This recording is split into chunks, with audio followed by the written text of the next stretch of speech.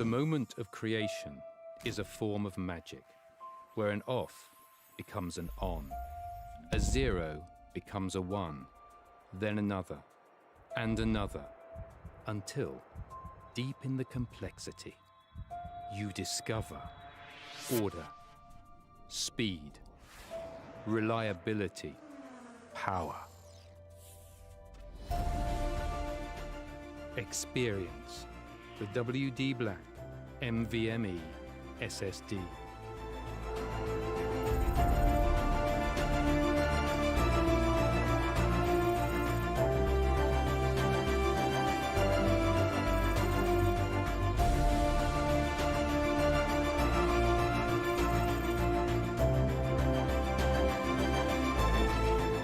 Fueled by darkness. Level up to NVMe SSD performance.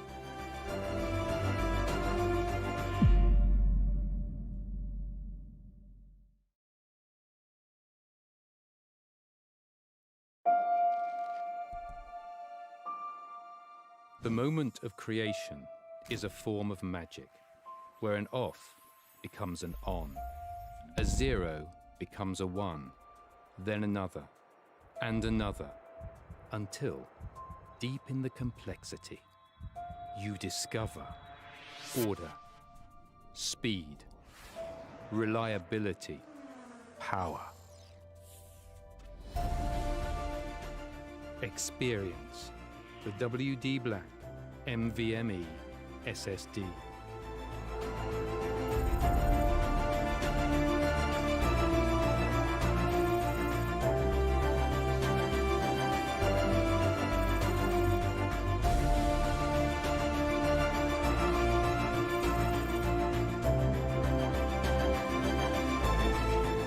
Fueled by darkness. Level up to NVMe SSD performance.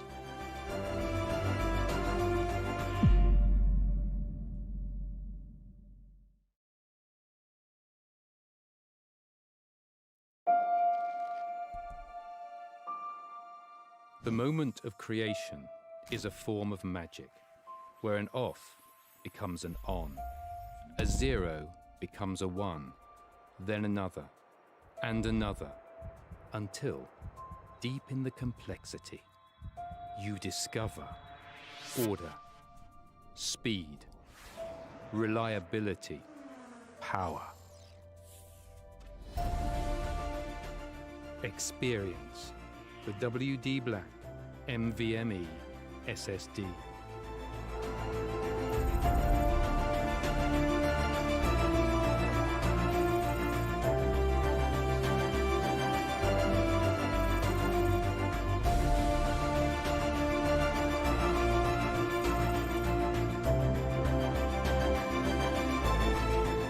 Fueled by darkness.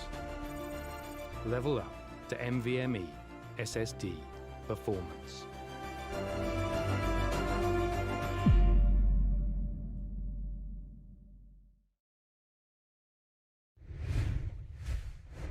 Alrighty then, ladies and gentlemen, welcome back to the WD BLACK Esports Club Pro League for Rainbow Six Siege, supported by Ubisoft and in association with ACT Fibernet and AFK Gaming. I'm your host, Blackjack. Joining me is my co-host, Baba Gusta, and our admin, Eisen, as we are here for the first game of Day 4 of Division 2 of Season 2 of the Pro League itself. And it is going to be LYSC Valiant versus Mischief Gaming, going live on your screens in just a short while on the map of New Oregon. No surprises right there that Oregon is once again the map chosen between both sides, as we will be seeing exactly what they have to offer today on this beautiful and recently reworked map. Valiants are on attack, Mischief are on defense, and we are of course already in the ban phase. Mischief have the first ban on the map tonight, and we're about to see what the ban strategy is going to be as the timer ticks down down. They've taken quite a lot of time with this decision. It is Thatcher who has been banned first and foremost. Not really surprising, all things considered. Thatcher bans go hand in hand with just about any and every map in the entirety of Rainbow Six Siege, especially when it comes to competitive. Second ban from the side of Valiance is about to come up, and it is Maverick. All right, this is a pretty interesting and a pretty smart ban, all things considered. Maverick on Oregon has proven time and time again to be one particularly powerful operator on multiple sites, and having him off the board might just be the best thing Valiance has done tonight. Or it could be the Jaeger ban. Jaeger will be the first defender banned today, and Round immediately dropping the in chat. We all are also a little, we're a little taken aback by the Jaeger ban. You don't see this too often, but given the current meta of Siege, banning Jaeger is probably one of the smartest things you can do, while Mischief is going to be banning Mira. Again, not too surprising. Mira, pretty powerful operator on Oregon, pretty powerful operator on any map in competitive Rainbow Six. So that is a defender ban that is standard and to be expected.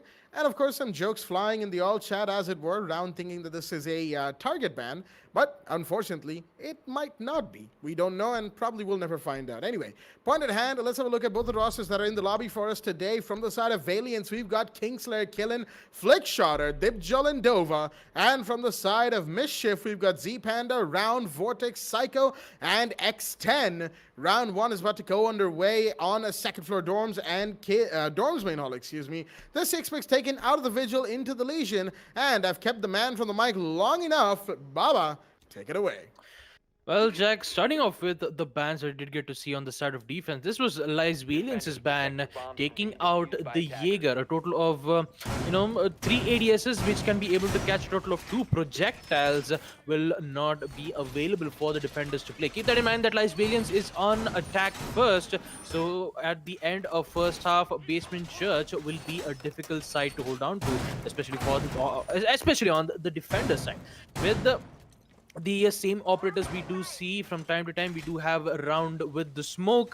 The Goyo, obviously, of course, Goyo is considered to be one of the most highly picked operators due to his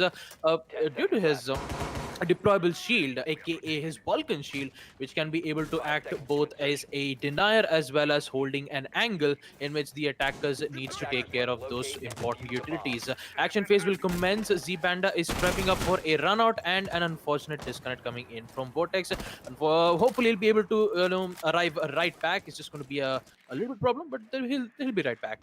With a total of 4 attackers already making their way towards the ruins spawn, I believe, will be able to open up the second floor kids dorm. As there you go, Vortex is back, but unfortunately he will be in a 4v5 situation in which Lies Valiants are in a very good advantage for them. Although Vortex will be able to watch their camps instead, Z-Panda, thinking of being aggressive, decides to spawn, go for a spawn we get from the attic window, tries to get at least 1 or 2 kills right from below, in which Dipjol and the Nook is exactly praying from. Flickshot will be able to detect where exactly the Melusi's location is. He'll be able to ping it with the Ping 2.0 system. Well, drone gets shut down as the attackers proceeds to push in. The flashbangs will be able to throw out, and the bodies start to drop on the side of Mischief Gaming. Kingslayer with the first frag, eliminating Psycho as the Melusi goes down. The only problem is they don't have the control of the site just yet. They might be, as Z-Panda takes a lot of damage, goes back to Dipjol, but Round will be able to eliminate one as Dipjol eliminates Z-Panda on the other hand, which leads to the smoke, and Killen going for a chef nade, almost getting the connect, but it will be able to force push, but unfortunately he's just going to lose that gunfights against them. The SMG-11 proves to be efficient for Smoke as he decides to use his smoke gas canisters to make sure that the push from the attackers would not happen. 2 attackers still in the windows of second floor kids, needs to make a different split push. Kingslayer will be able to hold the angle. No, he does not. He is going to return to a different position where Flickshot is going through, and I believe they will push from the trophy entrance. Drones, defender camps will be able to shut off, giving the defenders the information saying that the push will come in from trophy room, as one of the Vomize magnet nades will be thrown out right from that specific room. One of them will get taken out as yet another second flashback comes in, followed up with the Capitau's firebolts.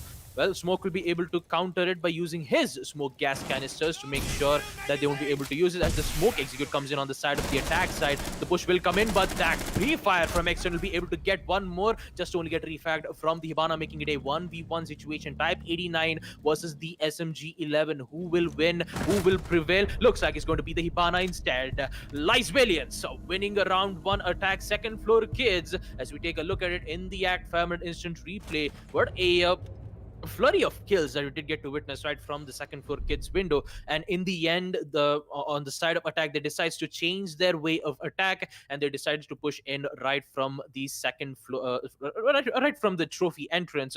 In which we did see Capitao's fireballs and smoke balls being used, but we did see some flashbangs just to make sure that the Vomai's magnet nades won't get caught up with those utilities, so that they'll be able to push in without having any problems. With Lice Valiants winning their first round of attack, we will proceed to round 2. Second floor kids dorms will be the site, as the 6th pick will come in from Killen as he switches from the Lion to the Ying. Not quite surprising enough, because since the Jaeger is banned, and Ying's main problems would be the Jaeger's ADSs and the Vomai's magnet nades, Ying will be way much more powerful than the defenders.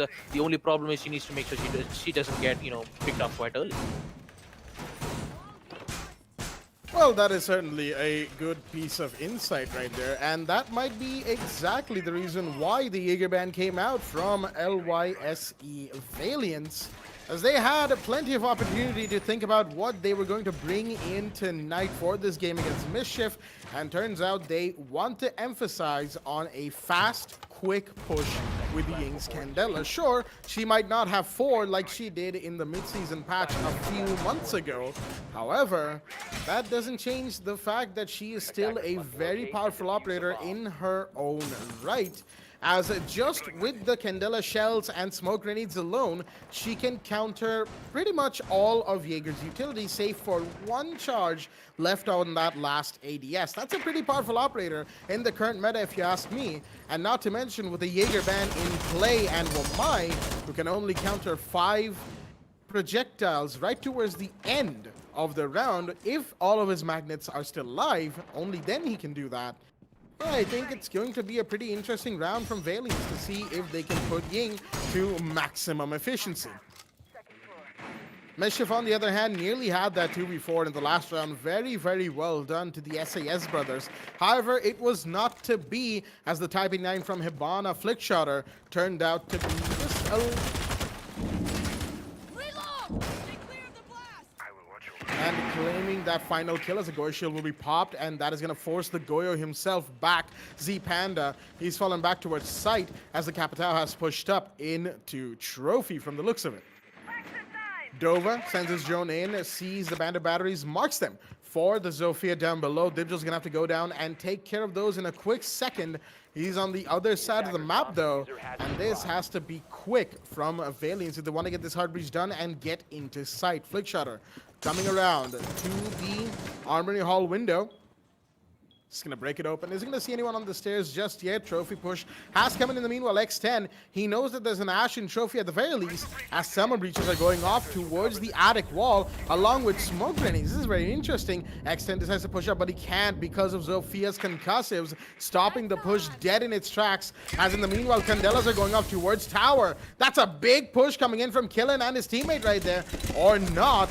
Both of them have stopped as Z Panda was flashed and he'll be taken out. Excuse me, Flickshotter was flashed and will be taken out, and the C4 comes in to claim the Ying in the meanwhile. Vortex, beautifully done, as a couple of very important kills are dropped. There goes Dibjol from Vortex's gun, as well as suddenly it's a 2v5. The Ying push didn't seem to have worked out, at least not yet. Dova will see Z-Panda take that refrag for his team, but it's now a 2v4, all down to the 3-speed quickness of the Ash and the Capitao. How much can they achieve here is the real question. Smoke grenades going out from round. That's two consecutively to block off a lengthy area that they could have otherwise pushed through. But Dova is still trying, at the very least as a distraction, as Kingslayer will be slowed down and taken out. And it's a 1v3 after Dova claims X10. He's got 3 more to go and 10 seconds remaining. Can he get them? I don't think so. Not the rate that this is going. 6 seconds. That's all he has. Stuck inside of trophy room. Round will put him out of his misery right there with the SMG-11 headshot as Mischief Gaming take a very, very comprehensive round right here. Beautifully done, as we'll see in the ACT Fibernet instant replay. Defense on Oregon is something that works out very, very well. However, Mischief made it work exceptionally well, reading into the Ying pick, and then shutting him down as much as possible with, of course, the handicap of the Jaeger band. More on that, of course, towards the end of the game when we go into relive, ladies and gentlemen. Right now, round 3 is taking us into basement, laundry, and supply room as the Ying is back in action from the looks of it. Yeah, well, it looks like Ying's is especially that push right from the attic did not quite work out well in their favor, because he did not expected a C4 out of nowhere. I believe that C4 was either from the trophy room or from the second floor kids dorm, but that C4 did make sure that the push from attic would not happen, and they held their ground very well. I mean, it's all thanks to Vortex with the bandit plays. One, I believe he was the one who get that C4 kill, and also the second with another player being eliminated, in which one of the player was trying to push in right from the white stairs. With round 3, the prep phase almost coming to an end, Vortex will be the one doing the roam duty, as he's going to be the one picking up the vigil, the K1A, the gadget in which he's technically invisible to the attackers zone for a period amount of time, which should give the defenders a little bit of opportunities to take the attackers out by surprise. With the action phase coming in, the attackers will spawn towards the construction, as Round will be able to finish making his rotation right from the second floor kids. A lot of pressure being made right from the blue bunker. That's not technically a pressure. He just opened up the barricades of blue bunker so that they'll be able to proceed towards the site. Although they do need to be careful of the deployable shield, in which X10 is holding that specific position. Keep that in mind. If there was a Jaeger with the ADS being placed, it would have been Smoke holding that angle rather than the Wamai. Since there is a Vulcan shield and they need to make sure that the deployable shield is keep intact, they need to make those important plays. But for now, talking about the first frag is going to be Vortex eliminating Dipjol as he decides to be aggressive. He's just making a fake spawn peek to make sure that the attackers try to gain attention towards that open barricaded window. Zipanda in the Harry Potter position, as the drone will be able to spot 2 players, in which one of them is in the boiler as Jova tries to contest, but with that deployable shield, he'll be forced to back up, and he'll be forced to use his drone again. X10 with the angle yet again, as they'll be able to reinforce the wall, but does they know that there is a cluster charge being thrown out, which 2 of the players are blinded, but it's not going to work out well. Zpanda will be able to eliminate killing once again, as a C4 comes in. A very bad timing, as the Capita will be able to eliminate it, followed up with Psycho, the MP5 in hand, eliminating Kill Slayer in the other hand, making it a 2v5 situation. Lies Valiants are in a very big trouble, knowing that they've already lost 3 players instantly. With Vortex still being alive, still decides to push in right from the big tower window. It's going to be a matter of more time where the attackers decides to push in right from the bunker, as Flickshot will be able to eliminate one. That would be right from the big tower stairs, and with him gaining the control on big tower stairs, it's just going to be a matter of time when the attackers use their drone hogs, find to know exactly what kind of positionings that the defenders are currently situated on, and then they would proceed to go for the execute. Smokes being thrown, not quite sure where, maybe on the boiler room. Actually, that is the smoke gas canisters. I do have to apologize for that. One of the smoke gas canisters being used from Round, as he has 2 more of it to make sure that they will be able to keep the attackers at bay. Flickshot will be able to join with the Dova, as he has a total of 2 more of her Excaro spellets. She'll be able to hopefully open up the blue bunker. No, actually, they will be able to make at least an angle right from the basement laundry towards the freezer. We'll be able to find one. No, actually, he does, eliminating Psycho, which would make it in a 2v2 situation. Round is going to use his last cluster charges as Flickshot proceeds to push in from the electrical. He has the diffuser in hand as Flickshot decides to go for the plant. Dova is in a very big trouble. The fake plant will come in, but does he know the push from the X10? No, he does not, as Mystic Gaming will be able to win round 3 on basement laundry. As we take a look at it in the ACT Fibernet instant replay, 2 defending rounds goes to the favor of Team Mischief Gaming as we proceed to round 4, as the site will hopefully be on the first floor meeting hall. Knowing that they've successfully defended the second floor kids on round 2, technically the only site of choice that they'll be able to pick is either kitchen or dining hall, or kitchen from meeting hall. Looks like Killen's use of Ying is not working well in his favor, so he will decide to just pick Ash instead and make sure they'll just be able to go on, clear the utilities as best as possible, and then just go for the plant right away. We do see XXP coming in as Psycho switches from the Melusi to the Kaid.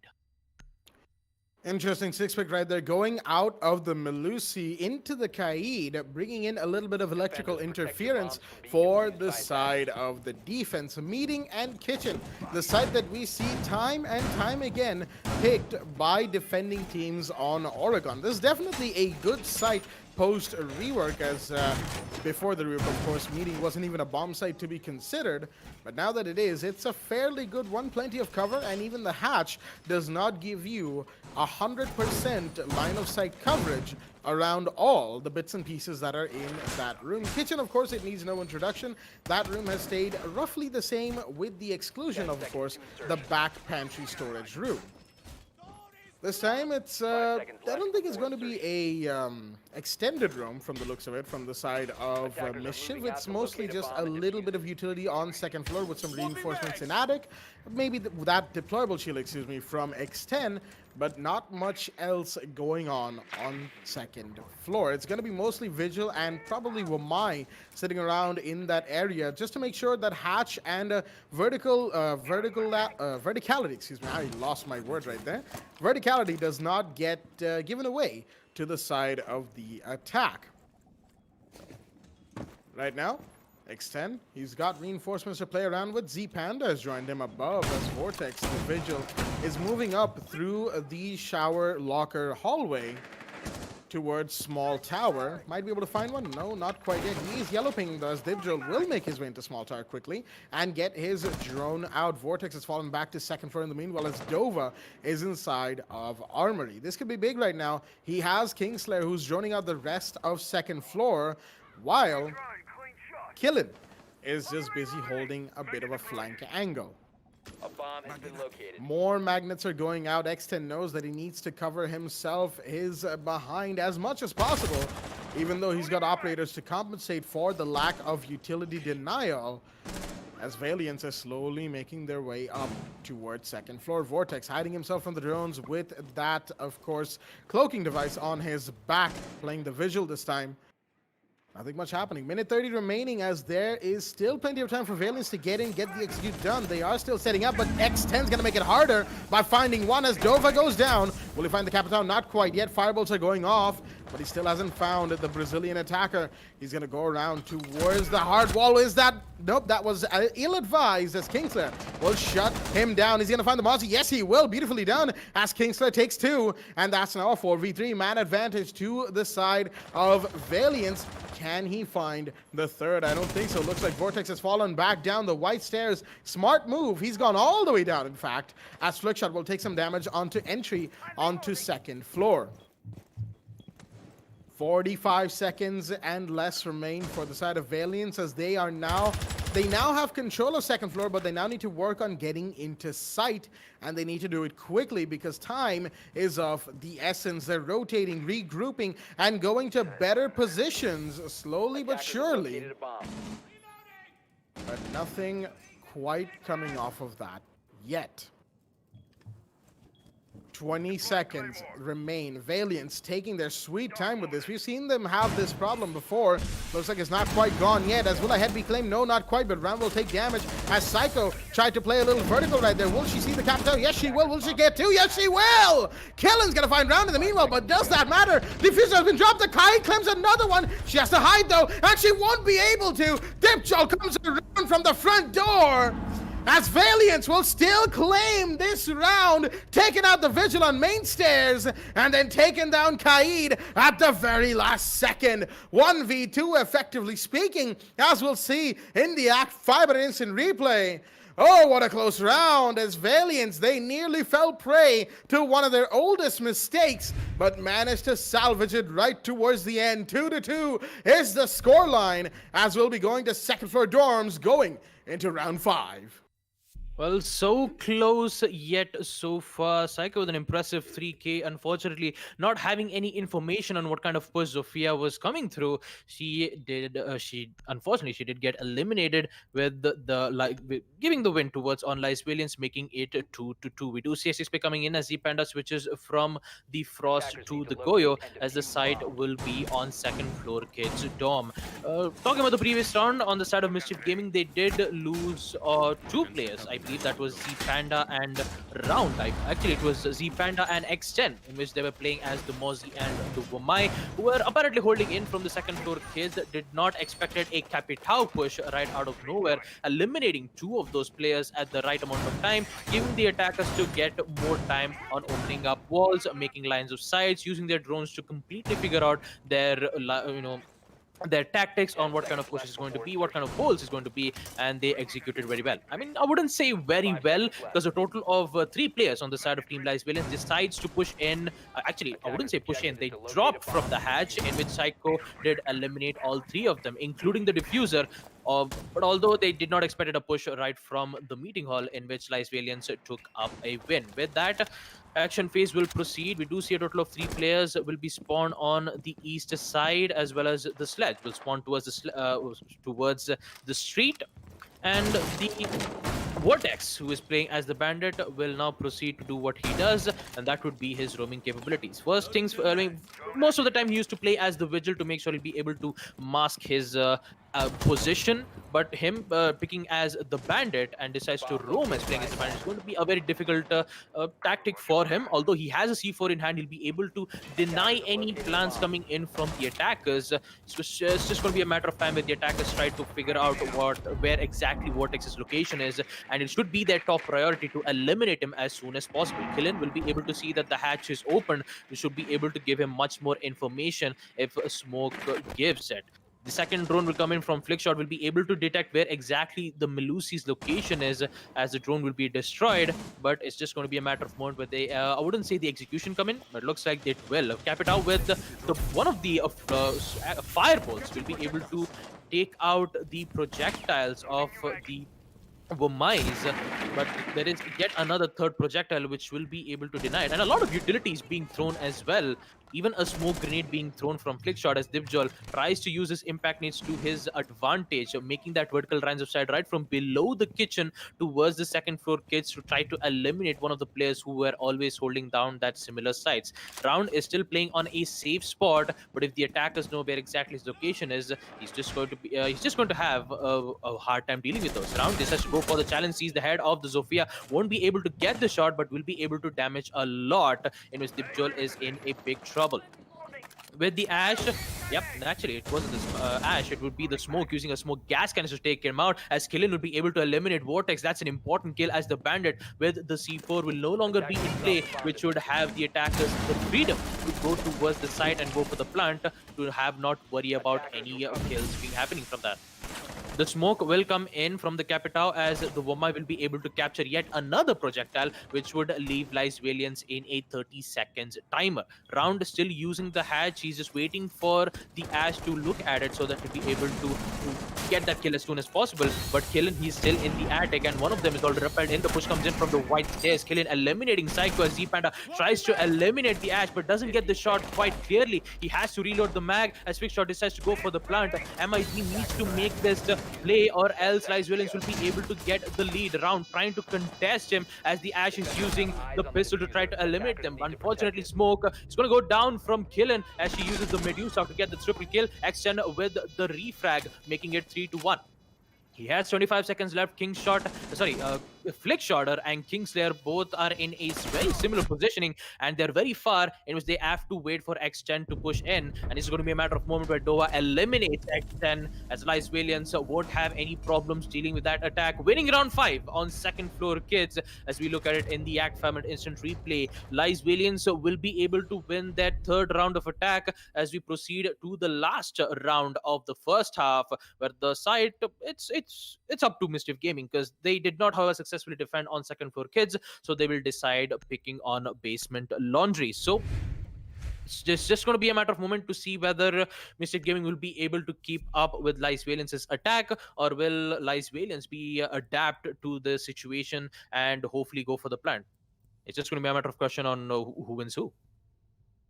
Basement Laundry, of course, is still one of those sites that Mischief Gaming managed to take first try back in round 3. Here in round 6, where they stand to lose a substantial deficit to LYSE Valiance, they need to win this round now more so than ever. At the very least, equalize, because you're going into attack on the other side of round 7 roll. So that is going to be a bit of a disadvantage if you go into it 2 to 4 down. Valiants know this.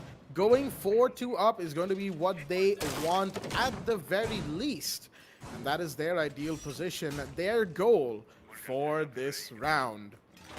The last round on second floor, mind you, was a very good, very clean take from them. They knew that the emphasis would be towards Attic and mostly towards Trophy and Attic. And they decided, all right, since that is where you guys are emphasizing, especially towards the late round, let's not do that. Let's go around to the back end, shall we say. White stairs, the main window, all of those areas, the rappel onto dorms if required, and get those final kills. Shots are already being fired towards blue bunker. This is going to be a quick take from Valiance, if anything, towards that back end area, maybe even towards back stairs of tower. But right now, it's all about utility burn. More flash. Just trying to find somebody. Is he? Oh, there we go. A bit of a temporary mishap right there. As round 6 will continue. No bodies have dropped, however, and nothing big has quite happened. No, never mind. That's X10 taking 1 kill, and a big kill indeed. But he'll be downed and killed. Turns out from a Goyo shield of all things. May have been Dova's grenade to set that Goyo shield off. And Vortex will get the reinforcement done at just the right time. Z Panda sees the summer breaches going off onto the connecting room, and he will fall back just before the breaches go off. And he needs to save himself because he has done quite a bit of work for his team. And will he be able to continue doing that? We're about to find out. Psycho's going to take some damage. She was trying to contest on the operators in blue bunker through the line of sight that they themselves made, as another summer breach, I think, was attempted, but it may have been denied, as you cannot hear the subsequent sounds of hard breach going off. Bomb located by attackers. Flick shot. He's still got 2 summer breaches, so maybe he might not have even thrown one to begin with. I'm not entirely sure right now, but that, of course, doesn't matter much as a minute 20 is remaining. Unfortunately, a friendly grenade will be the thing to take out the drone for the attackers. That's not exactly what they needed to do right there, as that will just make it harder for them to gather intel on where these defenders are sitting. Once again, Mischief has done this a couple of times now, where they've managed to reconfigure their defense properly to what the attackers have been doing, but Dova's going to answer back by finding Z Panda. That's a big drop right there, as it leaves the round on the hands of Psycho, Round, and Vortex. As another summer breach will go off, Psycho now has to be careful on yet another angle, and a newly opened one at that, as the MP5 in her hands is going to be her only tool of trying to win out this situation. Dova's going to take some damage in the meanwhile. Vortex comes around for cover as flame bolts are coming out from the Capital in his direction. Aren't going to find him, though, as more damage is being done, but Flickshot's going to find Round in the meanwhile. That's a big drop, as it's all down to Vortex and Psycho, who will find one. Kingsley goes down. It's a 3v2. The C4 is ready. Vortex, he has it in his hands. Can he swing wide enough? The C4 throw comes in, but that's way too far. That kill will not be secured, and Vortex has all but given away his position. Can he still deny the plant? Is he going to see it? No, he's swinging wide in the wrong direction, but the plant is not denied. Psycho finds Dipjo. Vortex finds one more and comes around to find his second, as Dova will go down to the pistol of the German defender, as that is going to be round 6 going to Mischief. We'll see that in the ACT Fibernet instant replay. What a play coming in from Psycho and the Bandit right there. Beautifully done, as they were the last hope of going equalizers onto round 7, and they have come through, as it is 3-3 going into the opposite side of roll swap. And now comes the real test of Mischief's strength, which is attacking onto Valiance's defense. Well, it would be But unfortunately, it looks like we're going to have to go into a rehost nice and quickly, ladies and gentlemen, from the side of Mischief Gaming. A little unfortunate. However, it looks like they may have faced some issues that they could not resolve while still in the lobby. It might require a restart, who knows? But regardless, the rehost has been called, and that is the rehost from Mischief used up already. Attackers need to locate. That, of course, leaves Valiance with their own rehost remaining, but more importantly, that leaves us in a little bit of a tantalizing situation. 3-3 being the scoreline. Valiance are on the defense, and unfortunately, they had all the advantage in that previous round, but lost it right towards the end because they could not, for the life of them, find where the Melusi and the Bandit were hiding inside of sight. A good cross angle being held by both as the swing from the Bandit came at the same time as Psycho swung. That is, of course, the Melusi with the MP5, and both of them got the down and out on both of their respective targets. Although Bandit could have targeted the plant sooner, maybe even denied it and forced the round win via timer. Still, regardless, it was a good round for them and a good way to go into roll swap. Denying momentum to the side of Valiance is more than required right now, as that was a very, very good end round, even though the mid round was, a little more than shaky, shall we say. Speaking of the bans, though, the bans were pretty good from the side of both sides. Thatcher, Maverick, Jaeger, and Mira, as you don't really see a Jaeger ban too often when it comes to Oregon. We've seen it before, of course, but the Wamai ban took precedence in most situations, and then it was, we just never seen a Jaeger ban since. But the Jaeger bans are pretty important when you think about it, and they are also a pretty substantial ban in the current meta of Siege. Wouldn't you agree, Baba? I mean, I would absolutely agree on that, Jack, especially when you saw on Basement Laundry side, most of the time you do see a smoke being played right from the blue bunker. Now, since Jaeger is not being played, and also Wamai has a deployable shield, it would be wise for the Wamai to hold that specific spot. Although instead of using his Wamai shield, it would be much more greater that if you have a Goyo's Vulcan shield instead. So if the attackers decides to push very aggressively towards that specific side, they'll be able to pop the Goyo shield out and decides to fall back. Although we did see that in round 6 Basement Laundry, where the Wamai tries to take out the Vulcan shield, decides to fall back and reinforce, but not when he tries to eliminate one guy right from the blue bunker. I guess he accidentally shot through the Vulcan shield, in which he downed himself. I'm just making a particular guess, but eliminating a Jaeger will give a lot of breathing room for the attackers to push in towards blue bunker, and the defenders are forced to use those plays. Yes, if you ban the Jaeger, you still have the Goyo, in which will be able to the Goyo and Vamai combo, in which will be able to hold in a similar fashion, but it will be, the attackers won't be able to use that much of utilities to take it out and hopefully get to the site as best as possible. Same thing went on the second floor kids, where you did see a Vamai and Goyo being picked. Although the push from Lice Valiance, especially on the 2 rounds where you did see them picking Ying.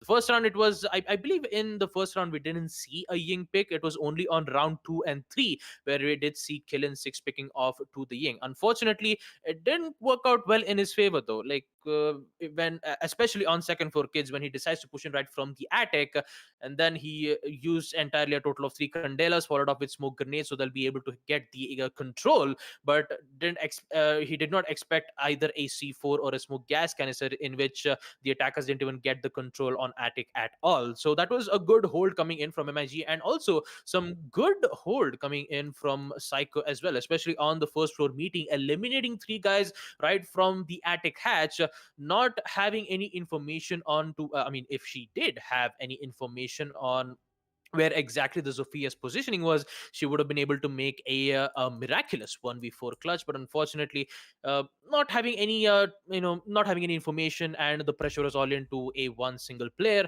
she could not be able to clutch it out. Although it was a good spectacle to even watch some impressive plays coming in from both the teams, especially on TR8 Valence. We did see them winning on round 1, 4 and 5, in which both of them were on second floor kids and one on first floor meeting, as I was talking about it in the previous manner, where I believe it was I guess it was Psycho, in which she tries to attempt that clutch. Although yes, I did kind of brain freeze a little bit. Although I haven't ate any ice creams or any cold items, but still I do get brain freeze out of nowhere. So all in all, a good performance coming in from both of them, as the scoreline is 3-3 in the first half. So in the second half, there may be a chances where Mischief Gaming will be able to win at least 1 or 2 rounds, maybe on Basement Laundry on first floor meeting, but second floor kids has a higher chances for Team Lies Valiance to be winning on the side of defense. That's basically my prediction. But in a game of siege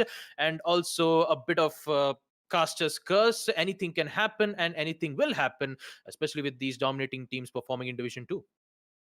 Oh, absolutely. Division 2 is that bloodbath division, as Foxy likes to call it. The division where teams from Div 1, Div 3, and teams that have managed to somehow stick it out and stay in Div 2 meet, and it becomes a frenzy to get to that next level. It's always a big jump just to get on to Division 2, but then going from Div 2 to Div 1 is another huge step for any competitive team looking to make it big. It's a confirmation and an affirmation of your skills, and it's a challenge to the ones sitting at the very top that maybe, just maybe, there's someone who's about to usurp your throne. That is, of course, a little bit of dramatization of what goes on when it comes to these division stages, ladies and gentlemen.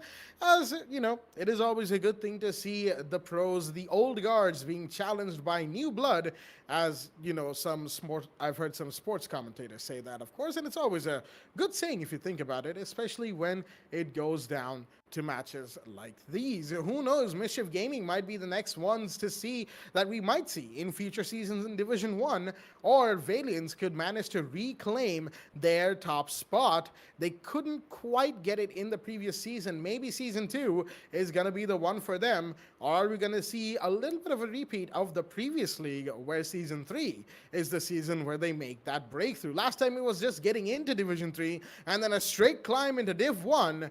This time, it's in Div 2, struggling to qualify for that top division again, and maybe Season 3 is where they get to do it all over again. Get back to Div 1, claim back their top spot in the top 8 of the league, and maybe even topple over some of the big giants sitting up there waiting for a big challenge.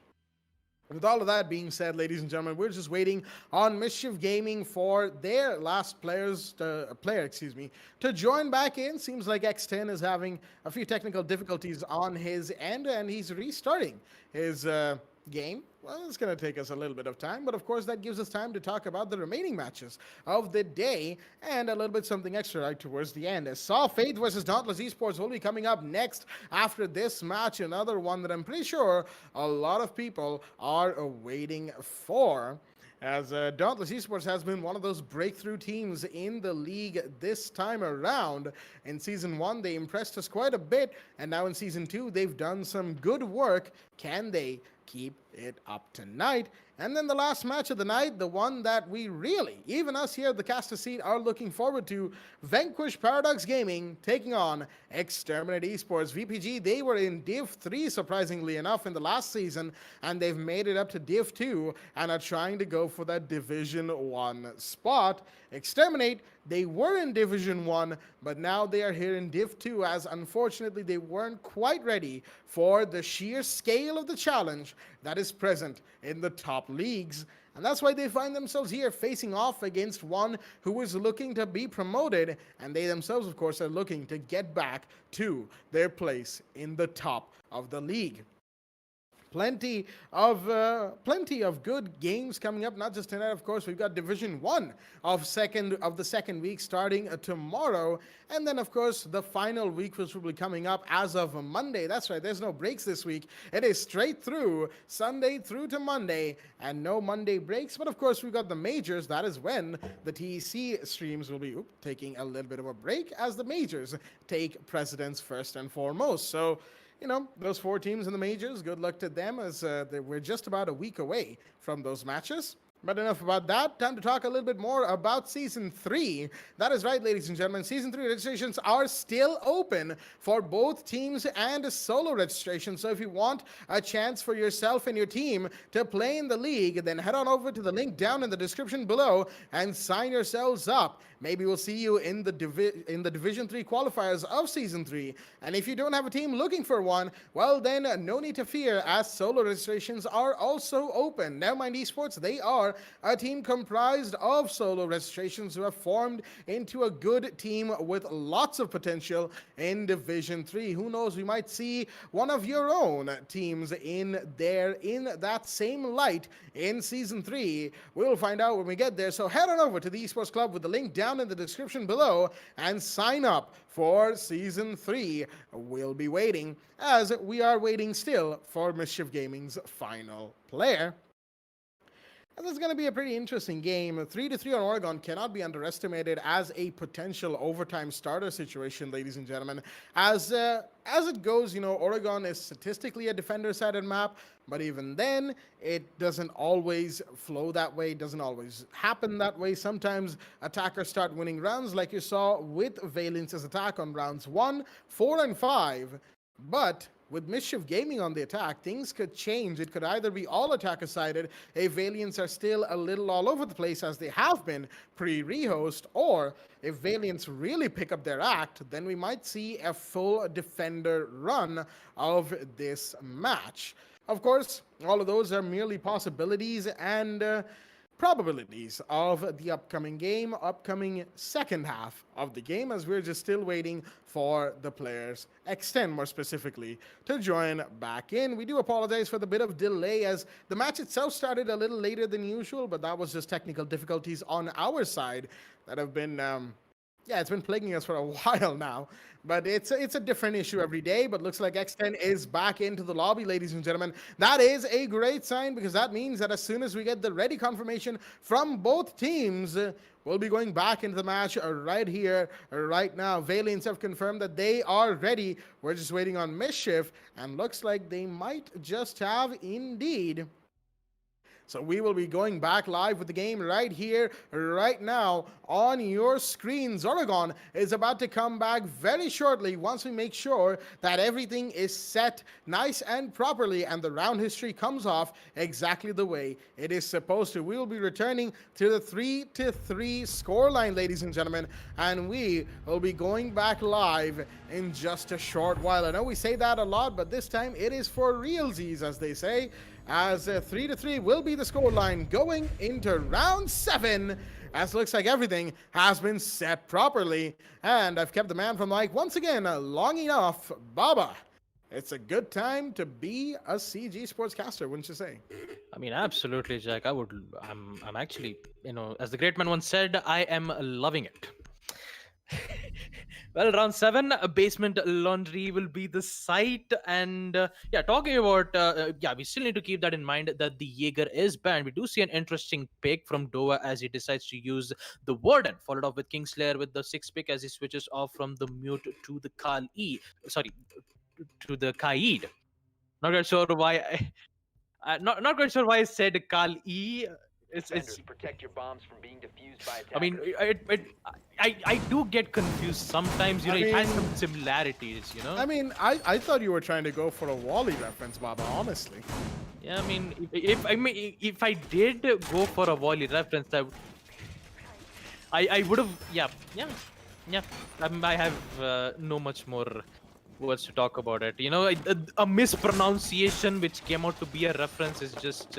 An accidental reference joke. But anyways, just falling back towards the match, Basement Laundry will be the side on the side of Lies Valiance.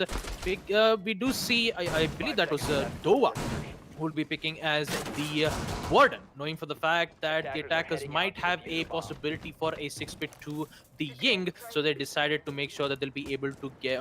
They're just making sure that they will be prepared nonetheless, especially if the attackers decide to push in as soon as possible. The attackers who are apparently spawned on the side of streets. This is a very interesting plays here. Although the Impact needs to be able to take one out, as Vortex will be able to down his own teammate. That would be Extend. 10, who's already been downed, but the Ace Salma breachers will be used to open up the hatches. Quite an interesting aggression coming in on the side of Mischief Gaming, but unfortunately it didn't quite work out well. So they just decide to halt their push, and they'll use their hard breaching charges to work and make sure that they'll be able to eliminate them as soon as possible. Well, with the Div Joel having a total of 10 HP and Vortex taking a lot of damage, followed up with the Clash trying to irritate the attackers as best as possible. As the flashbangs comes in, Dova has the glass as he'll be able to switch on and make sure and not worry about those flashbangs. So he'll be able to focus on that particular player. Vortex with the drone will be able to detect the Kaid's location. That would be Kingslayer in the side of Freezer. So he's just going to rotate back to a particular position. With Dibjol knowing that the push will come in right from the big tower stage, it's just going to be a matter of time where the attackers decides to push in. I believe that was 2 players in the big tower, 2 from the blue bunker, as the Ash decides to tries to pressure the Clash, but unfortunately the Clash is dominating in that big tower stage, not even letting them inside the stairs is what giving Clash a good amount of opportunity and also dealing a lot of damage to those 2 players. That would be the Ash and I believe that was Round. Although Round has not taken a bit of a damage, but she has those 3 flash grenade flashbangs which can be able to which can be able to blind her for a moment of seconds. With Vamai trying to contest against the Clash, they just have to push in right from the blue bunker. Vortex steadily pushing in towards the blue bunker, making sure they'll be able to get the control as best as possible. Dova with a risky peek tries to get a gunfire against those operators and looks like he'll be able to find out one, eliminating Z Panda, but Vortex with an immediate refrag will be able to take out Dova. With fixed shots still holding that double doors of the boiler room, he's just going to fall back slowly as ever, as Kingslayer will be able to find one, gets 2 kills, eliminating Round, as Killen with the MP5 taking out Round, which would make the Ace the last operator standing in electrical. No way in, no way out, and Killen will be able to eliminate Psycho as Round 7 Basement Laundry goes to the side of Team Lies Valiance. As we take a look at it in the ACT Fibernet replay, Round 8 will commence. A good start from Team Lies Valiance as they will win Basement Laundry, but now the site will be on 2nd floor Kids Dome. With we might be able to see some changes from the operator spec. Maybe Dibjol, who was I guess it was Dibjol who was playing as the Warden, knows that there won't be a Ying play, so he's just going to go according to the meta ops, which would be the Wamai. Well, looks like Killen's going to be picking up the mantle of the Wamai, but regardless, it is still a good pick. Wait a minute, he's going to 6-pick out of that into the Melusi. Never mind, ladies and gentlemen. Looks like Valians just do not like not having Jaeger, and that's why the Wamai, in their eyes, is not going to be brought in. Although when it comes to 2nd floor dorms, it's kind of understandable. Wamai doesn't hold as much power up here as he does down below. That, of course, everybody knows, but even then, he's a strong operator to have here. But looks like Valiance will not be using him in this situation. That's going to leave a lot of utility, and I mean a lot of utility, in the hands of Mischief Gaming going into the late round, as the utility denial is not something that Valiance is packing. Already with the Jaeger band, that was half of the utility denial potential gone, and now with the Wamai being 6-picked out to the Melusi, that's only 3 soft breach utility pieces, or just 3 melees if the side of Mischief are looking to save it. Killen, however, he's not happy with the situation. He wants some early kills, and he's going for a spawn peek out of the garage wall. Unfortunately for him, Mischief Gaming is taking their sweet time and droning him out in the process, and that's why he's gonna fall back from that garage situation. In the meanwhile, we've got Kingslayer potentially up for a gunfight on the tower. Back door, he will see one. Does some damage? No, he doesn't. Takes damage instead as he has to fall back in towards Kitchen. Round. Good shots onto the Vigil, but couldn't quite confirm the kill, as he will instead have to put down ADSs just to make sure that there are no flanks coming from down below. Excuse me, I feel like I may have said the wrong gadget name. The air jabs coming out from the Nomad. Hey, sometimes we're all susceptible to these mistakes. Forgive me. I do miss Jaeger quite a bit right now. We're used to seeing so much every single day that, sometimes it's just hard not to say those exact words. Sad Regardless. Jaeger noises. Absolutely, Baba. Absolutely agreed. Right now, we're seeing Z Panda with the secondary hard breach gadget in his hands, the Capitao. He's got those in his secondary gadget list, as he'll be waiting for some hard breach opportunities, just in case the Ace isn't able to, excuse me, the Hibana isn't able to. But right now, he's just got to wait, hold angles. Mischief is holding quite a few angles, mind you, as one of Melusi's branches will be denied by the melee from Hibana, but Psycho is still requesting assistance on the main games room wall, or the bedroom closet wall, if you will. Nothing quite coming out of that just yet. No denial, no electricity shut-off, shall we say. As that's something that will halt their push quite a bit, but Round's going to start things up by finding Dova. That's a big drop right there, as the Kaid himself will go down. More shots are fired, and that's a good little window break from Kingslayer from down below in the hallway out of kitchen to find the Nomad. The B-frag comes in as Round will fall. Damage is done. A little bit to smoke, a little bit to the clash from the upside down rappel of X10, but the kill will not be confirmed as Z-Panda's going to come in, get the melee, but that was ill-advised as the diffuser will be dropped in line of sight of the defenders. Killen takes a good one. Can he get a couple more, though? Not quite. Vortex jumps in, gets one, but could not see the smoke for whatever reason. Dibjol claims his kill and claims a refrag. It's all done to Psycho and X10 at a 2v3. Killen is low, but he will find X10 in the meanwhile as an impact goes out from below. That distracted the Melusi. But even then, even with that kill being secured, Dibjol was there to get the refrag nice and quickly. As another round goes the way of Valiant's round 8, that is. And slowly but surely, they are building up that much-needed momentum, going 5-3 up now on Oregon to round 9, first floor meeting hall and kitchen, the site of choice. Well, just like we had that conversation when we were having that rehost, saying that Lies Valiance has a higher chance of winning on second floor kids, and then I said there is a little bit of chances where Mischief Gaming might be able to win on basement laundry and first floor meeting. Well, now is that time to prove them right, because Lies Valiance have already been on basement laundry, that was on round 7, and if the caster's curse is true in round 9, well, we're actually going to find out when the defenders will finish doing their prep phase. That would be making rotations, using reinforcements, placing gadgets. But this time, and we do see Flickshot instead of picking as the Clash, we're going to be able to see him as the Maestro. Total of 2 Evil Eye cams, the Alda in hand, maybe a Bailiff or a Rhino. So secondary. Yeah, is it Rhino or is it Bailiff? Is Rhino Bailiff both the same, or is it like one of the? Yeah, Bailiff is the mini shotgun, and the secondary would be the revolver. Although, yes, I just got a confirmation from the admin. Thank you, Aizen. Well, I guess I'm not the only one missing out on particular names today, ladies and gentlemen. Well, let's just high five digitally. Yeah, there you go. I mean, I did not slap. We're not slapping the cam, ladies and gentlemen. We're just high fiving digitally. But anyways, actually. Yes, we are going to proceed to the action phase where Lies Valiance is in the lead 5-3.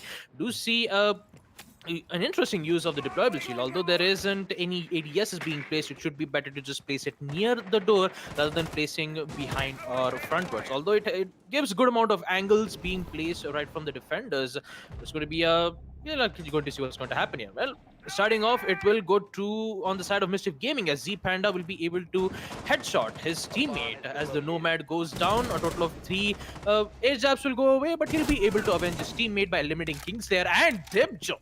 A wonderful wall bang, I believe, right towards the first location. Although it was making an angle where they made a rotation right from the first floor meeting. I do have to apologize for that. But 2 kills already on the side of Mischief Gaming as Z Panda turned the things around and also made mistake both at the same time in the comedic way.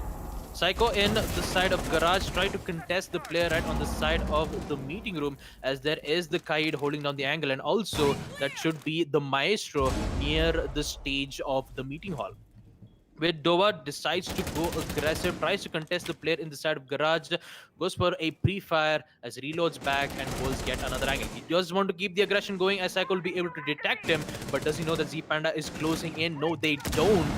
Killen will be down, but they'll be able to pick himself back up. But the current push that's been happening, will it be happen? No, it actually does. Kaid will be able to eliminate one, but the instant refrag comes in from the Hibana, making it a 2v3. Make that 2v2 as Flickshot will be able to eliminate Psycho, but unfortunately Flickshot is in a 1v2 situation, which Killen already bleeding out. Not quite sure where exactly her location is, but the diffuser being dropped on the side of first floor kitchen, and Killen in that specific room. He still needs to be careful. He can only give information as Flickshot will be able to make a brave decision to revive his teammates so that they'll be able to go for a 2v2. Vortex tries to gain control on the side of meeting as Vortex decides to go for a plant. X10 holding the angle, won't be able to find where exactly the Meister's location is. Now it's a 1v1 situation.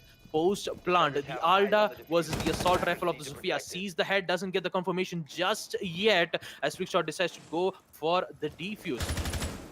Pre-fires comes in, doesn't connect. He's still taking it. Flickshot with the play. He's gonna get it.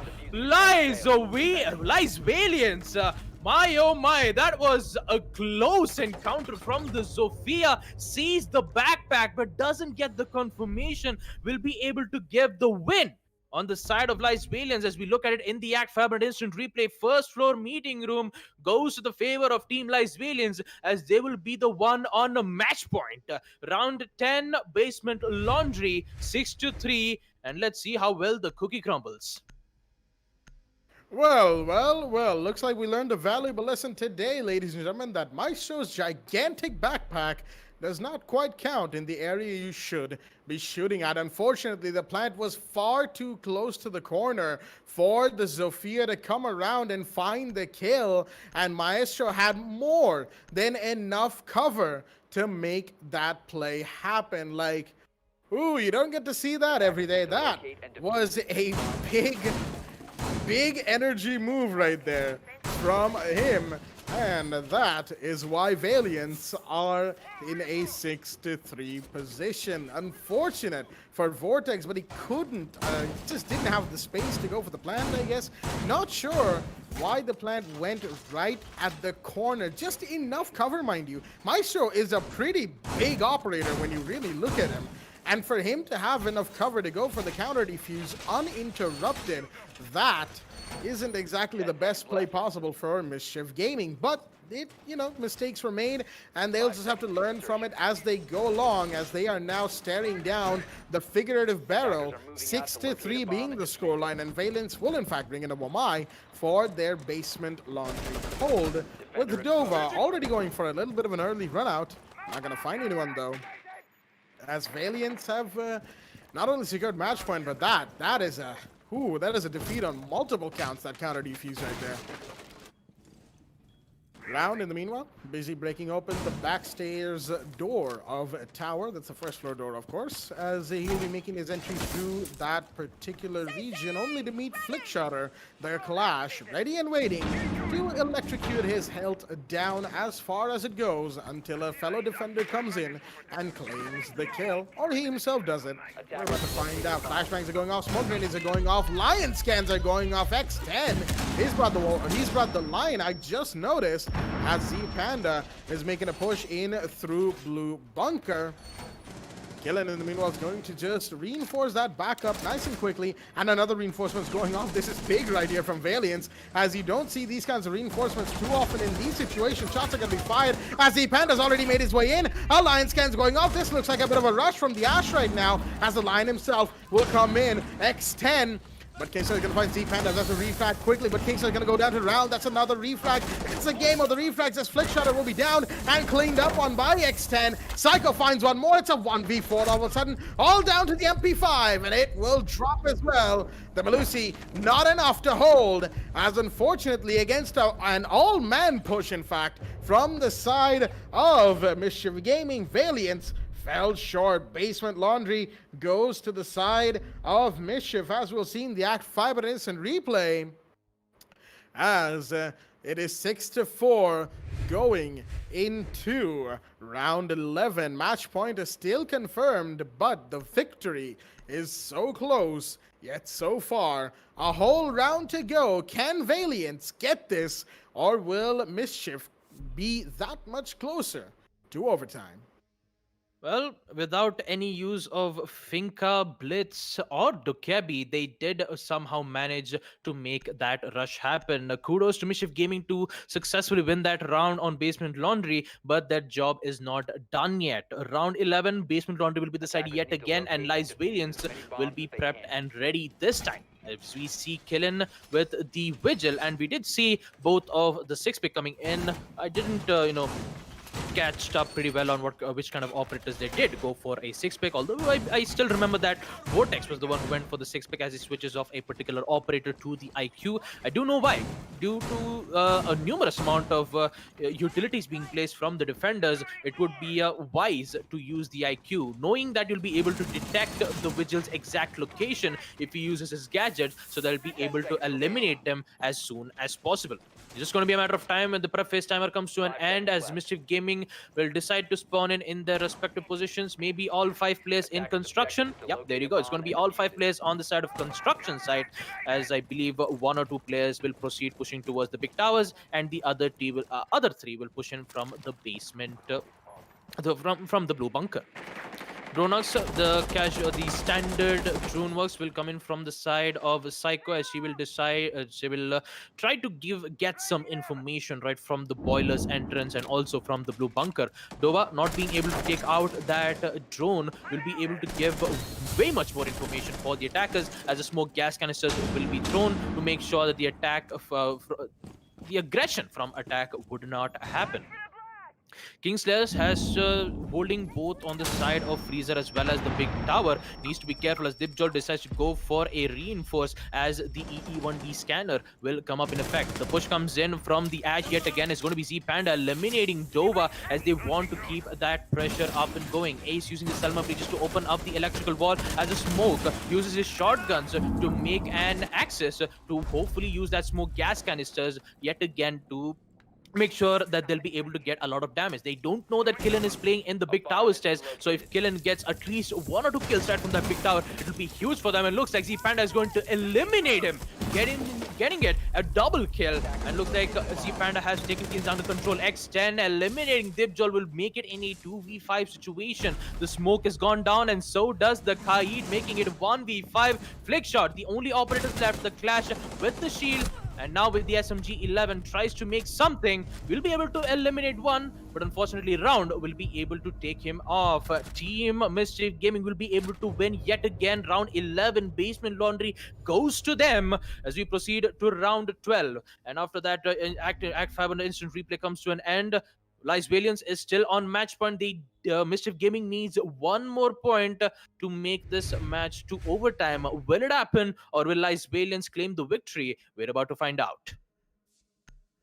The round of ones, the fateful round where we get to decide if this match is about to end or is an overtime a possibility. The comeback is in fact real, ladies and gentlemen. It was a 3-6 down situation for Mischief, and they have brought it back, emphasizing on the Lion plays and bringing in Z Panda to full potential by forcing the defenders to sit still regardless of their position on the map. The site, of course, has changed, as it should be. Second floor dorms, the side of choice from Valiance. They won this site way back in round 8. They could have gone here the previous round after losing Laundry for the first time. They decided not to. Instead, they went Laundry again and paid the price for it. Mischief Gaming, 1 round away from bringing out that eternal overtime, while Valiant, 1 round away from shutting them down and saying that, all right, you've had your fun, but now here is where the money stops. Action phase will begin, of course, as it were, as Malusi's Banshees will be placed. Killen just making sure he knows exactly where he needs to put down his utility once again, but Kingslayer's taking a lot of damage, mind you. Not sure as to where, may have been towards the main door / garage side, and he's gonna have to fall back. Might have gone for a spawn peek, but that failed, unfortunately, for the man, as that has put the bandit on a very precarious situation. With the lion in play and with so little HP, he basically cannot contest if he gets caught in a bad position during a lion scan and hunted down by any one of the 5 attackers that Mischief is packing. Sweeping perimeter. Meanwhile, we've got the RED scanner for those bandit batteries speak of, and there we go, 1 and 2. Vortex quickly eliminating all bits of utility that Valiants have brought in so that the hard breach can happen as quickly as possible. And they do have Psycho playing the ace for exactly that reason. Some shots are being fired, but that is more from the IQ's pistol right there. And, this is going to be a pretty close round. You can already feel it. The drones are coming out to spot intel and the remaining defenders on the side of Valiants. I say remaining, all 5 of them. I don't think that Mischief knows exactly where Kingslayer went. They're going to be careful on that, as Dova's taking a lot of damage, trying to peek in conjunction with the clash, not working out as the first scan from the E1D comes out. Kingslayer, he's on the main stairs. Will that drone spot him? It won't. He's going to go for a run out. He wants to. Will he see the upside down repel? He does, and claims one. That's round off the board. Big drop coming in as the Nomad will go down. 2 more lion scans remain, 4 more attackers, and 5 more defenders. Some quick head counting right now, as Dova is still waiting for Flickshotter to spot somebody. He has, that is the Ash, but there's also the Ace waiting on the breach on that bedroom closet wall. Flashman comes out, will force Flickshotter to fall back, but he's fallen back enough and in time to protect his teammates. But the melee comes in too late, though. Z-Panda had no idea Kaid was still there. As Killer Move 5, 1 more X10 drops. It's a 2v5, all down to Vortex and Psycho, the last 2 remaining for the side of Mischief. And it has all fallen apart as Vortex watches flank, but Psycho will go down. C4 from Kingslayer as a down and out comes in onto Dipjol. In the meanwhile, Vortex has given away her position, and she's about to be compromised on all ends as the clash comes in on the stairs. Kingslayer in the hallway, he's going to fall back instead. And Vortex, the last one standing, inside of Dining Hall. There's only so much he can do as the timer slowly ticks away. Comes straight into Flickshotter's arms through the barbed wire. Calls go out. The pre-fire comes in, but no, it will not. As Vortex found killing, but the damage was done, and Flickshotter was able to finish the kill with Clash's electrifying shield. We'll see that in the ACT Fibernet replay, but more importantly, Valiants, after a little string of bad rounds, finally changing sight and winning it out 7-5 on Oregon. Much hope came for Mischief Gaming, but unfortunately for them, it was not to be, as LYSC Valiants are going to be your victors here on Oregon.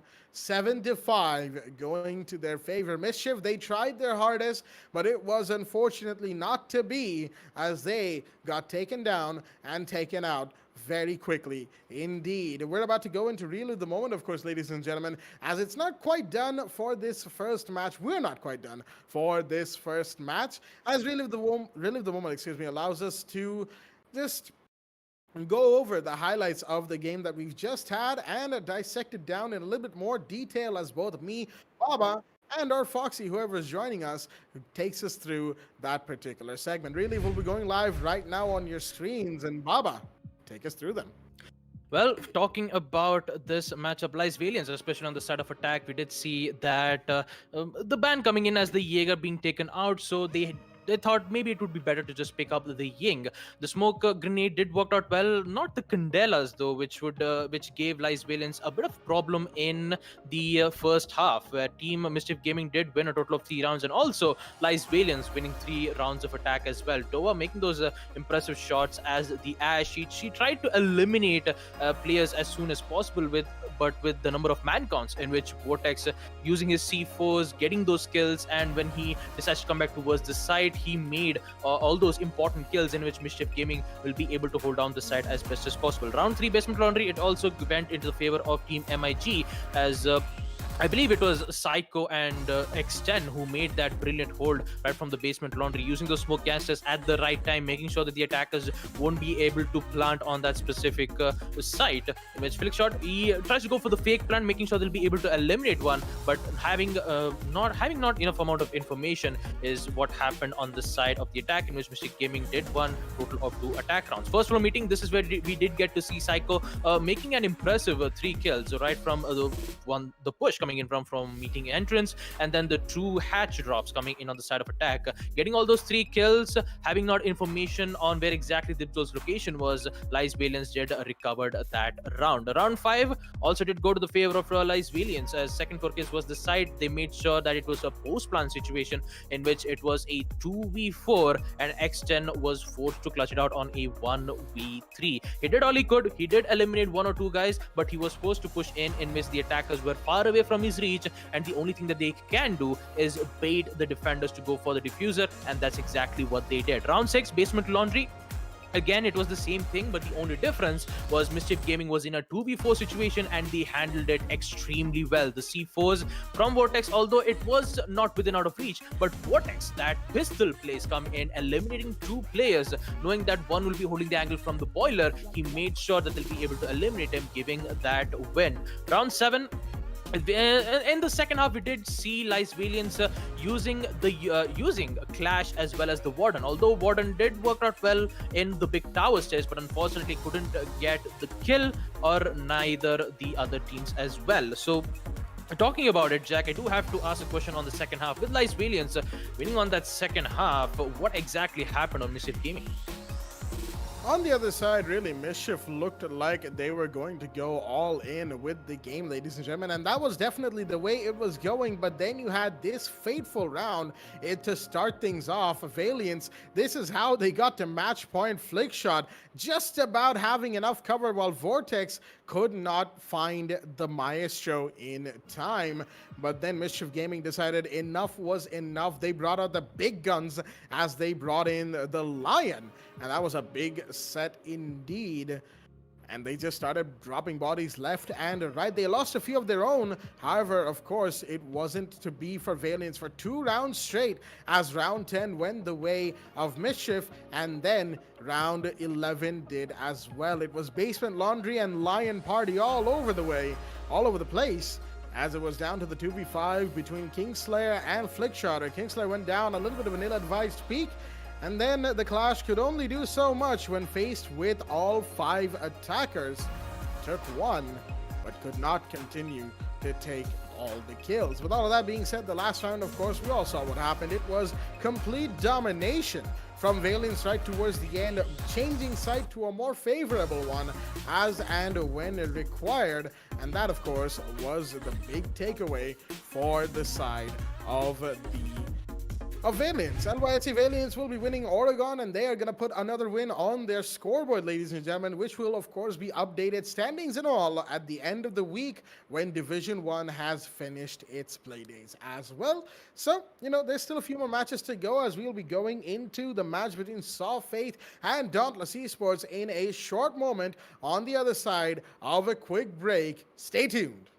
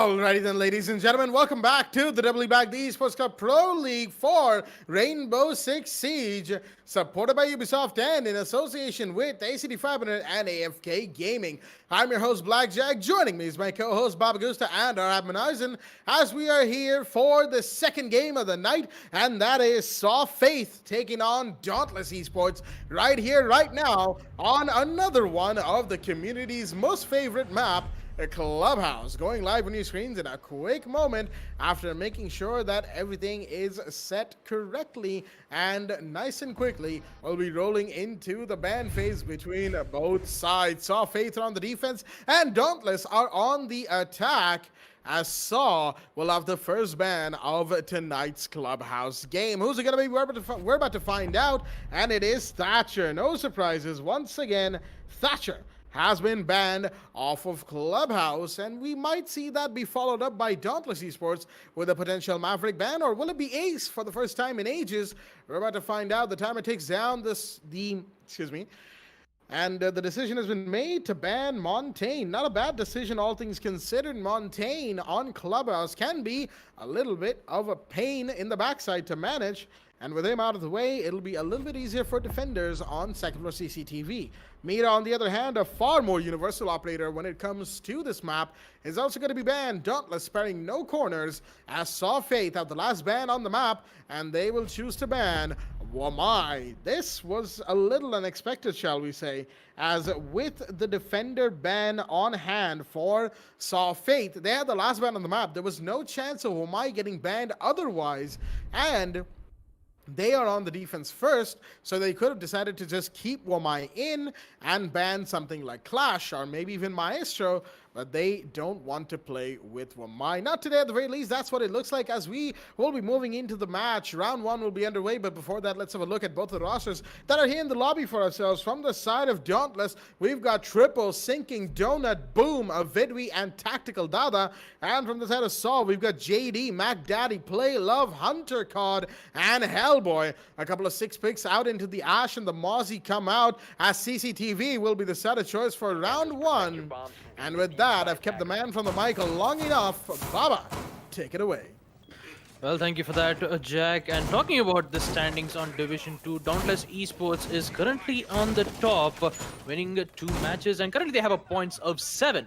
Unfortunately for Teams of Faith, they haven't won a single match, even as they are in the bottom of the leaderboards, and also higher chances of them being relegated to Division 3. So for Saw Faith, they have to win these matches so that they'll be able to either stay in Division 2 or be promoted to Div 1, and they need to make an important plays, maybe some aggressive plays, maybe some plays that he would surprise Dauntless Esports out of nowhere, but we're about to get to see it as we proceed to the action phase, as the attackers will spawn in towards the construction, 2 in the construction, 1 on the main, as we already do see a spawn peak coming in from one of the side of Team Saw Faith. It might be the Jaeger who tries to go for actually it's the Frost. I do have to apologize for the Frost did go for the spawn peak right from the windows and decides to be way much more aggressive, going for yet another spawn peak to eliminate them out of surprise. Well, she's just, the Frost is just going to hold the angle right from the garage, opening up the barricades, which would technically taunt the side of attackers, saying that yes, here I am, just I am ready. If you want to challenge me, please go ahead. It's technically a taunt, but unfortunately the attackers are not actually, taking care much of that situation currently, because most of the time they have to focus on taking out some of the plays. But looks like that taunt actually does work out, eliminating Triple, going for a kill. Yes, he does. Making those plays as he eliminates 2 of those players, Triple and Tactical Dada. 2 of the hard breachers will be eliminated, but we still do have the Hibana, in which he'll be able to at least open up the sights on CCTV, maybe on the construction, in which he will do it right away, as we still have Boom and Sinking Donut will be able to provide some frags. So that frag, unfortunately, we're making it a 2v5 situation, as Mac Daddy eliminating one of the players. That would be a Vidwi, which would force Sinking Donut and Boom in a very terrible situation. Hunter, thinking of going for a run out yet again, knows there is one player, decides to, enter in towards the garage. This player will be able to find the Zofia, gets the kill, and also a triple in his hand. Boom will be the final operator left, as he'll be able to get one kill, eliminating Magdaddy as he decides to go for a run out. Not quite sure where, but Playlove decides to be way much more aggressive. C4 comes in, will be able to get it, followed up with Boom eliminating one in the process.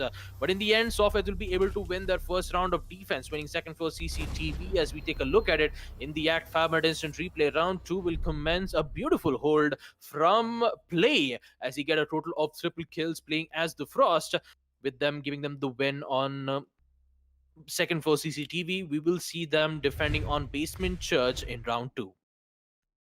Beautiful first round coming out from the side of Saw Faith as they have stamped their authority all over second floor CCTV, and looks like they've got quite the emphasis on the Frost pick, or at least that's what we would think, until Play Love decides to bring out the Capital, the Cavera, and I am not doing so hot today, ladies and gentlemen, but regardless, Cavera will be coming out from Play Love nice and quickly right there. Interesting 6 pick from the side of the defenders, as that is going to be one to keep our eyes on. You don't usually get to see Cavera when it comes to Basement Church. Sometimes you do, sometimes you don't. Definitely not in Division 2. Division 3, maybe. Division 1, only if the teams are really out of it. But right now, Div 2 is about to see a Cavera pick alongside Kaid, Maestro, Mozzie, and of course, Hunter bringing in the Jaeger. Looks like I'm trying to just figure out if this is about to be an extended roam without Castle, or if this is going to be a standard play from Saw. Nothing too special coming out right now, and looks like it'll just be a standard play indeed. Baghdadi's taking some damage right here.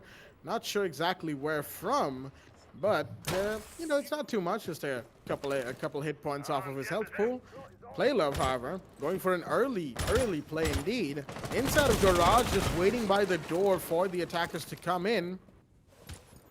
Unfortunately, I don't think he's going to find one just yet. Default Cam is still alive in that region, interestingly enough, as Hellboy is going to go up on the roam as well. The Kaid lumbering around on first floor. Is that advisable? Well, I guess we're about to find out as the kitchen entryway will come in, but Avidwi is going to drone himself in first, and sooner or later Hellboy will be spotted. He has been as Mac Daddy comes in for cover, but neither of them can get a kill. They'll have to fall back instead to the cover of the basement site. Triple is going to be the one responsible for breaching the hatch from the looks of it, or throwing a grenade down there. That's a little unfortunate. Takes a bit of damage, but I think the Electric Claw has been taken care of. Avidwi is going to take his position quickly, mind you, as JD is still waiting for the impact trick as Avidwi finds one instead. Hellboy goes down. The Kaid is no longer, as that's a big drop indeed. Saw has lost their first in an unfortunate situation as the impact trick will come out from JD. He finds it, as we can conclude from the lack of that second impact. The second one goes out. There we go. Tons of utility right there has been denied just now, as the Maestro is still going to play directly under the hatch around those boxes because Sinking Donut is on dirt already. The Cavera is going to have to come into play soon. Play Love. He's still far off site, not even close to these attackers, biding his time, waiting to isolate somebody, and maybe even potentially getting an interrogation, but nothing quite yet. Another grenade comes out from Triple.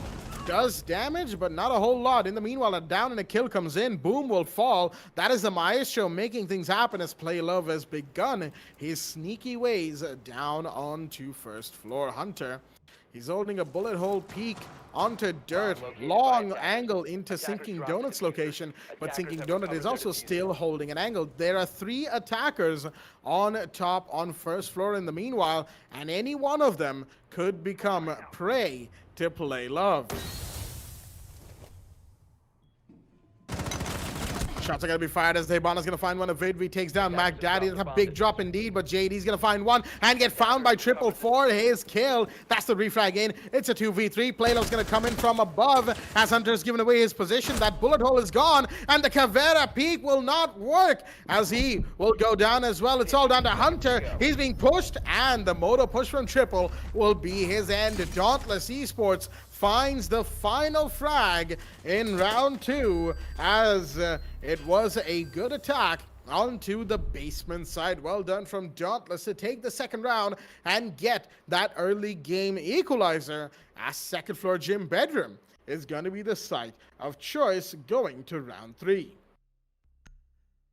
Well, second floor gym will be the site, and the thing about Play is he always liked to play a non-meta operators, especially on both attack side as well as on defense. You do see Play picking up the Kaid. You do see him play sometimes as the Frost or maybe the Caviera, and still he'll be able to get those kills out of nowhere. That's why Saw Faith is considered to be one of the most community loved teams of all time, and they've been performing excellently well. But there are some times where, you know, sometimes one of those strategies does not work out quite well, and that's exactly where Dauntless Esports try to adapt to their situations, knowing that they'll always play some different strategies. And they did, however, win that round on second floor basement church. Now, Jim, it's going to be difficult for Saw Faith, knowing that the site is almost nearby. They have to just open up the jacuzzi and hopefully get the control of logistics hatch, so they'll be able to push in, getting the control of logistic construction, and then push towards the site. I mean, it can be easier said than done, but for Saw Faith, that's where their utility dumps, the C4s, and also those castle armor panels comes into play, in which it will be very difficult for Dauntless Esports to try to eliminate them one by one. We do see 3 players spawned in construction, and some spawned in towards the west side of the spawn. A sinking donut. Oh, that's a good trajectory. I mean, that's a good use of impact nade, making a rotation right far away from the warehouse, trying to get the kill as best as possible right from the CCTV. Not reinforcing would give Dauntless Esports not to worry about using their hard breaching capabilities, but that drone hole will be able to eliminate Mozzie Triple with some huge IQ plays, eliminating McDaddy right off the bat. Will be able to take out not just the Peach and Roni, but also his C4 explosion, giving them not to worry about any specific utilities, but they do need to be careful about eliminating those default camps, and not taking out those default camps will be able to give way much more information to Saw Faith, and they'll know what kind of initiation does the attackers wishes to push in. Well, the push from CCTV will come in from Zofia and the Ash. I believe that would be Boom and Sinking Donut. And looks like the Sinking Donut is going to take a fall from Hellboy, as the C4 will take its fall. Hunter God still trying to give some support to his teammate, as the Mute is still closer towards the CCTV room. Tactical Dada will be able to pick back up the drone, so that he'll be able to throw in right from the entrance wise, knowing that the Mute Jammer is jamming those walls, which would not even give them access to open up the A Selma breach walls. But Abidwi still finds a way, eliminating one player. That would be Play, which is going to be eliminated right from the cash room. Well, the pings come in from the A saying that there is a Mute Jammer. Eliminating him will be able to give him lines of sight, but with Hellboy still playing in that specific position and Triple being down with the UMP, JD will be able to take care of that situation. Hunter sees that the armor panel has been taken out, so he needs to be attentive, he needs to be cautious, but looks like he wants to go up and beyond as he decides to go for a run out. He just prepped it, but Avidvi is on a roll. Double kill, eliminating Hellboy as he gains the control of the cash room, but it will take a toll as he is reduced to a lot of HP. Ash still careful about that run out, in which Jaeger is still holding on from the second floor gym. Maybe he has some information on where exactly his location is, but for Dauntless Esports, they need to push in. They don't have enough amount of time, and with Avidwi slowly pushing in towards the construction, as Tactical Dada has the diffuser in hand, they have to make those push happen. They need to get those kills, or else it's going to go on the favor of Team Saw Faith. A Salma breach charges, opening up the walls towards the second floor bedroom, as the push will come in the 15 seconds. JD playing in the entrance, sees the head of the Ace, but Tactical Dada is going to win that gunfight, eliminating JD, making it a 3v1 as Hunter eliminates one, as the Hibana will be able to get an instant refrag, as Dauntless Esports won't have any problems dealing with that site. The second floor gem goes to the favor of Dauntless Esports, as we take a look at it in the ACT Fibernet instant replay. Well, we seem to have lost Baba, ladies and gentlemen. That's a little unfortunate, but is he? Okay, that's a little weird, because on my end, he completely froze. That's a thought moment right there. Probably some Discord issues, ladies and Yeah, gentlemen. I I do guess. apologize, I, Bob. I guess. Yeah, it's all right. I guess I was asking. Technically, I was just kind of asking you a question about whether you want to build a snowman, but yeah, I'll just give it back to you, Zach.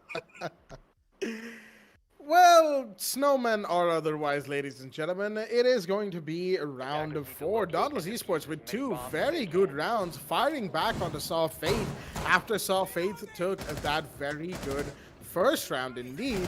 And unfortunately, they haven't quite looked that good since. They've gone back to second floor CCTV, having finally gotten that site unlocked over the course of these last 2 rounds. But Dauntless, they've really fired back, and with the confidence that these last 2 rounds will have given them, that is going to be something that Saw Faith will have to keep in mind this time, as Dauntless will be approaching their defense maybe potentially slightly differently than they did in the last time they attacked second floor. We've got the Doc in play from Playlove. He keeps switching out operators. I kind of like that, as he's always trying to be a little unpredictable. Sometimes it's Frost, sometimes it's Caveira. This time it's Shotgun Doc. All right, that is, that's a play and a half. You don't get to see that every day, as the Shotgun Doc is out, overhealed as well. But as the heals go down, he hasn't found the down or kill on anyone else, as MacDaddy. Temporarily, just for a split second, we saw in front of him Hunter come in, do a bit of a dance, and then move off, as MacDaddy will deny one Selma breach nice and quickly, as the Maverick is already here with his grenades to deny the Bandit. MacDaddy's going to fall back, as Hellboy is going to find Boom, forcing him to fall back. That's a big drop for Dauntless Esports right there, as the Ash will go down. Hellboy takes that as Playlove is breaching the garage door in the meanwhile with the revolver in hand. At least you can hear that right now, but he's going to go down instead. That is the Sophia Sinking Donut confirming that kill, making sure that the Doc cannot do any damage with that revolver of his. 4v4, the man count equalized, a minute 50 and less remaining for the side of Dauntless, as the situation hasn't become terribly bad for them. They don't think they have a breach onto the main CCTV wall. At least we couldn't hear one. Maybe that summer breaches have been successful, however. Triple's going to come in. And, well, not quite. He was repelling, decided not to, and he's going to fall back. Instead of Vidby makes his way into construction, gets taken out for it. That was a lack of intel, fresh at play. Hunter hiding right by the door of construction is going to take that kill and deny a crucial hard breacher for the side of Dauntless Esports. He's made a big play right now. Can he make some more? His team will require it. Dauntless Esports are not ready to give up. Barbed wire is going to be broken on towards the lounge stairs right below Red Hallway. They're going to hear that, but even then, it's not going to do a whole lot for the side of Dauntless, because there's only so much they can do without pushing sight. And their setup's going to take a little bit longer than usual, but Hunter's going to make sure it doesn't even happen, as he will find Tactical Dada, and Triple takes some damage from the MP7 of the Bandit. That's unfortunate. Diffuser has been dropped as well. MacDaddy is just one little push away from making a big play right now. So is Hunter, as the Sophie is outside on the CCTV window. She's the last one standing, Sinking Donut, as it's all between the Bandit, the Jaeger, and the Zofia. Shots are going to be fired, but it will be the kill confirmed or Saw Faith, as Hunter took that beautiful finisher for the side of Saw. They will stake their claim and take it again on second floor CCTV, winning round 4, as we'll see in the ACT Fibernet instant replay. Even then, it has been a beautiful first 4 rounds. 2-2 is the equalizer right now. On to round 5, and Basement Church and Arsenal Room will be the side of choice. Can Dauntless Esports swing things around once again? Well, with round 5, the site being on Basement Church, we did see some ridiculous plays coming in from Play Love, as just we actually did get to see the shotgun of the GIGN, not quite working well in his favor though. Even he did try to use his pistol to at least damage some of the attackers, but the Sophia took care of that situation pretty well. Although Dauntless Esports in a very advantageous 5v4 situation, Saw Faith somehow managed to hold their ground, eliminating Dauntless Esports' players one by one, and they'll be able to recover that round with an equalizer. Round 5, we are going to proceed. We do see the dock reinforcing the tunnels, actually the oil pit tunnels. Actually, wait, it's just the tunnels. I do have to apologize for that. And on, we do see Hellboy with the Vigil. I believe he'll be towards the logistics. Actually, wait a minute. We do see a dog already opened up with the help of his shotgun and decides to go for a run out. No, never mind. The drones will be able to find out what exactly Play is doing. So he's just going to reinforce it back up and just fall back to the side. Although we did get the confirmation that the dog has the shotgun, so it's going to be a very interesting one if we do see Play making some incredible plays from that. Well, action phase will proceed. We do see 2 players spawned in towards the construction, maybe 3 to the warehouse. As the Dronox will come in, trying to find exactly what kind of positionings, what kind of utilities they have been placed so that they'll be able to remove it, and then they'll be able to take out the hatch, in which Awid will take care of it. Boom with the impact nades, trying to, actually it wasn't an impact nade, it was just a direct pre-fire to hopefully to make sure that there won't be any resistance coming in right from the basement arsenal room, in which Play Love is currently playing on that exact angle. Although there isn't any tunnel hold with the deployable shield, in which the attackers will be able to gain that access as soon as possible, so which means Saw Faith needs to be prepped and ready for that hold. Actually, there is JD holding in without having any cover with the deployable shield, nor the ADSs to cover it, which means that with his Alda, he needs to make sure that he'll be able to get those kills soon enough. But Hellboy with the flank, will he be able to get one? Yes, he does. He's going to go down, but an instant refract comes in from the Ash, as he'll be there to take out Hellboy. Already a 1v1, make that 2v1, as the Maestro goes down with Boom, will be able to eliminate him. Although his 2 Maestro's Eagle Eye cams still available, it will be able to give him just an information, but the man count is what's important. Looks like the shotgun from Playlove, he's going to be able to get one. Holy moly! The shotgun kill will be able to take out Zofia, which would force Tactical Dada to push in right from the tunnels. Playlove, he's going to juice himself back to 100 HP as he decides to continue the pressure right from the tunnels. Quite surprisingly enough, Team Saw Faith, they're actually making wonders, as one of these orthodox plays are working out quite well, but it's not going to work out that much. As Tactical Dada eliminates Play, followed up with Sinking Donut, eliminating Hunter. A quick refact comes in as MacDaddy eliminates the Ash, but at what cost? They have control on the side. Now it's a 2v1 where Bandit was in the main stairs, and now he's at the kitchen hatch, the plant. He just needs to find out exactly where that positioning is, as the Widwit decides to reposition back and plant near the K9 position. Post-plant situation is in Saw in a total of 40 seconds. They need to find a total of 2 players in which they are nearby towards the side. The drone will be able to spot MacDaddy's exact location, but he still has a chance. Tactical Dada in a very low amount of HP, and a Vidvi, even though he has less amount of HP, the headshot is what it needs, but that headshot will be taken care of from none other than a Widway. Dauntless Esports winning round 5, Basement Church. But a wonderful attack coming in on the side of Dauntless Esports, although we did get to see some unexpected plays from Team Saw Faith, but for now, we are going for a rehost since Team Saw Faith have asked for it, so we are back to the casters, and hopefully this might be the time to just make just make a discussion about what exactly happened in the total of 5 rounds. Saw Faith, we did get to see some quite some different operators being played, especially Play right on the side of the defense. We did see a calf pick, we did see a Doc with the shotgun pick, and also the third, the Frost, in which he did made an impressive 3k with that gun. Although I do not remember what the name of the gun is, he did made an impressive play right from the first round, second floor CCTV. That actually did give Saw Faith a good amount of momentum and motivation to move on towards the rest of the rounds. But Dauntless Esports, they did finally manage to find some flaws on the defense side, and they did try to recover it, especially on Basement Church and second floor Gym, in which they did successfully hold their side.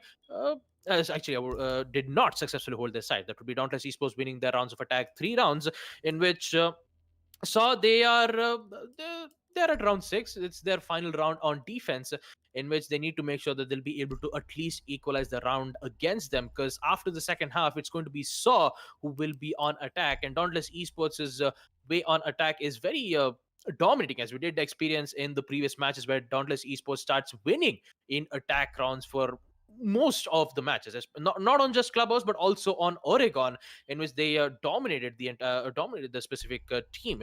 And with them going on defense, who knows what kind of carnage that we are going to see between these teams. But I do know that it's going to be one hell of a match when the rehost will come into play. Oh, absolutely. It will be an amazing game, ladies and gentlemen. Just a little bit of a delay with this rehost, of course, but the match is not even close to being over. But mind you, interesting trend that has come up in this game so far. Second floor CCTV is the only site Saw Faith have managed to take in consecution, as every other site, Basement Church now twice going to Dauntless Esports, and Second Floor Gym going to Dauntless Esports back in round 3.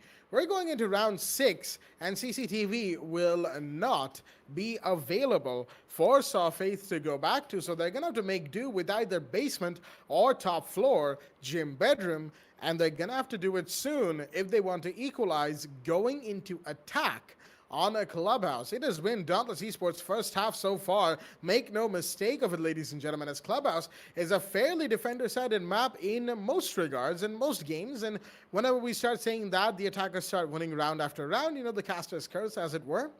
But it has been that way today. Dauntless has just been ruthless. Just in general, they've been one of those teams that have improved quite a bit and has forced us to keep our eye on them as we continue with these matches. Of course, this isn't the last match of the night. There is still one more to.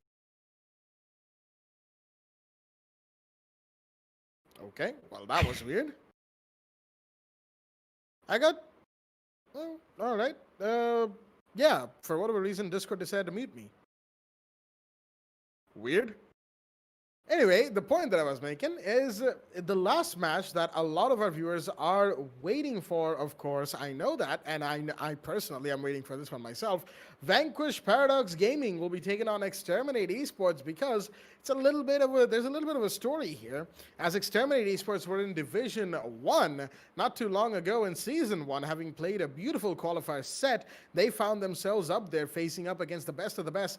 They weren't quite ready for it. That's why they got relegated down to Division 2, while Vanquish Paradox Gaming had the exact opposite kind of qualifier set, as they were unfortunately able to make the best of their qualifiers back in Season 1, found themselves in Division 3, and then they made it to Div 2. That is still a good ascension from them. However, they need to get back to Div 1, their rightful position, or is it? We've been hearing about a ton of roster changes that VPG has been going through as of late, and we're about to see that roster in action later on tonight. So there's a lot of story behind this upcoming game, and it makes casting for games like those just that little bit more exciting, ladies and gentlemen. But you know what else is exciting? Season 3 registrations are open and ready to be registered for. That is right. If you or your team wants to have a chance in playing in the heat of the action, in the thick of it, then the registrations for Season 3 are open, qualifiers that is. And if you want to have a chance of getting into the next stage, the division stages, of course, and maybe even get your games casted while still in the qualifier stage, head on over to the link down in the description below and register yourselves for Season 3. With all of that being said, ladies and gentlemen, we're just waiting on the players to join in between Dauntless and Saw Faith. And a little bit of correction that I need to make of my own. Exterminate Esports were not the ones from Division 1. That was Extreme Miss Esports, but that has since changed. Exterminate were the ones from Division 3, yeah. Today is not a hot day for me, not at all.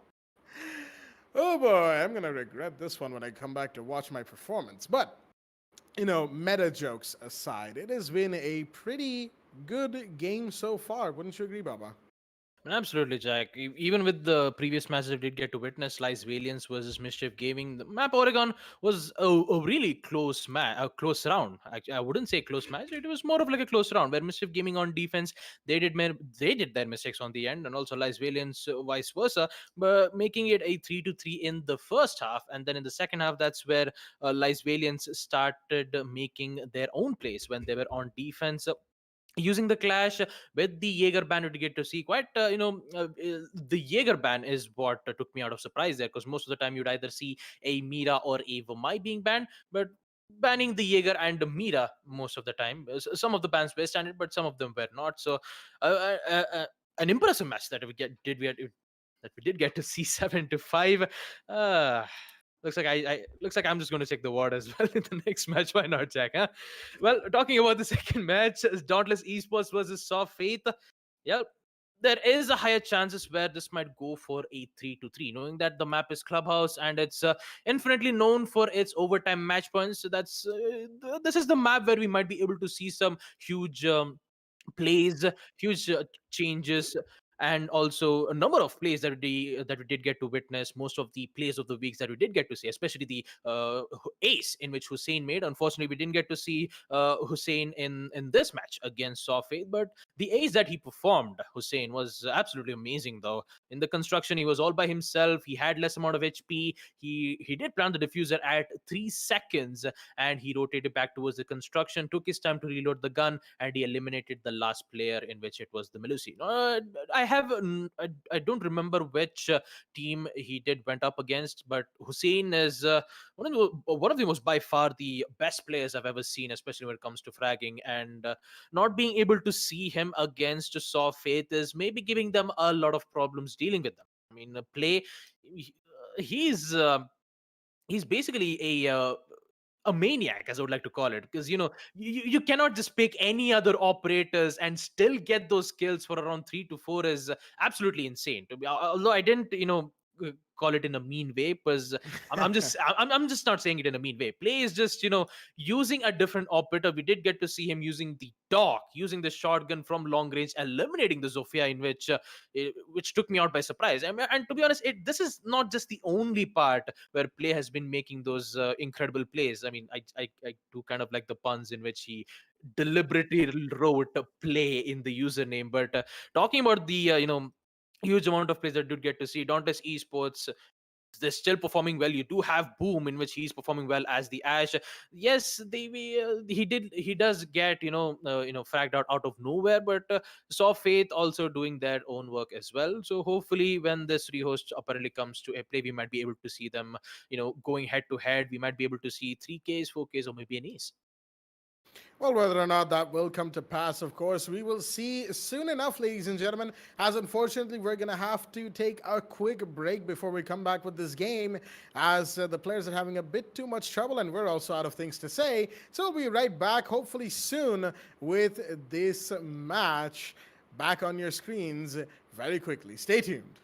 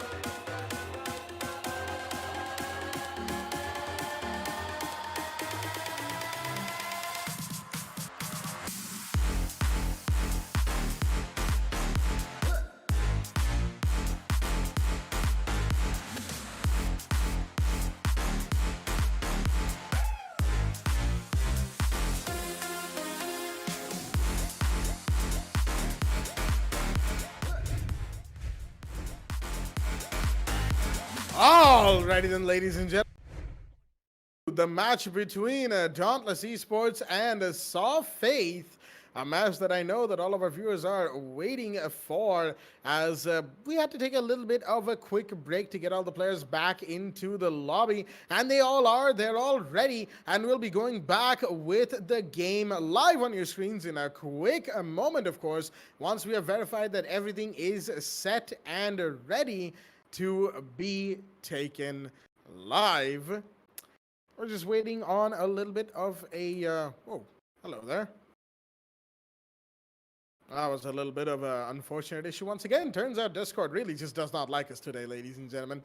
But we will be starting with the match in a quick moment, confirming with the players that they are ready once again and making sure that all of the round history data has been put in properly. There we go. The match has been hit onto, and Clubhouse is coming back live onto your screens nice and quickly, as Dauntless Esports are in the lead going into round 6, 3-2, the last round before roll swap. And now it is on, the ball is on the court of Saw Faith, as they are in a bit of a precarious situation. Can they bring it back? Can they equalize? We're about to find out.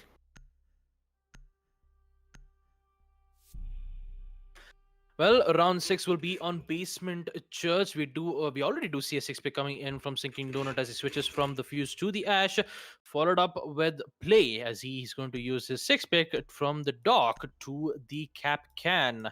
Quite interesting 6-pick that we do get to see from both the teams. Capcan with his EDDs will be able to at least reduce a total of 70 HP to the attackers, so that they'll be so that the defenders will be having a higher chances of winning the gunfight against them. And just as I was talking about it, the Maestro, who was using his bailiff shotgun to make a rotation, unfortunately shot at Play, who is now in a total of 20, maybe 20. Yep, actually, according to the box, yeah, less than 25 HP. Like one box is equal to 25, so 4 boxes indicates a total of 100 HP. So currently, Playlob has less than 25 HP, so he's already in a very difficult position for him.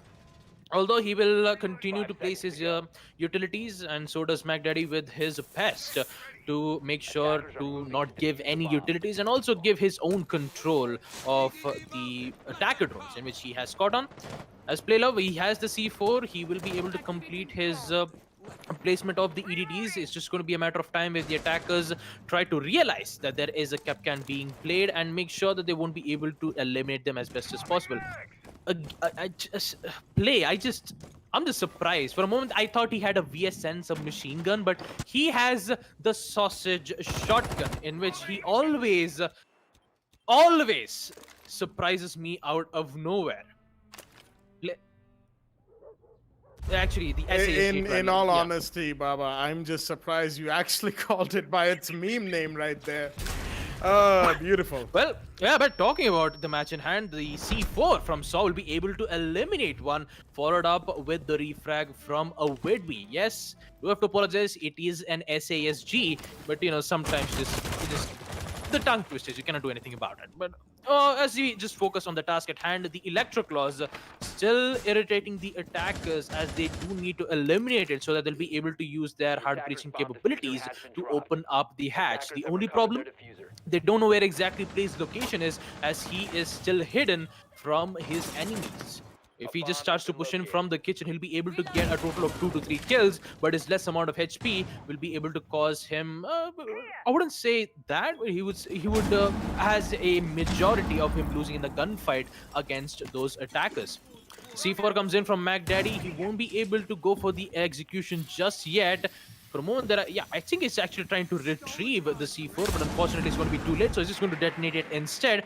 Will be able to deal a lot of damage to Sinking Donut. That is a good a good thing for Team Sophie, but also they haven't got the confirmation of a man count just yet. And just like that, Zinkin Donut will be able to eliminate JD as he decides to start pushing in towards the main stairs. Make that a double as he eliminates Smack Daddy. The Mozzie won't be available as Hunter decides to go in for a push.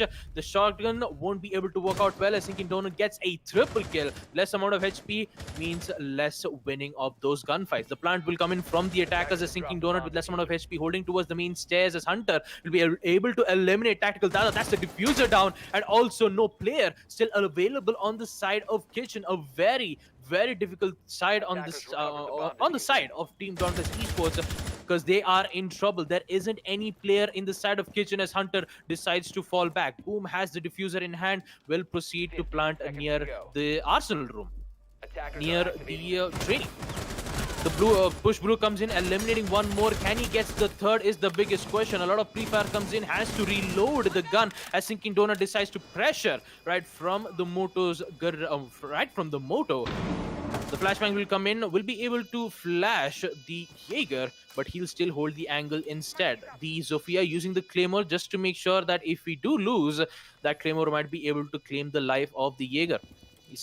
We do see Hunter slowly pushing in towards the basement church. He has no information on where exactly Sinking Donut's location is. Will be able to get it, but that pre-fire from the Ash will be able to win that gunfights against Hunter Cord. Dauntless Esports will be able to win on round 6 basement church. As we take a look at it in the ACT Fibernet instant replay, we will now end the first half of Dauntless Esports versus Soft Faith. But we do have the second half where this time Dauntless Esports will be on defense, and now they are in the lead 4-2 as the site will be on basement church, and boom will be the one who would like to make some different changes here, as he'll be the one to pick Caviera, or either it might be a 6-pick. Potentially a 6-pick option right there from Boom, or he could be taking a leaf out of Playlo's book, ladies and gentlemen. Well, turns out not quite. He's going to go into the Melusi with the 6-pick, but Playlo, speaking of the man, he's gone out of the Blackbeard into the Blitz, an operator you don't get to see too much of as of late.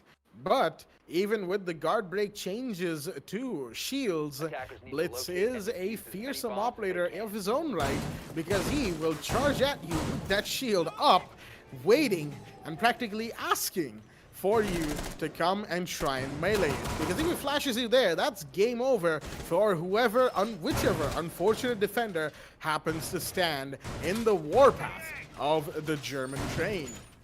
All of that being said, round 7 is going to be pretty interesting. Dauntless Esports have taken a good lead on the attack, and Saw Faith not so much. They've gone into attack 2-4 down and aren't looking too particularly good, shall we say.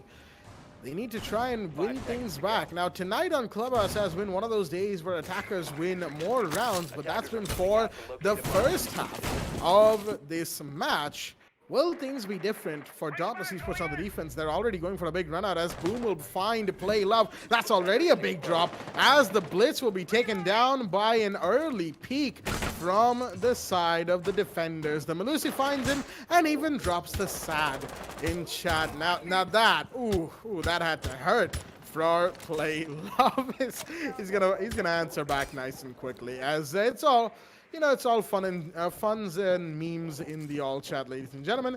As right now, Saw Faith will basically be playing a 4v3. Big disadvantage, already having lost the Blitz. Jackal Chat goes out onto Boom, but he's already well and deep inside a site, so that's not going to change a whole lot, as the Maverick is busy opening up the blue hatch on stocks. That's nice and quick right there from JD. Quite efficient, kind of, but the Jackal's going to take a little bit of electric damage right there, just passing over that hatch to get to other business priorities that are required that will take up his attention. JD, in the meanwhile, is going to take some damage from that same Electro Claw, as the defenders can do not but wait for the attackers to come in and try to push site. Saw Faith, they're still in a precarious position, mind you, and without any kind of refrags or, massive body drops coming in, it's not gonna look too good for them going forward. Oh, Mac Daddy, you hate to see it. He had a footprint to track, but it took a little bit too long for him to get in range, and the footprint disappeared as Hellboy is unaware of the punch angle being held by the Jaeger. Sinking Donut takes that kill, as that is another big drop. Hunter drops the hatch. Is that advisable? Yes, it is. He finds one, and Sinking Donut will drop. C4 comes in. Will that find him? Yes, it will. Straight from behind. Boom with the double. Tactical Dollar finds one more. It's all down to JD, the last man standing. As the Maverick, he's going to find one. Malusi drops. He's going to find a second. Yes, he will, but no thirds for him. Tactical Dada shuts him down before he can get his third helping of a kill. And that is going to be another round going the way of Dauntless Esports. We'll see that in the ACT Fibernet replay, as Dauntless are slowly but surely running away with the match, and Saw Faith are looking more and more precarious than ever. They need to win rounds. They need to try something. But will it work out? Will they manage it? It's a comeback on our cards. Baba, what do you think? Well, talking on how well this match is going on, even with the rehost, we did get to see some amazing plays, and also an amazing pick, especially with from the Melusi. I believe that was Boom taking out the Blitz with that spawn pick. Quite an unfortunate one for him, but just like we did see in the All-Star, it was all fun and games. But in a tournament like in a tournament like TEC, yeah, fun is good and all, but also when it comes to division matches, you need to be serious and make sure that you need to be on the highest division as best as possible. But for now, round 8, Dauntless Esports is in the lead 5-2. They need 3 more wins, I believe. Actually, 2 more wins to secure their win against Saw Faith. And Saw Faith only winning 2 rounds when they are 2 rounds on defense. 1 on second for CCTV and second on second for CCTV as well. And other than the other side, they did not held their ground well, because Dauntless Esports, they always kept pressuring them, and pressure is what Saw Faith needs to deal with. They need to fix that problem, or else they'll just keep pressuring and make sure that they'll be able to keep them down forever, and you should not make that happen. Action phase will proceed MacDaddy with the Blackbeard, as 2 players will proceed to spawn in towards the construction. Play Love already starts pushing from the construction. The Flash will come in, followed up with a barrage of pistol shots. Will be able to down and confirm as the Goyo goes down. With the construction wall being opened, as Playlove will be the one to write it in the chat saying sad, as he proceeds to drone right from the cash room. Good amount of information, decides to keep the pressure, use the Blitz's flash. Oh my goodness! Talk about mistakes happening as Playlove eliminates yet another one. A Widwee goes down. Quite an unfortunate one, as he hurt itself from his confusion. Tactical Dada eliminating JD, tries to get at least some kills from the attack phase, hopefully to try to equalize the man count as best as possible. But huge amount of angles being placed, and Hellboy playing as the Kylie, getting that long angle right from the CCTV. It will provide a lot of problems. Play Love, with the hatch being opened, he will proceed to push down, as he's going to provide a lot of problems right from the stock. He's going to get yet another one. Blitz making those plays as he eliminates Triple, gets that triple kill as Tactical Dada goes down from Hellboy. That long angle from the warehouse. What is happening here? It all goes down to the Jaeger. He's been blinded by the lights, and a headshot will be there to get the win. Saw Faith with an amazing attack and also some meme-fied glory, as they'll be able to win around 8 second floor CCTV. As we take a look at it in the ACT Fibernet instant replay, Saw Faith are not out of the game just yet, as the faith has been restored. Well, we're about to find out how far that restoration can go, ladies and gentlemen, as second for CCTV will be the side of choice once again from the side of the defense. And what a round it was, bringing in the Blackbeard, the Blitz, everything in play, working out just right for Saw Faith. As we've seen this before, of course, desperate times call for desperate measures, as they say. But even then, Dauntless Esports were sort of caught in a bit of a compromised situation, especially a Vidwi, the smoke, sitting behind a Goyo shield, got flashed before he even knew what was happening, and in his attempt to try and shoot back, well, let's just say he had to go through the fire and the flames to try and get to cover. Unfortunately, too much health was lost, and there was only so much he could do. At the end, what works, I guess, and Saw Faith have definitely shown that they are not unwilling to bring out the bigger, more divisive operators as and when required, as it were. You want to win, and you want to win no matter what. So you want to bring out those operators as soon as possible. Try and find those very important defender kills. And actually, and of course, I love that little bit of a back and forth between Playlove and Boom. Just, you know, dropping the sad whenever they kill each other in the game. Of course, all of that is friendly banter, ladies and gentlemen. None of it is meant to be too serious right now. As at the end of the day, when it comes to competitive, if you're not really enjoying yourself, there's not a whole lot you can do. And sooner or later, you're not going to find yourself enjoying anything in relation to your particular situation. Right now, Goyshul is going to be popped early from the side of the attackers. Not sure where that one. Oh, all right. The Kali Lance through the drone hole. Unfortunately, no ADS in that region from the looks of things. That is that's a little unfortunate. Big loss of utility right there as Mac Daddy's gonna slowly approach the CCTV window, break a little chunk of it, trying to find a kill or two. Hunter's already in lounge. He's gonna find one triple, caught running down the stairs. Very unfortunate as garage will be breached by the Buck. JD gets in but gets taken down. Singing Donut has found the diffuser as well. That's a big drop right there. Will he find one more? No, there's the Kali to deny any kill potential. And Playlove is going to be pushing in slowly but surely. Hellboy downing the Jaeger. Big drops. But there's going to be, there we go, the CCTV window. But it's not going to work out. Hellboy's waiting for him as that kill will be confirmed. Sinking Dono goes down. And the second will be confirmed onto Avidwi as well. As Boom's going to take two. In the meanwhile, Mac Daddy and Hunter go down. Suddenly it's a 2v2 between the Kali and the Blitz and the Goyo and the Kaid. I nearly said the wrong thing again. C4 comes out. It's not going to do anything, though. The default plant spot was not where anything was happening, for that matter. It's Playlove approaching the smoke slowly on red. Not going to find it to be off of that, mind you. The diffuser isn't even in their possession now that we look at it. As the Blitz, he's going to find the Goyo and take him out quickly. That was painful for Boom, as the diffuser recovery will come in from Hellboy. Nice and quickly, though, as it's all down to Tactical Dada. The last man standing, the Kaid, going up against a Blitz and a Kali. This is a terrible position for him to be in, as a smoke grenade goes out to deny him lines of sight, but Hellboy's not going for the plant. Not quite yet, as the run out comes in. Is this advisable? I don't think so. All he's done is give his position away, and the peek comes in. Hellboy takes him out. Headshot with that secondary SMG, as we'll see in the ACT Fibernet instant replay. Ooh boy, Saw are firing back and firing back hard, as that is definitely a couple of rounds that they needed desperately for themselves, and maybe, just maybe, the comeback is going to be fulfilled. Well, it would be if Playlove had not left the lobby. That's unfortunate. And there we go. Vidvi is going to just throw a little bit of shade in the chat, as it were. Basement Church will be the site of choice, and it looks like he is back.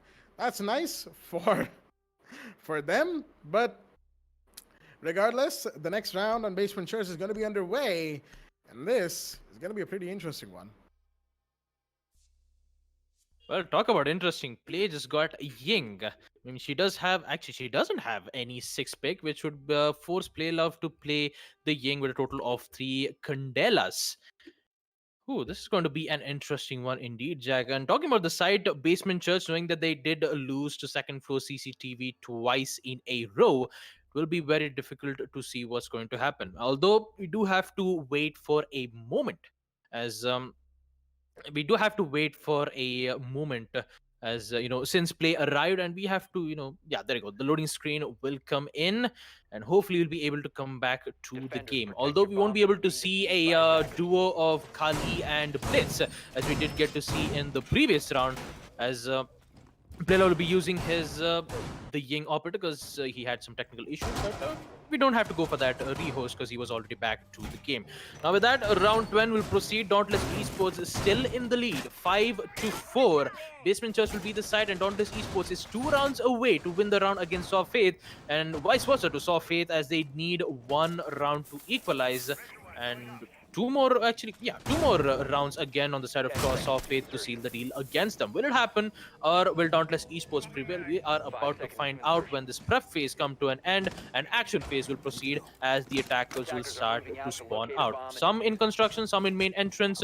The same old usual drill, taking out the default cams, using the drones, checking that whether if there is a roamer presence being detected on the side of Dauntless Esports, as Hunter God will decide to push in towards the strip club and he will make his way towards the bar. MacDaddy, with his breaching capability, actually he is going to go for the rush here, ladies and gentlemen. Hunter God already in the main stairs.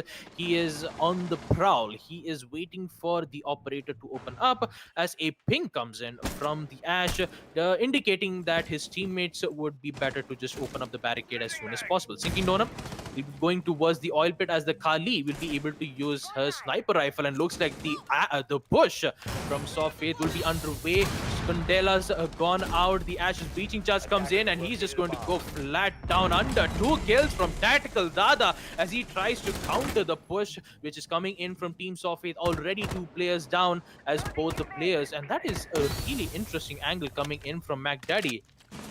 Although he doesn't get the kill quite enough, the smoke will still survive to see to its day.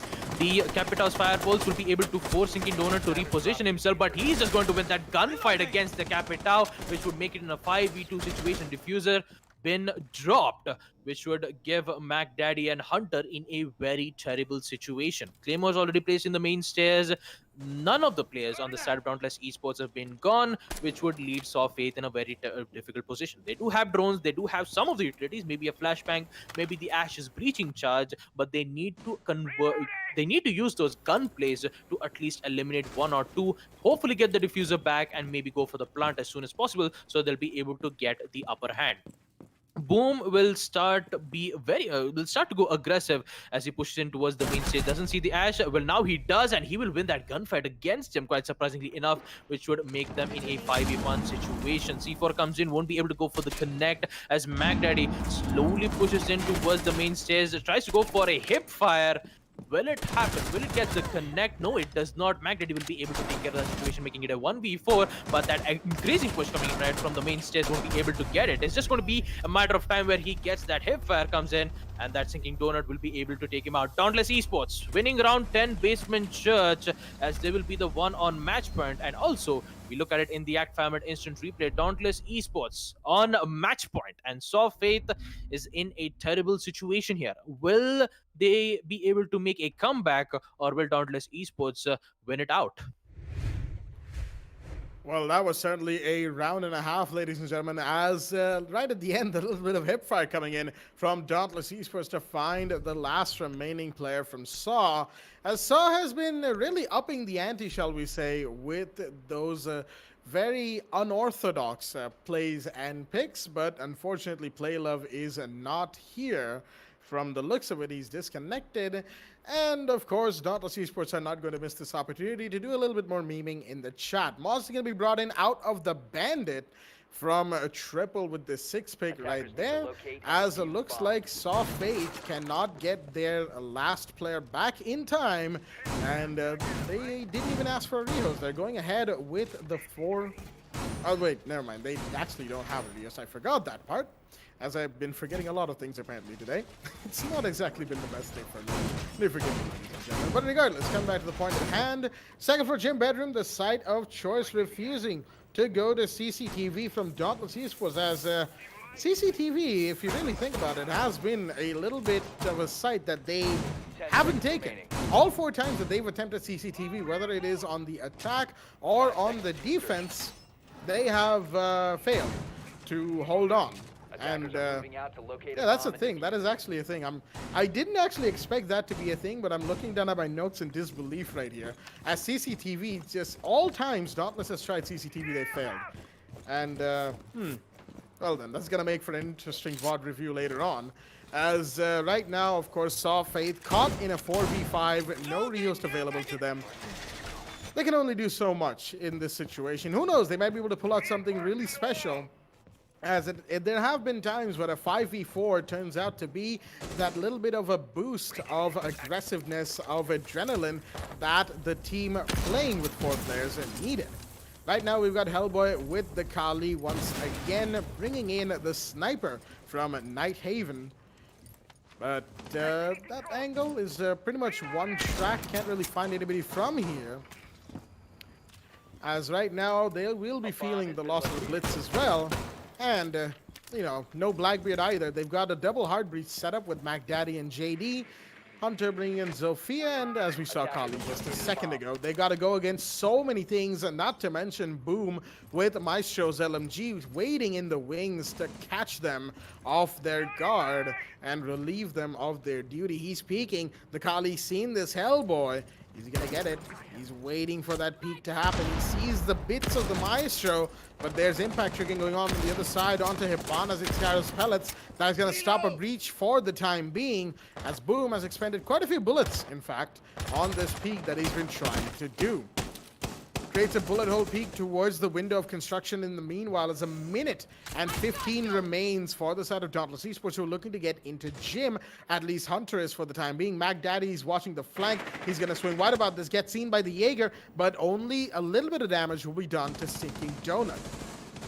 Shots are being traded. Hunter's going to go down. In the meanwhile, that's a down onto the Zofia. That will be confirmed onto by a Vidri. The shotgun comes out as Sinking Donut finds one more. JD falls, but Triple gets taken out in the meanwhile. MacDaddy finds one, but he's going to be traded out in the meanwhile from Sinking Donut. It's all down to Hellboy. The Kali, the last one standing, gets it down onto a Vidri, confirms the kill. That's 1. 3 more to go. With a Maestro peeking on the main stair. Sinking Donut, he's gone for a run out and a half, all the way out on the wall, on the window of CCTV. Jim. Again, saying the wrong thing. 20 seconds and less remaining as one shot goes on to Boom, but that's on his leg. Isn't going to get the down on him. The Maestro is not only more than alive, he's willing to peek still. As Hellboy, all he can do is bide some time for his teammates, as unfortunate for Saw Fate. But even with that kill onto the Jaeger, can he do much? No, he can't. There's the Legion. Tactical Dada to shut him down. And that is Dauntless Esports taking round 11. A little bit of an unfortunate end to Saw Fate's game today, as they, you know, they tried, but unfortunately they really just could not bring it around. As Saw Fate will be losing. Dauntless Esports take away Clubhouse 7-4. And it was a pretty close game, all things considered, but mostly because CCTV really just wasn't Dauntless Esports' site to begin with. With all of that being said, 7-4 scoreline. It was a pretty interesting match, to say the least, especially on the second half. You know, Frost picks and Caveira picks are one thing, and, you know, you get to see them every now and again, especially if it's Saw, you see them almost every time. But then you came around to the attack, and to see Blitz and Blackbeard being brought out consistently, and not only that, being made to work as much as possible. Hats off to Saw. They gave it their all. They did what they could. But Dauntless Esports has just been one of those teams this season who has completely brought out some special plays. Of course, we're not quite done with this match, ladies and gentlemen. We'll be going into Relive the Moment, as we'll be dissecting this game and, you know, talking about the little nitty-gritties of the match that we had, the holes, the peaks, and all of that. And, of course, my beautiful co-host Babagusta is here with me to take us through them, please. Well, as we did get to see it in the first round play, who was playing as the Frost, did get 3 kills, and then Dauntless Esports did, however, win on second floor round 2 Basement Church and second floor Gym in the round 3. Tactical Dada and Vidvi were the one who was making those impressive plays. Most of the time you would see them getting those early kills. JD, he did try his best holding the angle right from the logistics at taking down. I wouldn't say taking down, he did try to hold the angle, but you know, a UMP against an AK, we all know who's going to win in that battle, and that would be the AK, in which the Ace didn't had any problem dealing with the cast. And this was round 4, where we did see Hunter using the knife to make sure to, you know, technically make a fake peek in which the attackers is forced to use their bullets, so hoping to go for a pre-fire. And then at the last we did see Dauntless, actually, yeah, this was Saw Faith, who just has to go for an extreme run out right from the construction and CCTV window, getting those kills. And then Saw Faith on round. This was on round 5 Basement Church, where Mac Daddy did get the possession of the first floor kitchen, but since the diffuser was successfully planted right near the blue. That was right near the blue entrance. The bandit was forced to push in towards the side, in which the attackers were prepped and ready to eliminate them, and they did not have any problems dealing with that. And then this was on round 6. Basement Church yet again, and Dauntless Esports not having any problems, are also sinking Donut in a very difficult positioning, because he was on less HP. He was forced to win on major of those gunfights, in which he actually did, followed up with getting those final kill as well. Round 7, this was where we did get to see role swap, and Hunter was the one who was playing the Ash.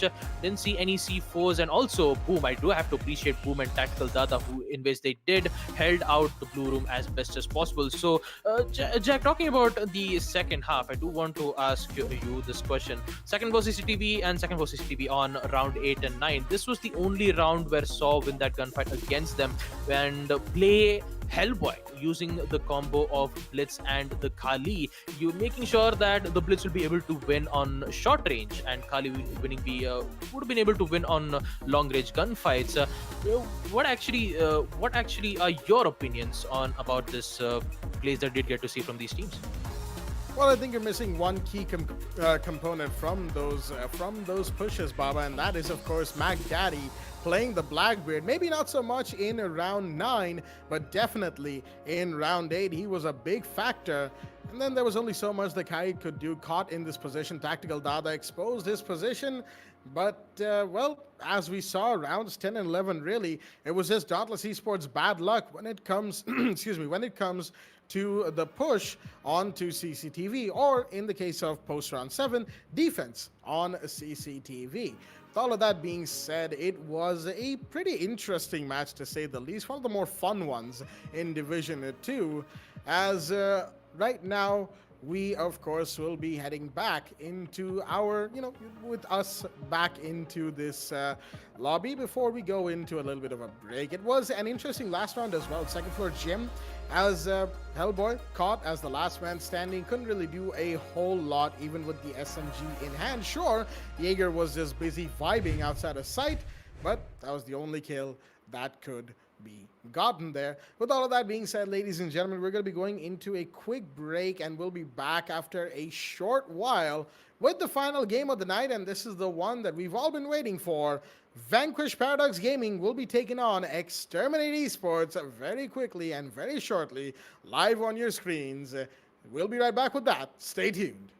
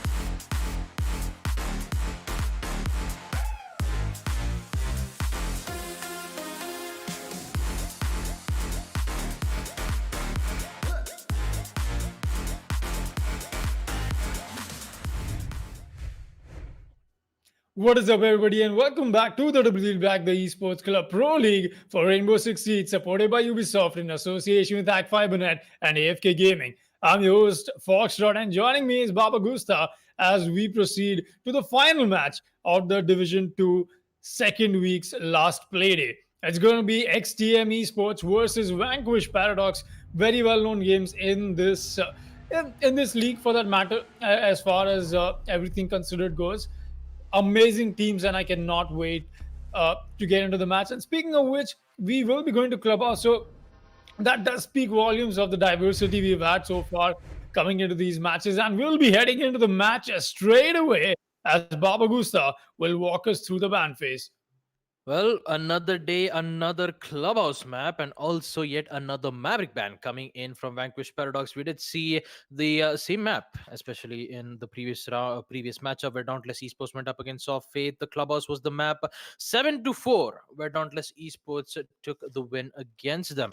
Now, this is Extremis Esports going up against Vanquish Paradox as we are proceeding the ban phase.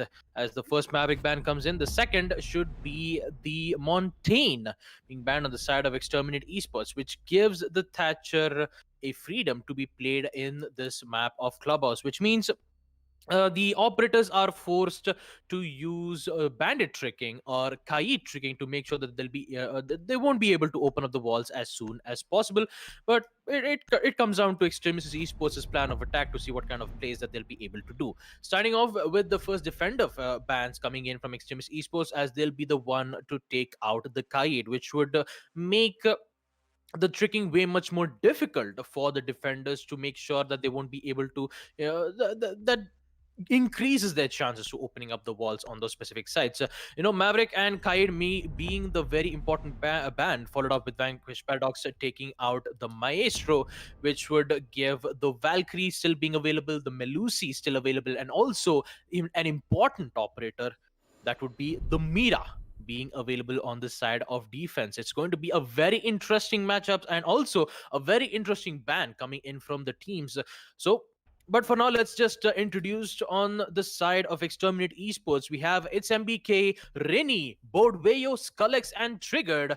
And on the side of Vanquish Paradox, we have Nexus, Nostalgia, Perol's Dead, Crowned Clown, and Exterior, as the side will be on second floor CCTV room and cash room. Followed up with the 6 pick as Crowned Clown switches up from the Vigil to the Valkyrie. Also keep that in mind that Mira is still available, and we might be able to see a Mira being played either on second floor gym or basement church, but for now we won't be able to see any Mira being played in the first round. And defuse as many bombs as they can.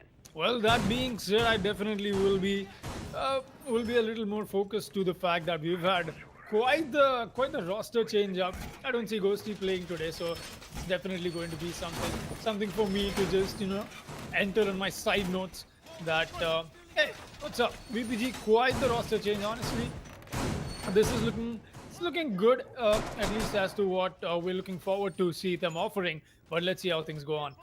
We'll be seeing the GAZN brothers being employed. We've got the Bandit and the Jaeger.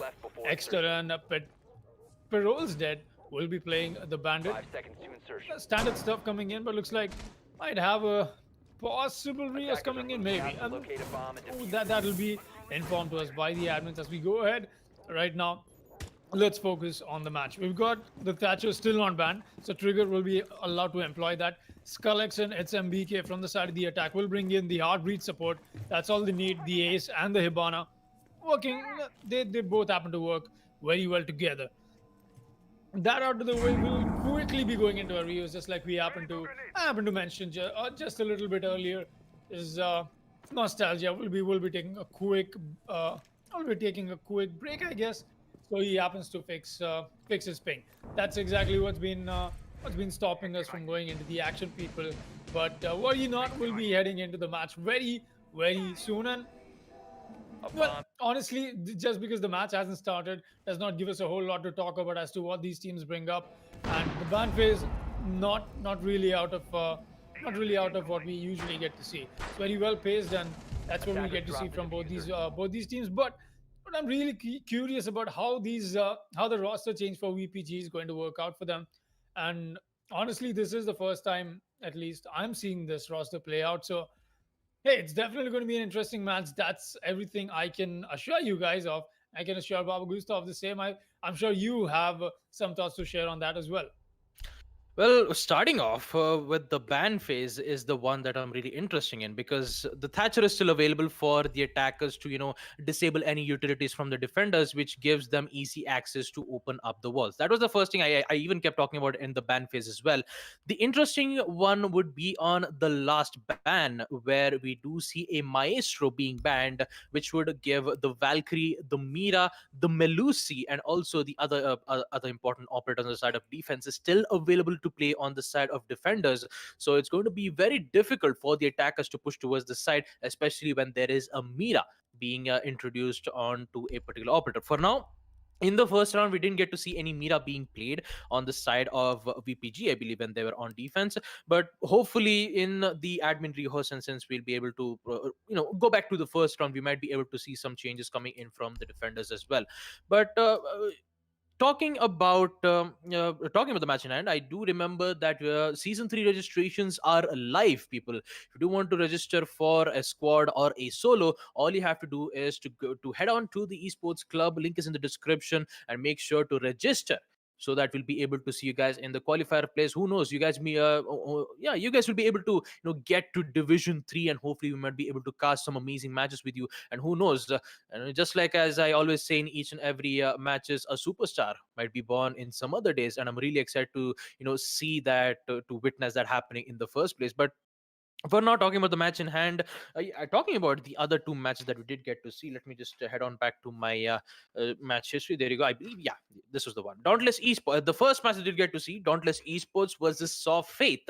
The map was on Clubhouse. Dauntless Esports wins 7-4, followed up with the second match, Lies Valiance going up against Mischief Gaming on map Oregon, in which Lies Valiance were the one to win 7-5. Although it was in the first half, it was 3-3, and then we did see Lies Valiance absolutely dominating on defense in the second half.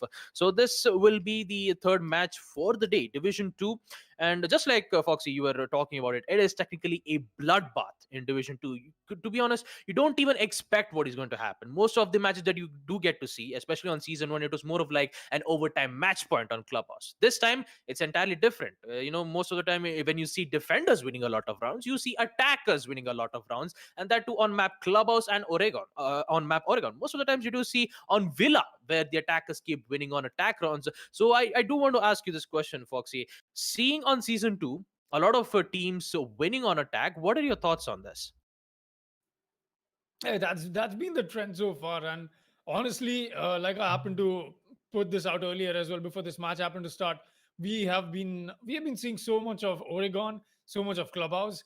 Uh, we've been seeing Villa here and there, but we haven't been seeing a huge variety of maps. There's just some a little bit of consulate sprinkled in yesterday, as Naughty Indians versus Nevermind Esports took us there, but more importantly, it's the fact that for some reason I feel like the meta is saturating as to how the players happen to approach this game, at least to maps which are so highly overly played, in fact, in our region. And that's what makes things a little, I would say, a little out of the usual. They happen to throw in that little randomness of a element there, and you really cannot put a finger on it, Baba Gusta. Honestly, evidently speaking, yeah, I've talked about this yesterday as well. We've had this entirety of season 2. Whenever it's Clubhouse, it's been the attacker favored map so far, Yeah. and that's exactly what I'm coming back to. That somehow the players' play style in the region, plus the meta that they happen to be saturating up to a level, does add up to that, and just makes it a little more comfortable for the attackers to win. What else do I add to that? But that being said, maybe we might get to see some standard stuff coming in. As Vanquish Paradox, they'll be on the side of defense, so obviously their first priority is going to be getting maximum rounds in. But I really wouldn't put my finger on it. Like I said, it definitely will be a close match, as that's what I'm expecting. Exterminate Esports, every single person on that roster happens to be very experienced, just like Vanquish Paradox. I know XTM, they didn't exactly have a very good league in the last one, but at least for the Pro League is concerned, they've been amazing with their performance. They're looking very strong. And just like I said, we might as well. Get to see a very close head-to-head match coming up right ahead. Uh, Yeah. that's it, I guess. That Yeah. I'm done. That's it. Yep. Well, for a moment there, I thought he was going to say more about it, but Actually, even I thought I'm going to say something, but then I just realized I better not say it. all right, well, let's just Yeah. hope to see what's going to happen next. But for now, we're just waiting for the final team on the side of Vanquish Paradox to come in. But I did finally dug out and find the entire history on what exactly happened in Season 2. Exterminate Esports, they are currently in second place in Division 2, winning two matches, I believe. One, which was against Wild Stallions 8-6, and was a second one, which was again Mischief Gaming 8-6 yet again. So seeing about how many matches that we did see against Exterminate Esports, we might be able to see overtime match point coming up against them. So followed up with Vanquish Paradox, they are currently in fifth place in Division 2, winning two matches, which was against Protest Esports 7-0, and then against Mischief Gaming. Unfortunately, they did lose against them 0-7, and then they won against Teams of Faith 7-2. So there is a higher possibility where we might see overtime. There is a higher possibility we might be able to see a flawless win coming up against them. It's just maybe it's technically you're just trying to balance it out. So you have absolutely zero idea on who's not going to win about it. But for now, I somehow like the fact that you going on about what you were trying to explain got you to dance on the face cam. Thank you for that dance step, Baba Gusta. But yes, please carry on with whatever you were trying to say. yeah, technically the balance that I was talking about, it's technically it's a no-brainer for me because I cannot expect on who's going to win, who's are we going to see match time, are we going to see a flawless win, because the amount of matches that I do get to see, especially Exterminate Esports being on the second place and VPG on fifth place, it's just going to be a matter of time to see who else is going to be on the top of the leaderboards and who will be in the down, hopefully in the relegation phase, in which I do hope that they won't be in the relegation phase. But for now, we have finally got our match back, ladies and gentlemen. We are back. Exterminate Esports versus VPG Map Clubhouse, and we do have to apologize for the delay as we are back to the match. Round one will begin. Second floor CCTV will be the site yet again, and hopefully we won't be able to have any problems following up in this round. Hopefully we won't be able to see any we might be able to see a six pick coming in from both the teams. Actually, yeah, it's just a matter of moment where you do get to see a six pick. But yeah, there you go. Crown Clown will be able to go for the six pick yet again, with the same as the Vigil will get taken down for Vigil will get swapped from the Valkyrie. Well, Valkyrie, definitely a good pick coming in with that information you need for yourselves. Something you definitely need, at least as long as you happen to be on defense. You'd like to have more of that information to make conversions. That being said, we'll be headed obviously once again to CCTV.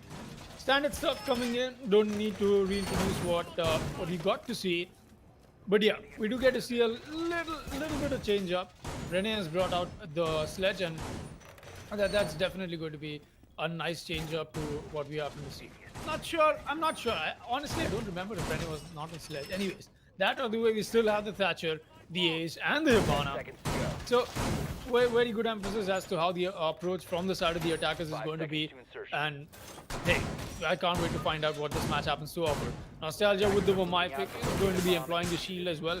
A very standard setup as to what we get to see usually on Clubhouse. The Valkyrie cams going out as well, just making sure all of those angles in and around side, the adjacent sides are covered as well. But that out of the way, let's see how things go down. We've got Nostalgia. He's still a little there you go. He's running the cams, but he's in garage. He's stationed very perfectly and very well. So we usually get to see the Vamai playing here, so it perfectly makes sense. Roam game will be into play, possibly all the way towards Strip Club. That's what we expect to see from the side of the defense as well. Right now it's going to be Exter. He's still on the side of basement, slowly making his way through, just getting more information as to where he wants to approach this. Right now, he's slowly making his way to Strip Club, just as we expected. Triggered will take some damage. I'm not sure from what that was.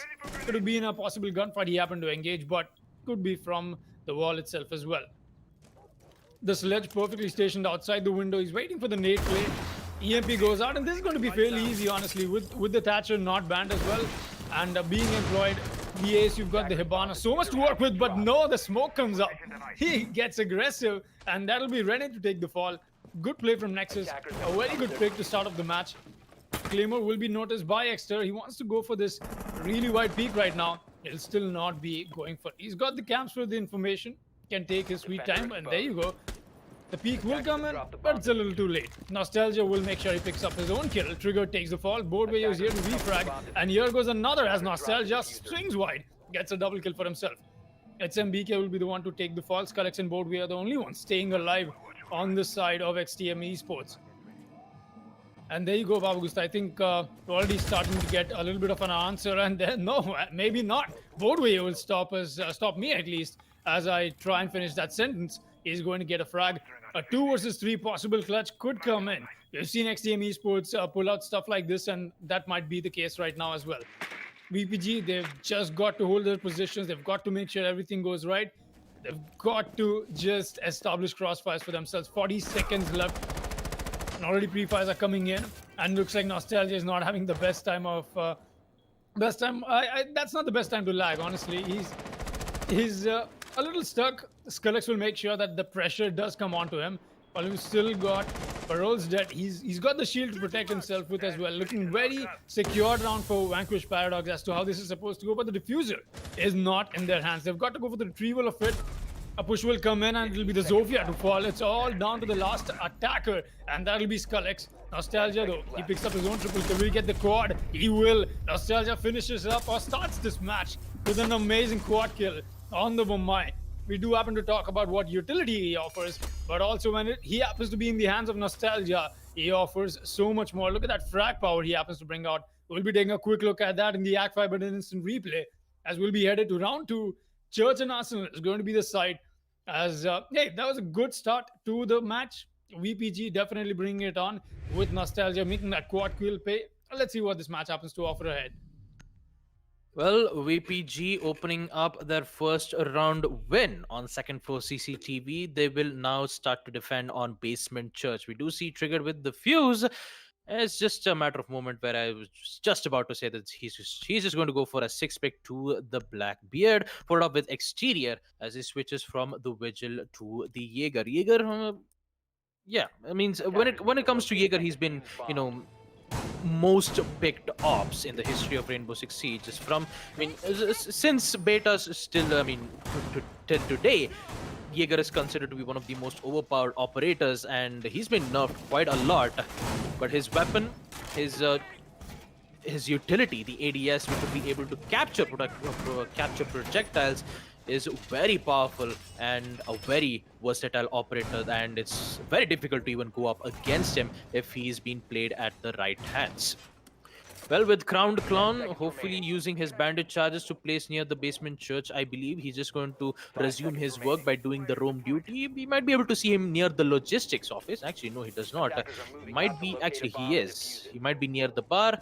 And with Jaeger completing his preparation as he plays a total of 2 ADSs so that the smoke will be able to hold the angle from the tunnel without having any problems dealing with the projectiles. Although the smoke still needs to deal with a lot of projectiles, and also, how can I not forget about the Thatcher's EMP, which will be able to disable the ADSs with in just one single utility. So it's just not going to be a lot of problems for Exterminate Esports to get the control on tunnel, unless and until if there is some kind of a surprise that that either of the teams do not expect.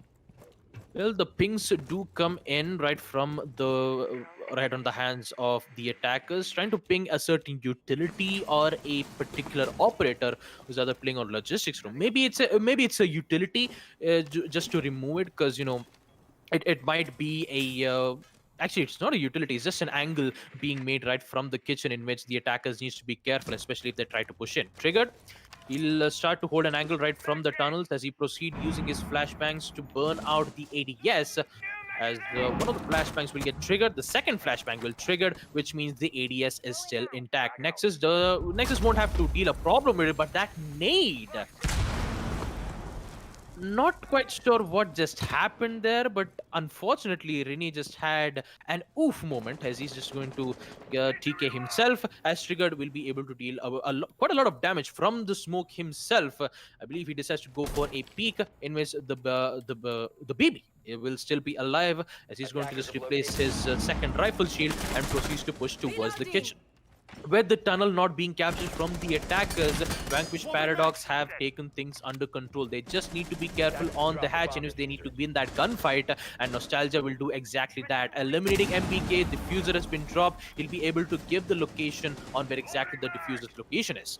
Exterior in the blue, he'll be able to hold both the stairs as well as the oil pit as soon as possible, as Trigger will be able to hold an angle right from the main stage, followed up with board Wayo. Nostalgia going for that pre-fire yet again from the open wall in which the attackers did, and unfortunately they are not being able to eliminate Nostalgia at the right amount of moment. And also, knowing that they do not have a lot of time and the man count just being dropped as Nostalgia eliminating Skullex, just going to be a matter of time where Exterminate Esports decides to push in towards the side. They don't have the diffuser in hand, which would force them to go for the frags. Exterior holding from the motor goes for the pre-fire, won't be able to get the connect just yet, but in 15 seconds, this will be the time we'll be able to get one. Zofia getting one goes as the Nostalgia gets a triple kill, and in the end, Exterior right from the blue room will be able to eliminate the Blackbeard, giving them the win on second round Basement Church. As we look at it in the ACT Fibernet instant replay, we are going to proceed to round 3, where Vanquish Paradox will be very powerful on defense. It's going to be a matter of time to see whether Exterminate Esports will try to break the streak in which Vanquish Paradox has been performing oh so dominant lately. Will it happen, or will Exterminate Esports prevail? Let's find out.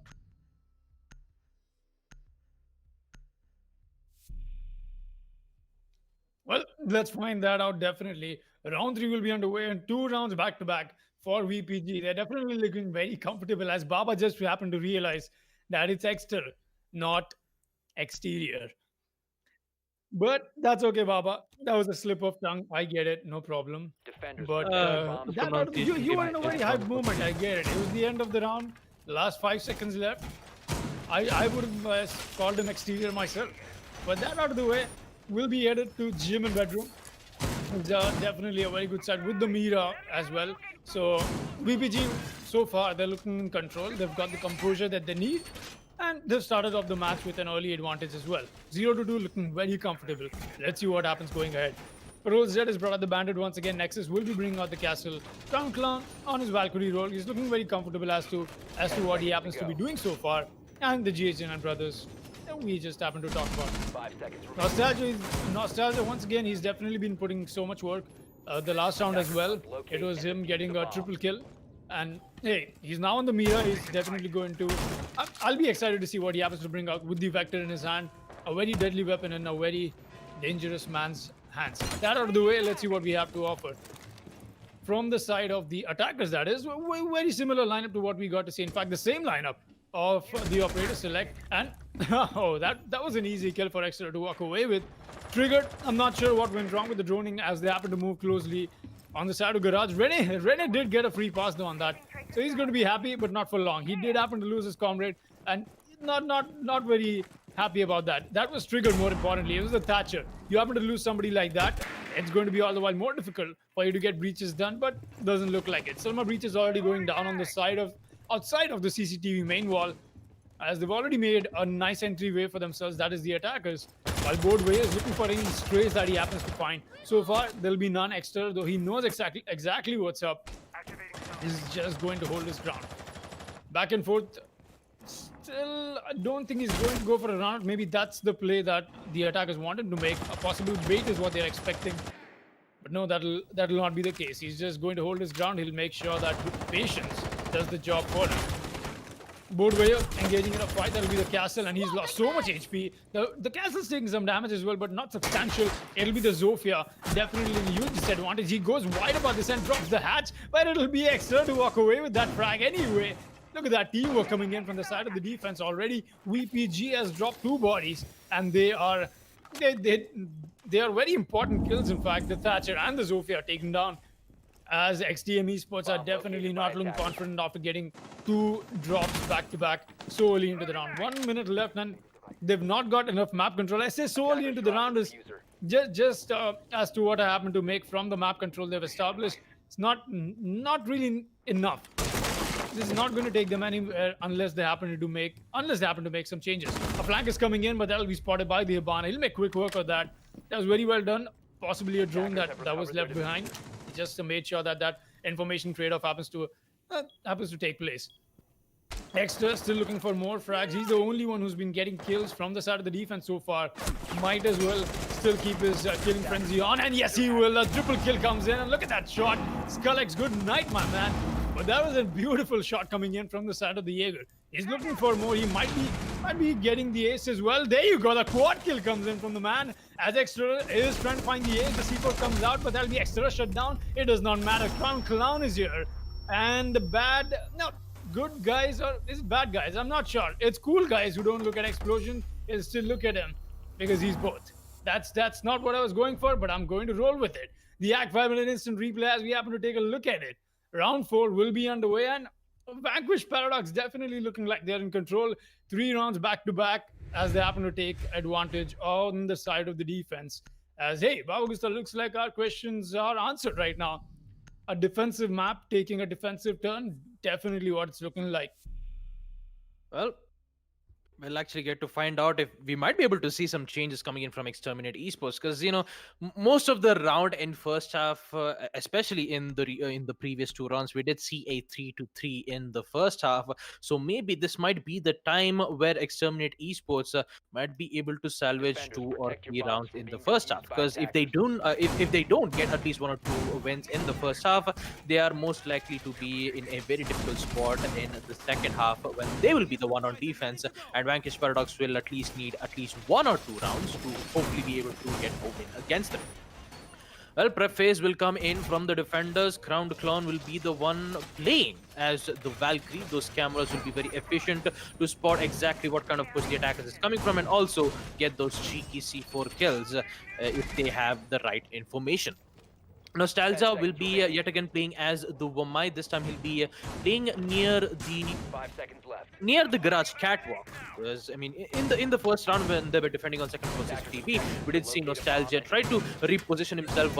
Sometimes he would be in the garage catwalk. Sometimes he would be below the garage catwalk to hold an angle and get that surprise attack. But will it happen is the biggest question. Action phase will proceed. Crown Clown with a good placement of Valkyrie cams will be able to give good amount of information on what exactly the attackers is up to. Skullex with the ace will be able to place his Salma breach charges to open up the garage wall, hopefully to get an access without being able to engage in a gunfight against the Wumai. Bodwayo with the breach charge to open up the logistics hatch, so that means we might be able to see a construction push coming in from Exterminate Esports, where MBK will follow up with the Zofia. Nexus, he'll be able to place his deployable shield near the bomb site, not at the site, interestingly enough, as the Zofia will be able to use one of our impact nades to make lines of sight right from the construction, which means the Jaeger is in trouble. Exter is just going to fall back to the main stairs. MBK will fall down from the logistics hatch, providing cover and pressure towards a particular teammate. Triggered will be able to watch their back as Exter tries to make sure that he'll be able to eliminate 1 or 2 players. If they did, Vanquish Paradox will be in a very good spot, just like we did get to see him in the past 3 rounds. He did get a quad kill. It might be a higher chances that Exter might be able to find 1 or 2 kills if he gets that timing right. MBK tries to engage in a gunfight near the cash room, but he's just here to open up the walls on the construction thanks to the Hibana's X-Kairos pellets. He'll be able to use 2 of them to make sure that the attackers will have access towards the Exter. He is nearby close. He hears the shot and he will get it. Exter with the play yet again, eliminating Trigger. A beautiful headshot followed up with Nexus with the SMG-11 to eliminate Bodwayo right from the stock, I believe.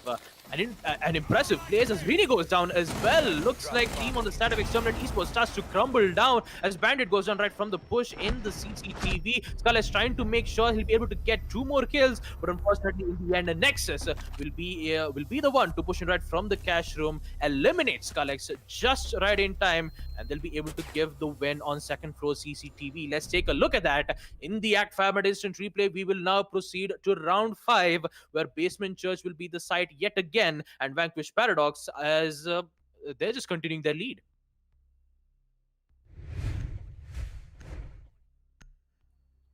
That's exactly what we'll be getting to see from Vanquish Paradox, a 4-0. And hey, it looks like I'm being proven wrong, at least for sure, because I was saying so much that, hey, we will be heading into overtime. It's going to be a close match and whatnot. But so far, it's looking so much more in control for Vanquish Paradox. And speaking of which, excuse me there. Speaking of which, Vanquish Paradox, not only are they able to take control of the situation very quickly, but they're able to adapt to the man count that they happen to lose as well. That's what has been giving them an edge over what XTM Esports has been trying to do. But honestly, it's been a little slower as to what XTM Esports tried to make happen. You know, their attack not exactly well paced. A little slow to my liking as to how you happen to approach Clubhouse as a map, and getting picked off early, not the best position you want to be in for yourselves. That being said, it's a little bizarre that despite this being Division 2 and the Bloodbath Division, I've talked about this quite a bit, 10 seconds remaining. we get to see a little one-sided stuff, at least in the beginning, so many times, to go. and we've seen amazing comebacks happen as well on this very map, for that matter. Well, this is pretty much the only map everybody plays, but that out of the way, we have seen amazing comebacks happen as well, so maybe XTM Esports could change stuff around as they happen to excuse me, as they happen to go ahead into this match and maybe even take advantage of the second half, where they happen to go on the side of defense. That being said, we'll be seeing Rene. He's brought out the sledge once again. Crown Clown will be running the bandit, and Extra once again on the Jaeger. He's been amazing with that board. We have taken so much damage. There's a possible C4 that came out from the side of the defense. I'm not sure to know. That was from Nostalgia. He's very careful as to where he's playing, but no, pre-fires come in. That does not connect on anybody. No, he's done so much damage to Rene. That is already enough damage done to 2 operators in the trade for 1. Nostalgia cannot heal himself back up. There's no dog being played from the side of the defense. Usually that's been the trend when you happen to go on the side of Church and Arsenal, but that's not the case today. Not for Vanquish Paradox. For at least not for now. As looks like my throat is just not supporting me right now. Maybe I should have drank a little water in the little time I had, but no, right now it's going to be Broadway who will get the frag. Under Parole is dead, and now we have a 4 versus 5 established for us. Nostalgia, he's still solo on HP, and we've got the Hibana breathing in some gas canisters as well. It's MBK. He's making sure, or rather, it's MBK is the one who's taking the damage. Nexus is the one making sure that all of that gas is perfectly placed. The canisters are perfectly placed for that matter, and the attackers breathe in as much as they can. A good defense once again, at least as to how they happen to be starting this off. Look at the damage done on everybody on the side of the attack.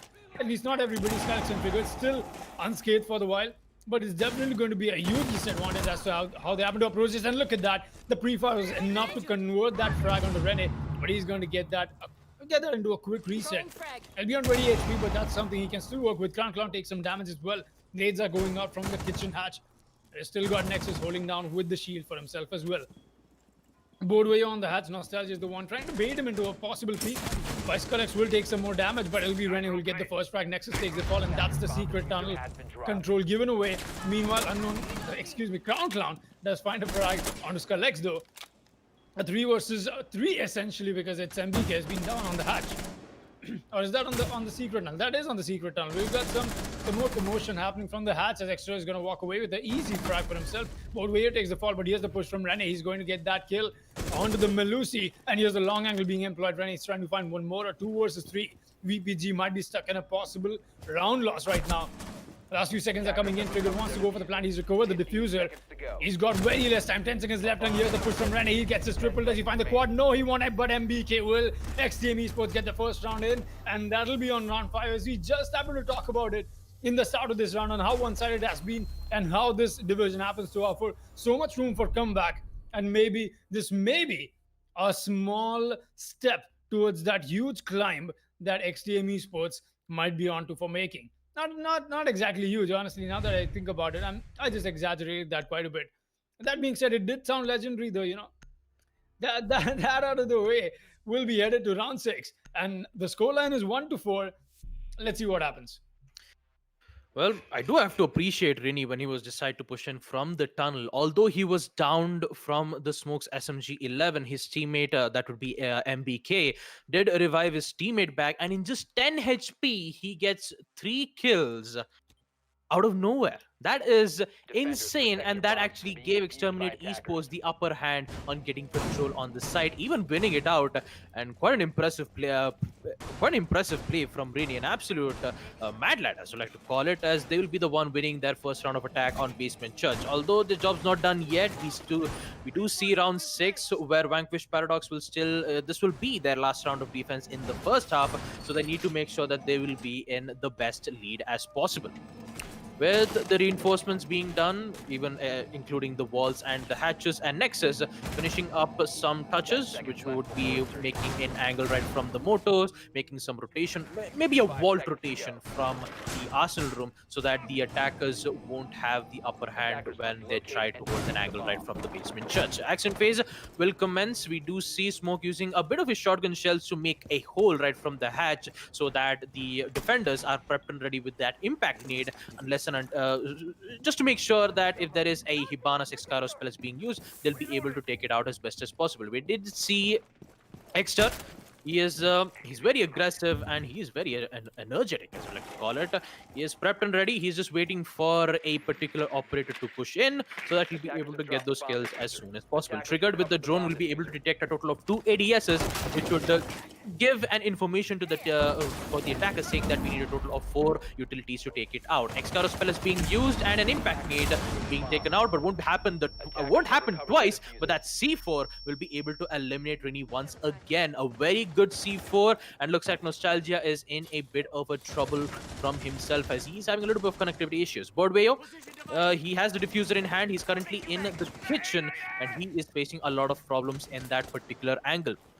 Pero, who is apparently playing as the Legion, he's just going to go for the drone work, trying to make sure that he'll be able to get at least some information if there is some default cameras being outside. There is one default cam being used, as Boardway will be able to capitalize on one of those players. As Nostalgia goes down, he was still holding from that specific room, in which gave Boardway the opportunity to eliminate him. Although they don't have the control on the tunnel just yet, but that nade will be able to eliminate. No, he does not. Nexus survived the blast, and he uses the smoke gas canisters to survive. What an unexpected turn of events that we do get to witness here, ladies and gentlemen. Nexus still alive, even with the frag grenade being nearby. And he's still alive, and is making sure that the attackers won't get the control on tunnels just yet. Kalex and the Hibana pushing in.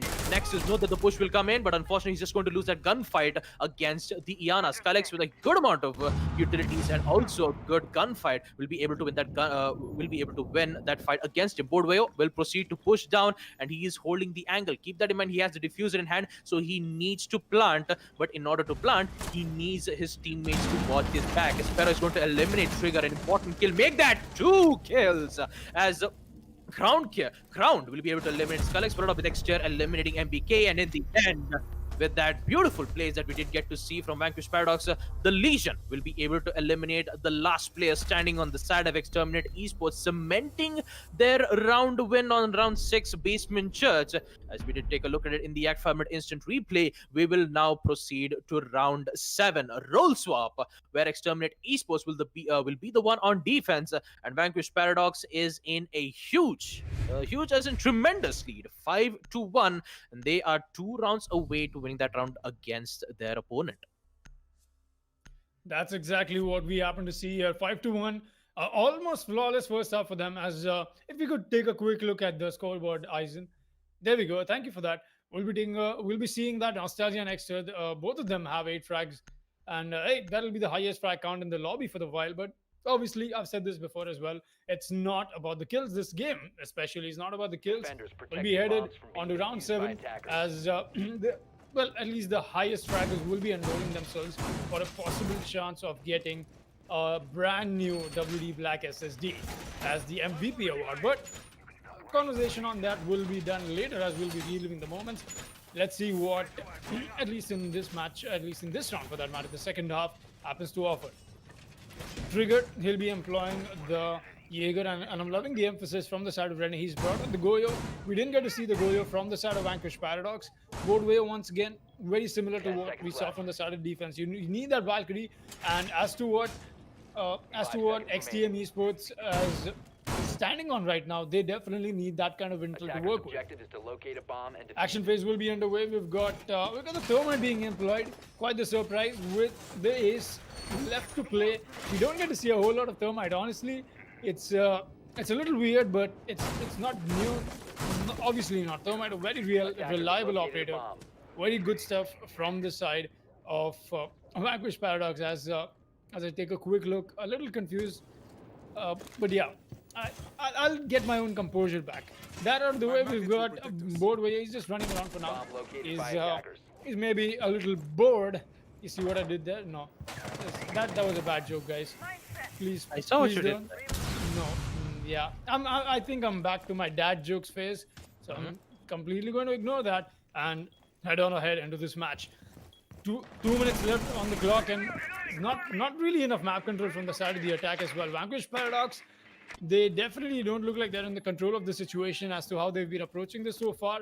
A lot of time and not enough map control, but that does not exactly put them at a huge disadvantage. We've seen Vanquish Paradox come up with that last 15-second rush meta, and they've been good with it as well. You know, when it comes to killing, Vanquish Paradox does happen to have some amazing gunners. So shutting down the side of XTM Esports is going to be an interesting turn of events where you might get to see as the entirety of the side of Gym Bedroom and Logistics has been taken control of from the side of the attackers as we speak about it. Renes taken some damage, but Bolweo walks away with a nice C4 from below kitchen as Exter will be the one to take the fall. A very important kill. That will be the spearhead of the attack from the side of Van Paradox, as that was in fact the Ash, and more importantly Exter, a very huge powerhouse as to what he happens to offer for his team. A 4 versus 5 still into effect as Karex takes some damage, and he'll be taken care of eventually. That'll be Perol's dead to make sure that he takes the fall.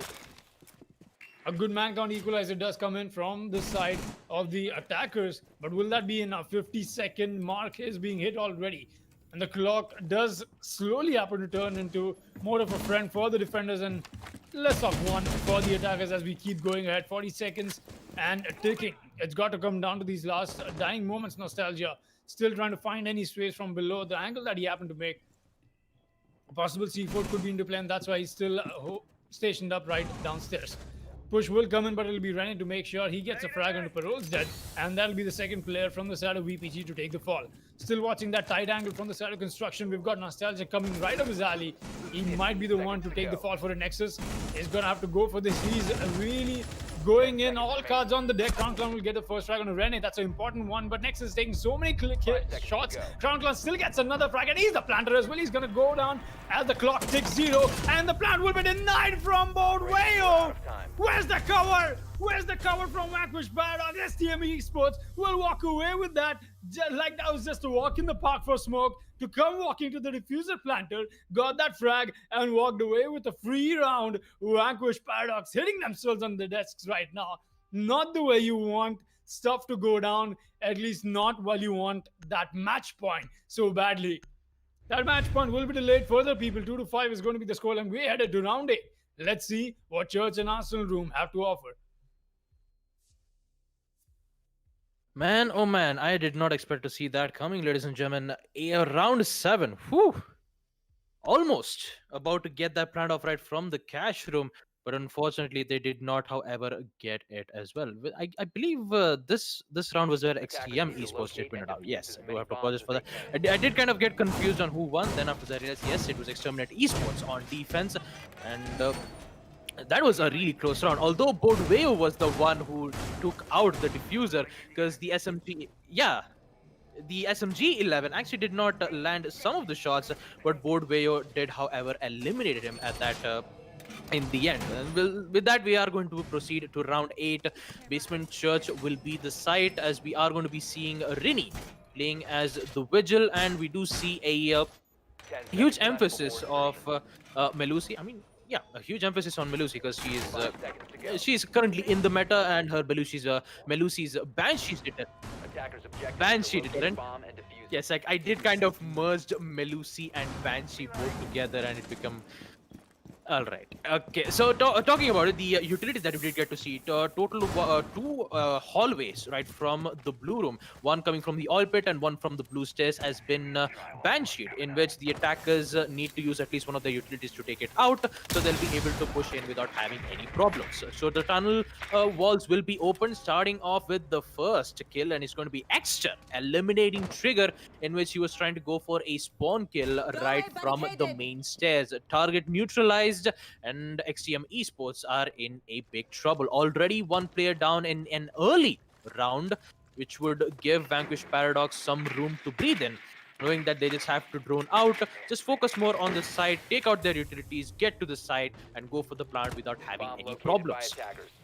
MBK will be the one holding towards the tunnel, takes out the drone as he is prepped and ready for the attackers to push in, because he has a total of 3 smoke gas canisters, which will be able to waste a lot of time for the attackers. Boardwayo, who was currently in the blue room, will now rotate back to the basement church. A good amount of drone works and also the kill, as MBK eliminates Nostalgia. A huge kill as the Zofia will go down, and not being able to take out that deployable shield will prove to be quite disadvantageous on the side of Vanquish Paradox. Although they will open up the hatch on the side of kitchen, they just need to get information and get those kills. Pero trying to contest against the Valkyrie right from below the arsenal room, but he doesn't see Scarlex, in which he'll be able to take care of that situation. Crown Clung goes down as Exter gets a double kill, eliminating MBK, which should make it an a 3-3 equalized situation. Ash has control on the tunnel. The drone will be able to give his location away, but does Scarlex know that there's a push coming in? That Boardwayo was in the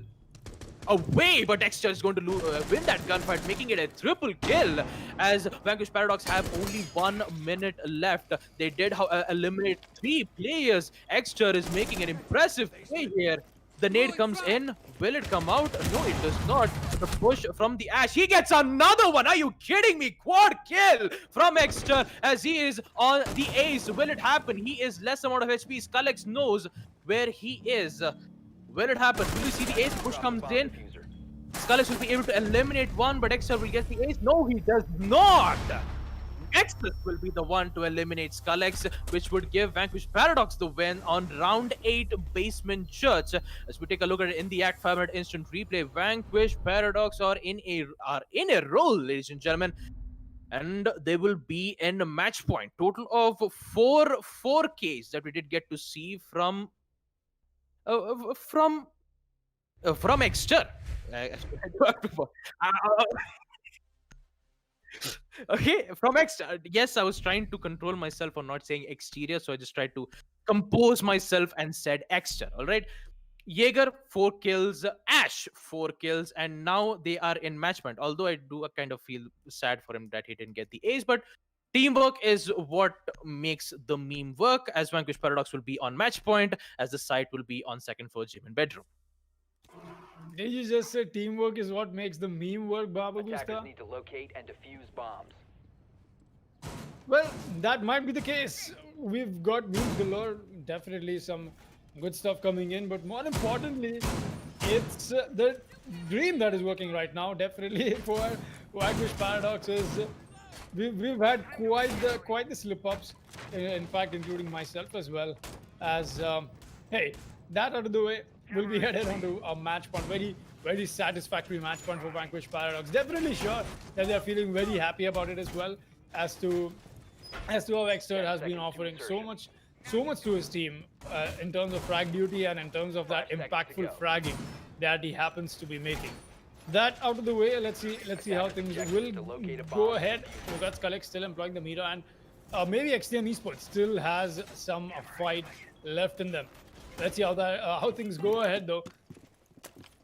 Rene, he's brought up the Jaeger once again, just making sure all the ADSs are well and placed. Exter making his way in already on the top of the garage. Any moment now, never mind. Actually, we don't really have a huge emphasis as to how the drone works have been done from the side of Vanquish Paradox, but from the looks of it, there is a drone that will be Nexus, making sure that everything is well accounted for Exter, and he does not have to take a gunfight that he's unaware of. And just as I happen to speak, that sentence very evidently so. It'll be MBK who does get spotted out on that drone and tagged so much more, but Exter, he's taken so much damage from the C4 below, and that was not even on the railing he happened to be on. That was on completely a different floorboard. But hey, the shrapnel system, we talked about this. That's what happens to do so much more damage than what we would have expected to see out of it. The Zofia Nostalgia does not know that Boardway is watching this angle. He's got a box to worry about, but hey, that box's appearance is only limited until bullets fire off in that direction. Triggered still holding down on the side of logistics. We've got MBK going for a quick rotate. That's what he will want to do after so much damage that has been done on the man. Exterior still very alive and kicking. Has not got an engagement he's taking so far. He'll be on the drone works for the while. Very low on HP. There we go. Just making sure everything is well and accounted for. Good terms of heartbeats coming in from the side of the attackers. They're being very slow and methodical about it, and that's exactly what we like to see. But Triggered takes advantage of that little off-pacing from the side of Vanquish Paradox. He tries to make more of it, and he will. A double kill comes in, and that'll be Nexus and Parole's dead to take the fall in a very similar fashion as to how that was a little comical, honestly. We didn't see how Parole's dead went down, but that's what I think happened. But that out of the way, Crown Clan, he's got a breach and a line of sight and a breach to worry about. A possible peek could come in from the Mira any time now. Extra very low on HP. It might essentially be a 2 versus 5 right now as XDM Esports, like I happened to talk before this round started. There you go, Triggered with a triple kill comes in. They still have a fight left in them, and they are alive and kicking. They want to push this as farther as they can. Diffuser being spotted on the logistics edge, and that is going to put the attackers in a spell. And there you go. They've been put in a really tight spot, and XDM is making sure they're exploiting it. Skullex with the kill onto the Zofia as well. It's all on Exter. The man is solo on HP. He's the last one surviving. No diffuser in hand. 10 seconds left. Nothing at all that he can work with, but he'll walk away with the Mira's frag, and that'll be the only frag he'll walk away with. Triggered with the quad kill in the round 9 for Exterminate Esports to make sure that they have themselves another chance, a breather for the while, at least to try and fight back to what Vanquish Paradox has brought onto themselves. That being said, Vanquish Paradox does still sit on match point, as we'll be headed to round 10. Let's see what happens.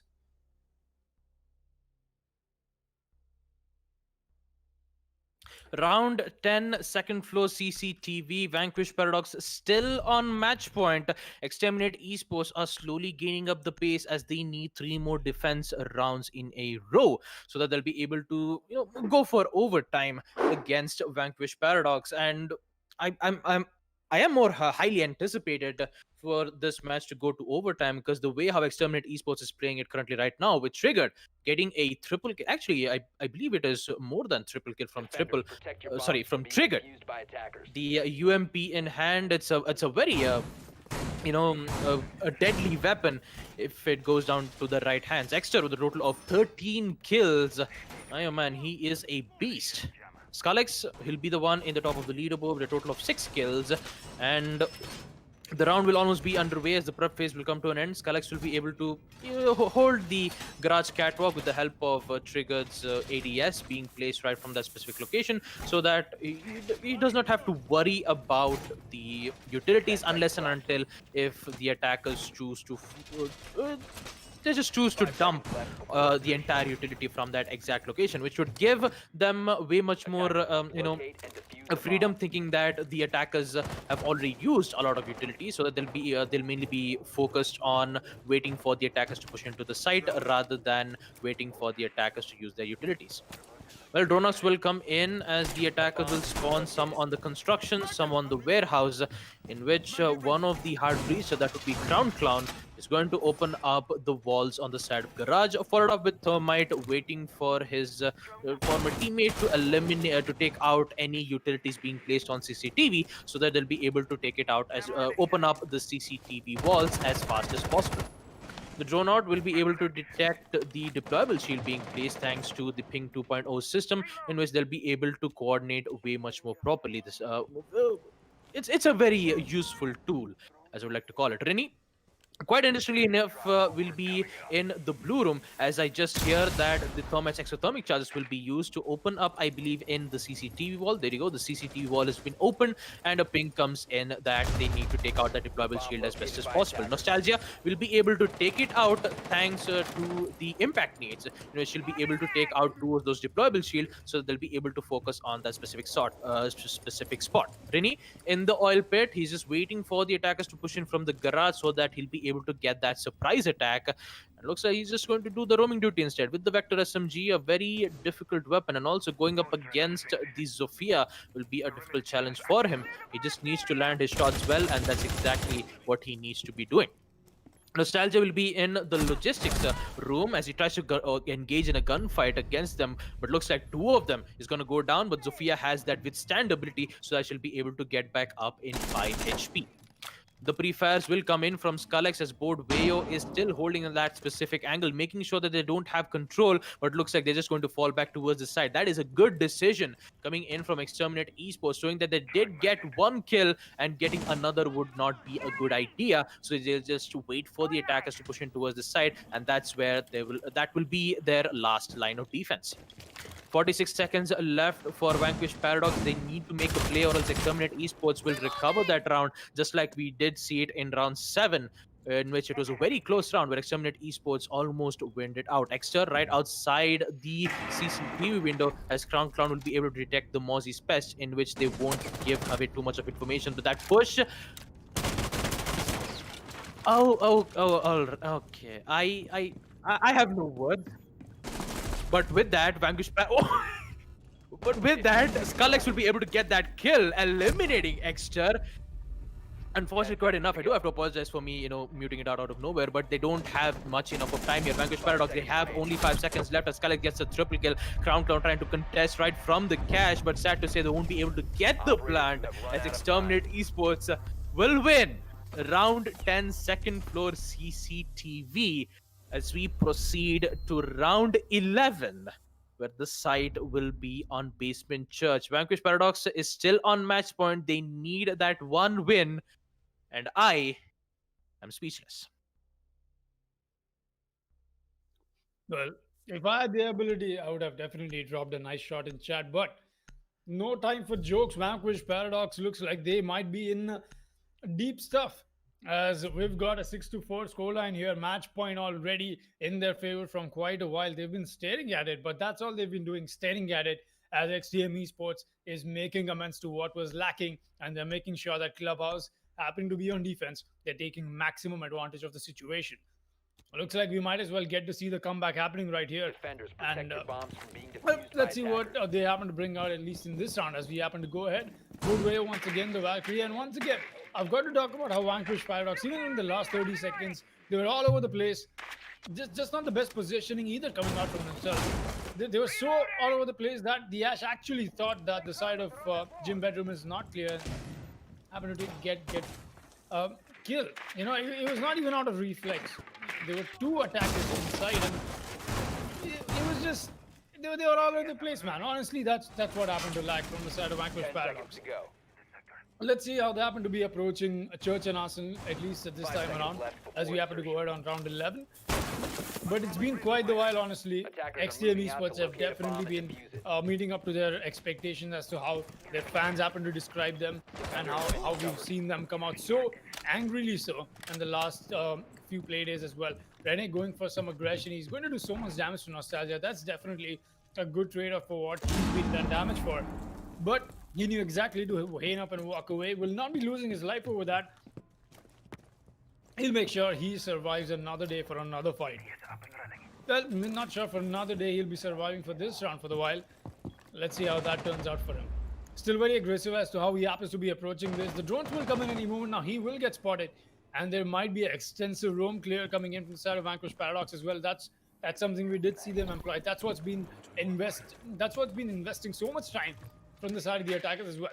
Breach is happening quickly enough from the side of the attackers on the side of Secret Tunnel, as they happen to make their push. There'll be good flank watch and a double flank cover for that matter for the breaches to do their work slowly. That'll be thermite for the while.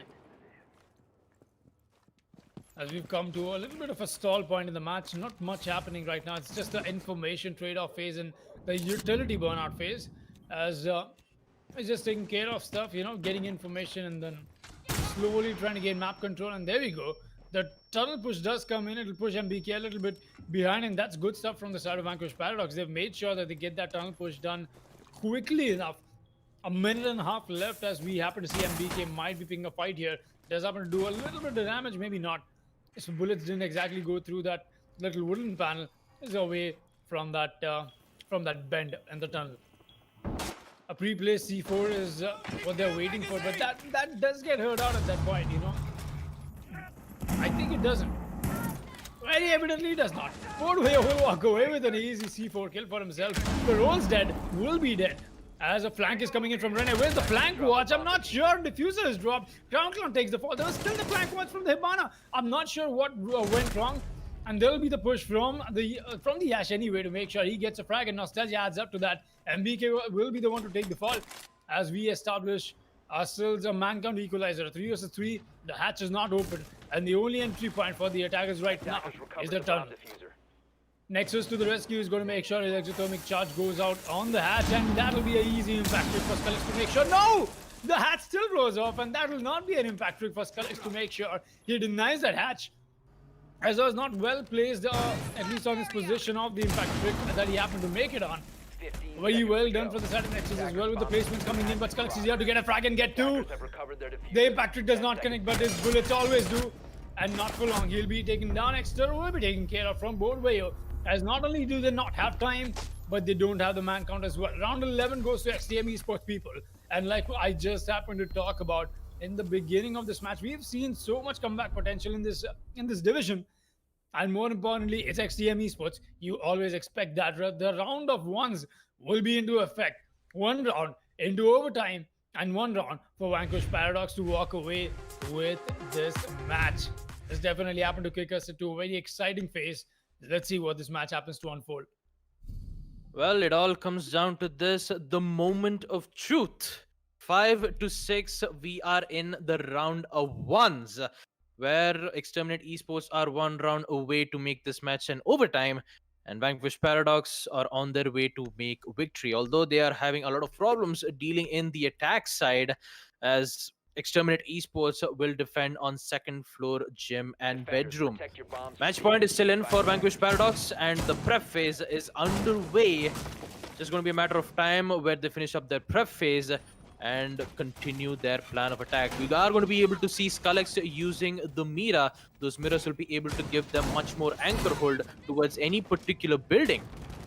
I wouldn't say building, a particular room, so that they'll be able to hold and make sure that they'll be able to keep the attackers at bay. My goodness, a lot of plays, a lot of exciting plays, a lot of mistakes being made from both the teams, and also, just like Foxy said, that Division 2 is a bloodbath, and we actually do get to see it in each and every match, especially matches like these, is why that I actually do love casting these matches so much. But anyways, action phase, we will proceed. Match point is still for Vanquish Paradox. They need to make sure that they'll be able to fix their mistakes, or else Exterminate Esports will take the opportunity. Rini will be in the main stage. Quite interestingly enough, we do see a Melusi's Banshee deterrent right from the main stage, as Scullix is making his final preparations, making a walled rotation right near the bathrooms, in which there is a mirror wall being placed. Pero with the sledge, he's just making sure that he'll be able to take out those default cams as soon as possible, as MBK will be the one holding towards the cash room. We won't be able to see any mirrors being placed. We might. The only mirrors that we did see was from the second floor gym, and not from the CCTV. We do hear those Excaros pellets being used to open up walls, right from the CCTV, I believe, and the hatches already being opened by none other than the sledge. Boardwayo will be doing the roaming duty yet again, but right now he is currently at the lounge, and he's just waiting for the operators to just push in. Nostalgia with yet another, with that angle being placed right from the garage catwalk towards the angle from the cash room. And looks like MBK is going to take quite a lot of damage right from the construction window, so he needs to make sure that he does not drop. If he does, then the attacker gets the control of that specific position. Rini still in the blue stairs as exterior, as Exter tries to go for that shot yet again, but it looks like Rini is going to win that gunfight, eliminating the Ash, an important frag as the Ash with a total of 3 flashbangs and a total of 2 breaching charges won't be available in this round. And also an important note that a man count on the side of Vanquish Paradox has been down. With a total of 1 minute left on the side of the attackers here, Nexus is repositioning himself to open up, I believe, the construction wall with a rappel rather than going for it. It is the fastest way to use the exothermic charge to make way to get control on the construction room, but won't be able to see the C4 in which Bordweyo takes out Nostalgia. Looks like Exterminate Esports will be able to put this match in overtime. They just need to eliminate 3 more players on the side of Vanquish Paradox, and looks like they are underway. Perot goes down by none other than Triggered with the UMP. As Kalex also eliminates Crown. Look, what is just happening, ladies and gentlemen? XTM, a flawless round on second floor gym, will be able to put the match on overtime. Ladies and gentlemen, get ready to feel the heat. Overtime will commence as we proceed to round 13. XTM on defense, Vanquish Paradox on attack. And my God, are we going to witness this here, ladies and gentlemen? Exterminate Esports not having a good day in the first half. They managed to come back in the second half, putting this match to overtime as they will be the one to make this play happen. Will we see Exterminate Esports win it out, or will Vanquish Paradox prevail? Let us find out in this round.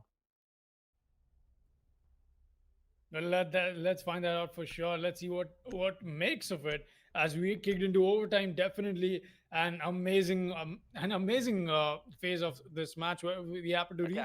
And there we go, another legendary comeback story we have for ourselves. 6-2, and we are hit 6-6. This definitely will boil down to the fact that if XCM happens to win this or not, because is it all for nothing? That's the real question right now.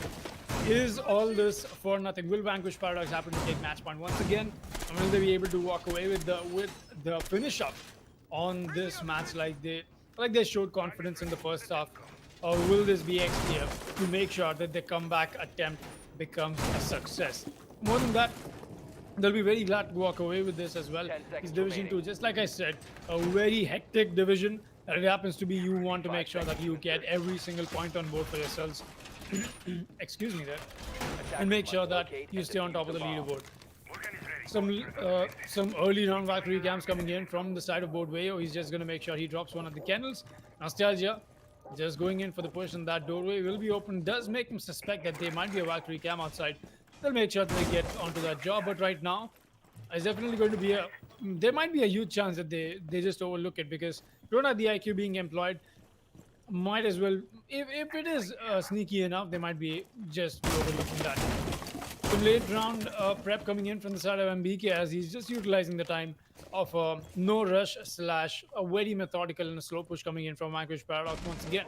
Maybe that's what they need. Maybe that's what they need to do. Throw in a little bit of randomness and try and take a fight that is not on the enemy's turf. Maybe that's just me blabbering and going on about. I'm definitely sure the players themselves in control know what they are doing. As Perot's dad will make sure he gets the first frag of this overtime match round. Skullex will be the one to take the fall as Ren is taking so many shots and he'll be taken down. There might be a quick finish up coming in, and they'll be Bordweyo to get the frag on the Nexus though. Where did that come out of? Exter meanwhile gets the free frag on the Bordweyo. It's all on a Triggered and MBK as Rene will still be downed on the side of the blue extension. Nostalgia will take the drop on the stock. I'm not sure. Oh, that's why. He'll just make sure Rene is confirmed onto. A 2 versus 4 in its truest sense is now established as Triggered is all the way on the side of garages, while we have MBK still stationed up on site. Bomb located by attackers. Slowly making this push happen. You've got so much more time. Vanquish Paradox definitely can use all of their comfortability for themselves right now. 1 minute left, 2 defenders to find, and the side does happen to have enough map control as well. There you go. Perotzer will make sure he finds a nice frag for himself. MBK found a straying in and an onside will be the one to get taken down. It's a 1 versus 4 clutch for Trigger to work with right now. He's making his way in from the window. That barricade will not be open. That gives him so much more space to just walk around the side like that. drone works are coming in, and that means his position's been given away. He's taking some shots as well, but the flashes and the push is what is confusing him so much. He'll just be taking server lax help for that little cover that he needs for now. Push comes in, that'll be triggered. He's just making sure he gets the planter, but no, that is Crown.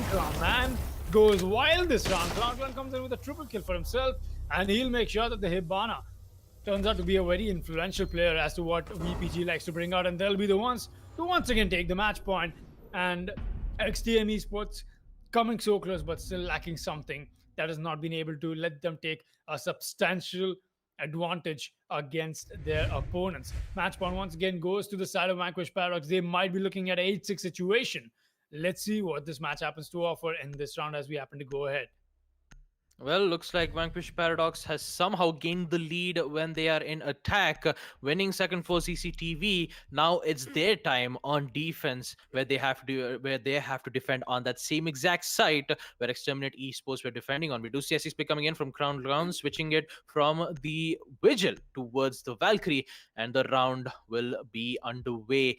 Exterminate Esports, they've won 4 defense rounds in a row, right from round 9 to round 12. And VPG still in the lead on overtime match point. It's not going to look well. Exterminate Esports, they've made some wonderful comebacks in the second half. It would be much more of a heartbreaking defeat if Vanquish Paradox did not somehow, if Vanquish Paradox did, however, win that defense against Exterminate Esports. Well, it's just going to be a matter of moments when the defenders finish up their reinforcements, their placements of utilities, placements of barbed wires, and the attackers placing up their specific drones to give them good amount of information as best as possible.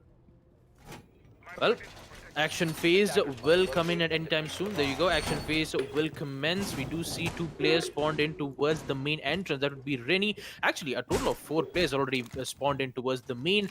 Interestingly enough, we do see 1 spawned in towards the warehouse, and I believe that would be the other hard breacher. Maybe Skalex he still has the drone being placed on a particular position in which they'll be able to find exactly where the location of defenders' positioning is. We do see a total of 2 Excaros pellets being used. The same thing, taking out the garage wall. We'll be able to ping the drone. We'll be able to ping the Vomice magnet nade, saying that there is a utility being used, so that MBK will be able to take it out without having any problem. There you go. I believe that is the magnet being destroyed. There you go. As Exter going up against a gunfight right from the lounge's entrance, he has Valkyrie right behind him, in which he'll be able to provide some cover or a possible trade if that happens. Triggered is still looking for the hatch. He's kind of worried that any particular defender might drop in from the hatch to go for a quick rotate. If Triggered gets that important kill, then Exterminate Esports will be able to manage it to put this match to a final round 15. I believe there is a Valkyrie cam placed right from the garage, which will be able to give them good amount of information at what time the attackers decide to push in, as the Aces Selma charge is being used to open up maybe on the CCTV. Where the Ash is still looking at the hatch, as he is still worried about it, as Nostalgia needs to deal with a total of 3 players. A lot of gunfights being traded out. Interestingly enough, he won't be able to he won't be able to get a lot of damage, but looks like Skalex will be able to find one. Nostalgia goes down, which Exter is actually going for a gunfight. He's going to win that gunfight against the Ash, making it a 4v4. 1 minute left, actually 1 minute 5 seconds left on the side of Exterminate Esports, as Exter goes down with an incredible wall bang coming in right from the attackers. The confirmation will apparently go in, and it's going to be Rennie with the SMG-11 to eliminate Exter.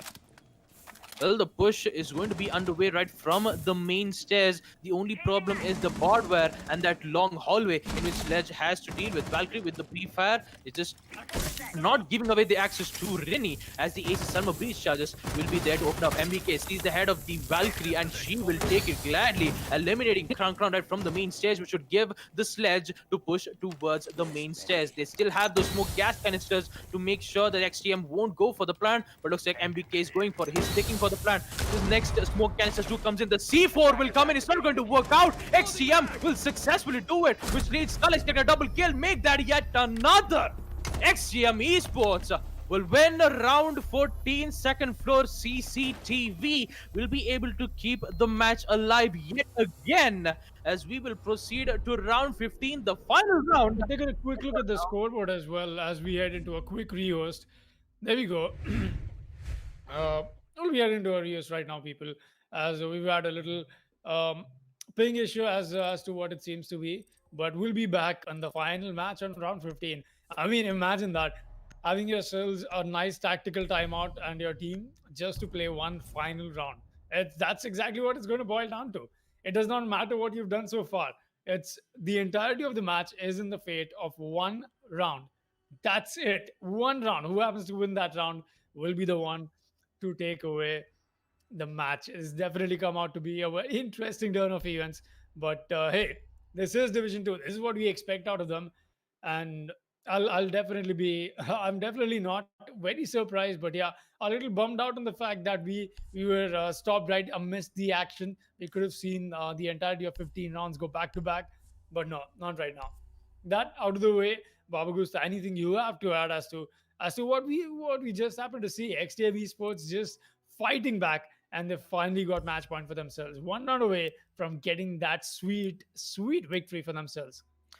Well, if I have to do talk about it, I do have to go about it in the first half, where Exterminate Esports were on attack, in which they could not handle the defending phase, on which Vanquish Paradox did extremely perform well, winning a total of 5 defense rounds in a row, where Exterminate Esports did manage to get at least one win on attack, and that would be on Basement Church. Extra's performance from Vanquish Paradox is absolutely amazing. We haven't seen some extraordinary plays, although I mean, the TK was the one, especially when he was on attack, was out of nowhere. But all in all, like, these two teams have been performing extraordinarily well. And also on XTM, Triggered, the UMP Castle, who apparently just proned in, waiting for the attackers to just hold an angle, and he would always win that gunfight right from that logistics hatch. No matter how many times you try to go for, no matter how many times the attacker tries to go for a pre-fire,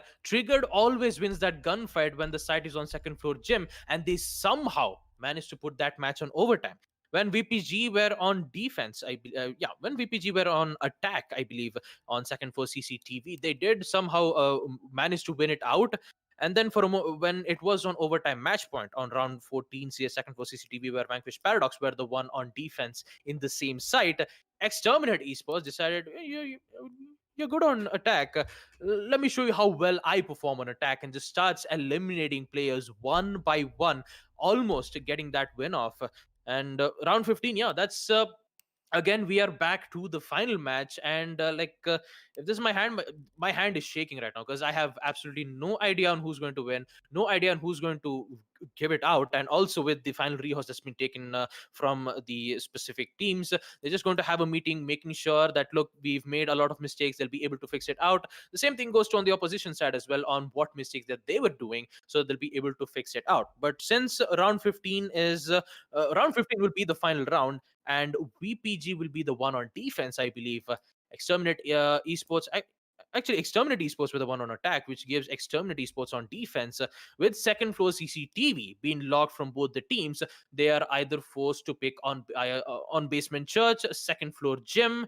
And yeah, that's exactly the other two sites in which they'll be able to pick. Although first floor bar is not going to be a viable pick for the defenders, because on a map like Clubhouse, first floor bar isn't a site in which most of the players would actually pick on. But second floor gym, Basement Church will be their final line of attempt for Team Exterminate Esports on defense. If they do not, however, hold that specific site, it will go to the favor of VPG on attack. So they need to be careful, they need to be prepped, they need to make sure that they keep their homeworks intact.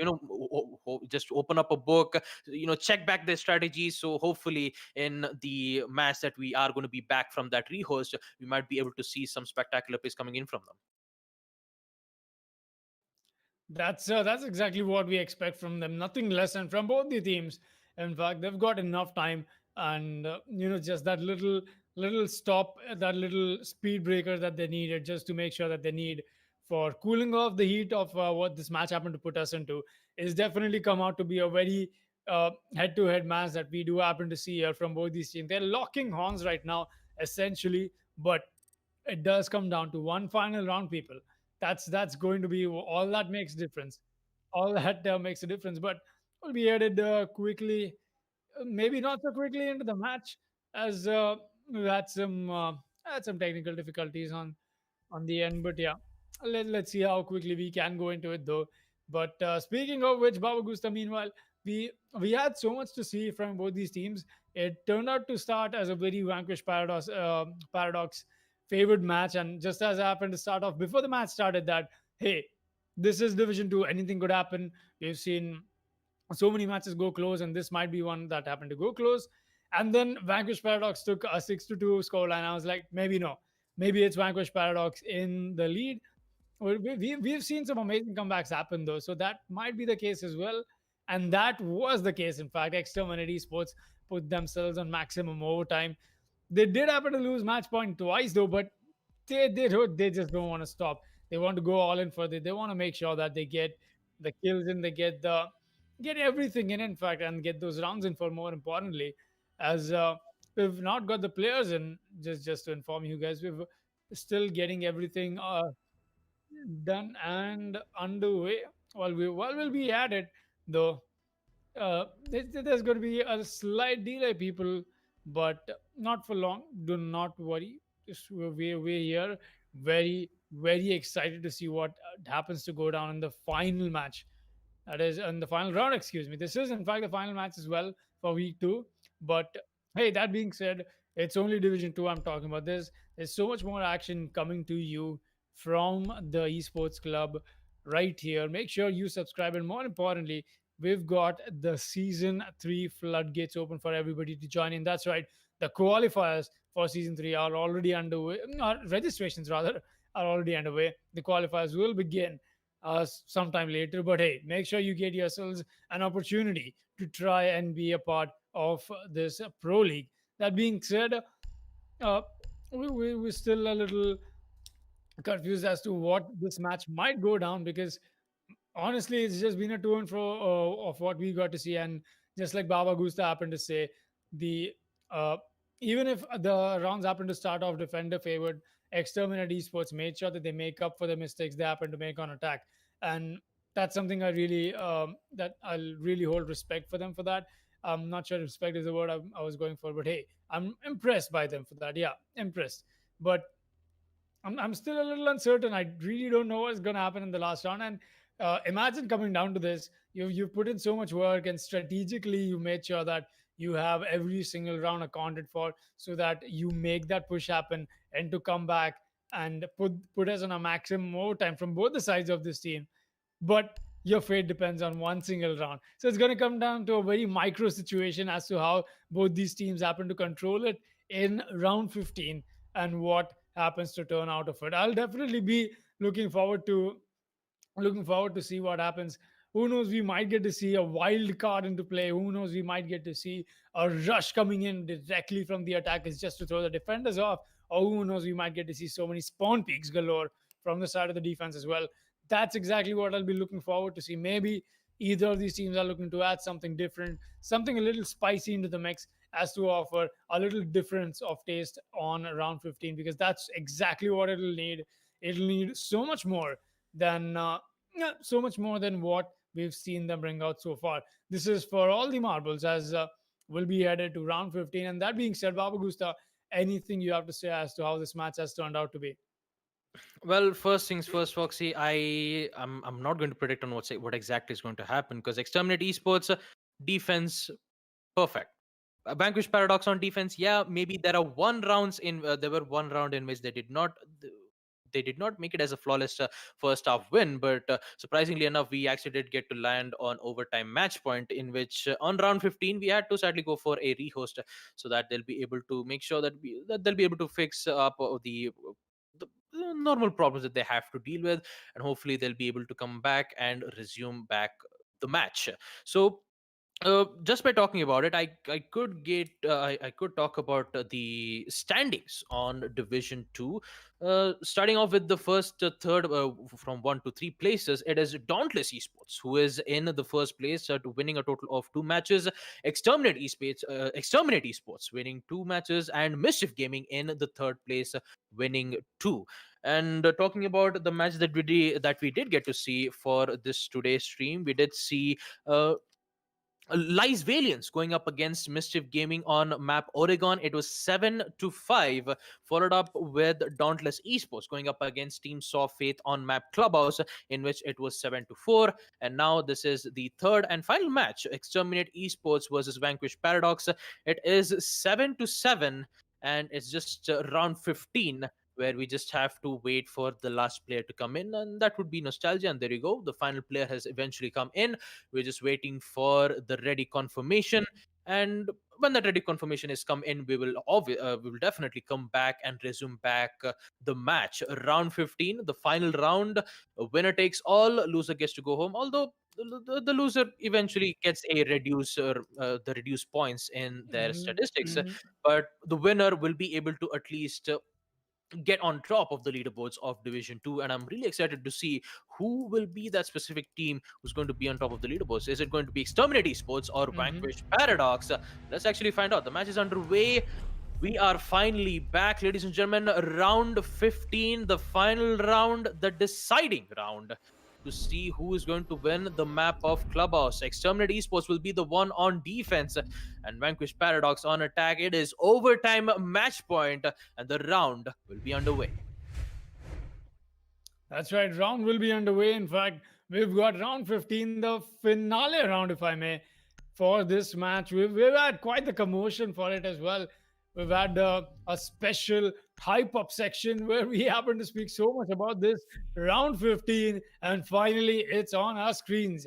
We've got Ibana and Thermite once again being employed from VPG. They've looked very confident as to what they happen to make changes very quickly in the recent rounds. Maybe that's the pace is the same stuff we'll expect to see from them. While Gym Bedroom, I'm a little skeptical about this. I'm not sure if that's the best side to be approached right now from the side of Exterminate Esports. But hey, let's see what they have to offer though. They've definitely had the better of defensive rounds, and that's exactly what we like to see. MBK making sure that extensive role rather, happens to come out with the reinforcements first on the CCTV. Outer wall. Skrillex once again employing the Mira. He's had a good time as to how he's happening to use the Mira and providing that little extra piece of utility for his teammates as well. That's something that Exterminate Esports has been very comfortable doing, and it just happens to make me all the while more happy that kind of cohesion between teammates, stuff like that. Always that's something I'm always looking forward to. Boardwayo coming in, so Valkyrie camp, that's bound to get spotted, but at least he'll get some quick information, and before that does though, might be going for a spawn pick as well. Who knows? Like I said, might get to see anything different thrown into the mix, or maybe both of them will just play it safe as they can and take this methodically like we usually get to see rounds go down. Rene is just going to make sure he has the drone was trying to spot him, but that also gives away his position that there's somebody playing on the side of CCTV and cash room. Crown Clown watching the drone hole, maybe trying to find any feed, that is, but there'll be none, at least not for the while. Exo will be the one once again spearheading the attack. He's made his way on the side of garages already, and a quick fall back from the side of the defense already. I'm not sure if there was a hold even emphasized over there, because we did see the reinforcements come out on the outer side of the wall, so that essentially does suggest the fact that they were just trying to stall the attackers rather than just make it a little more extensive hold. There you go. There's reinforcements on the soft wall. They're all soft walls on the side of Cash, and so far it's looking good for the side of XTM Esports as a peek comes out from Parole. Said he'll find MBK, but Boardwayo meanwhile will find the refrag right back in with the run out that he happened to make.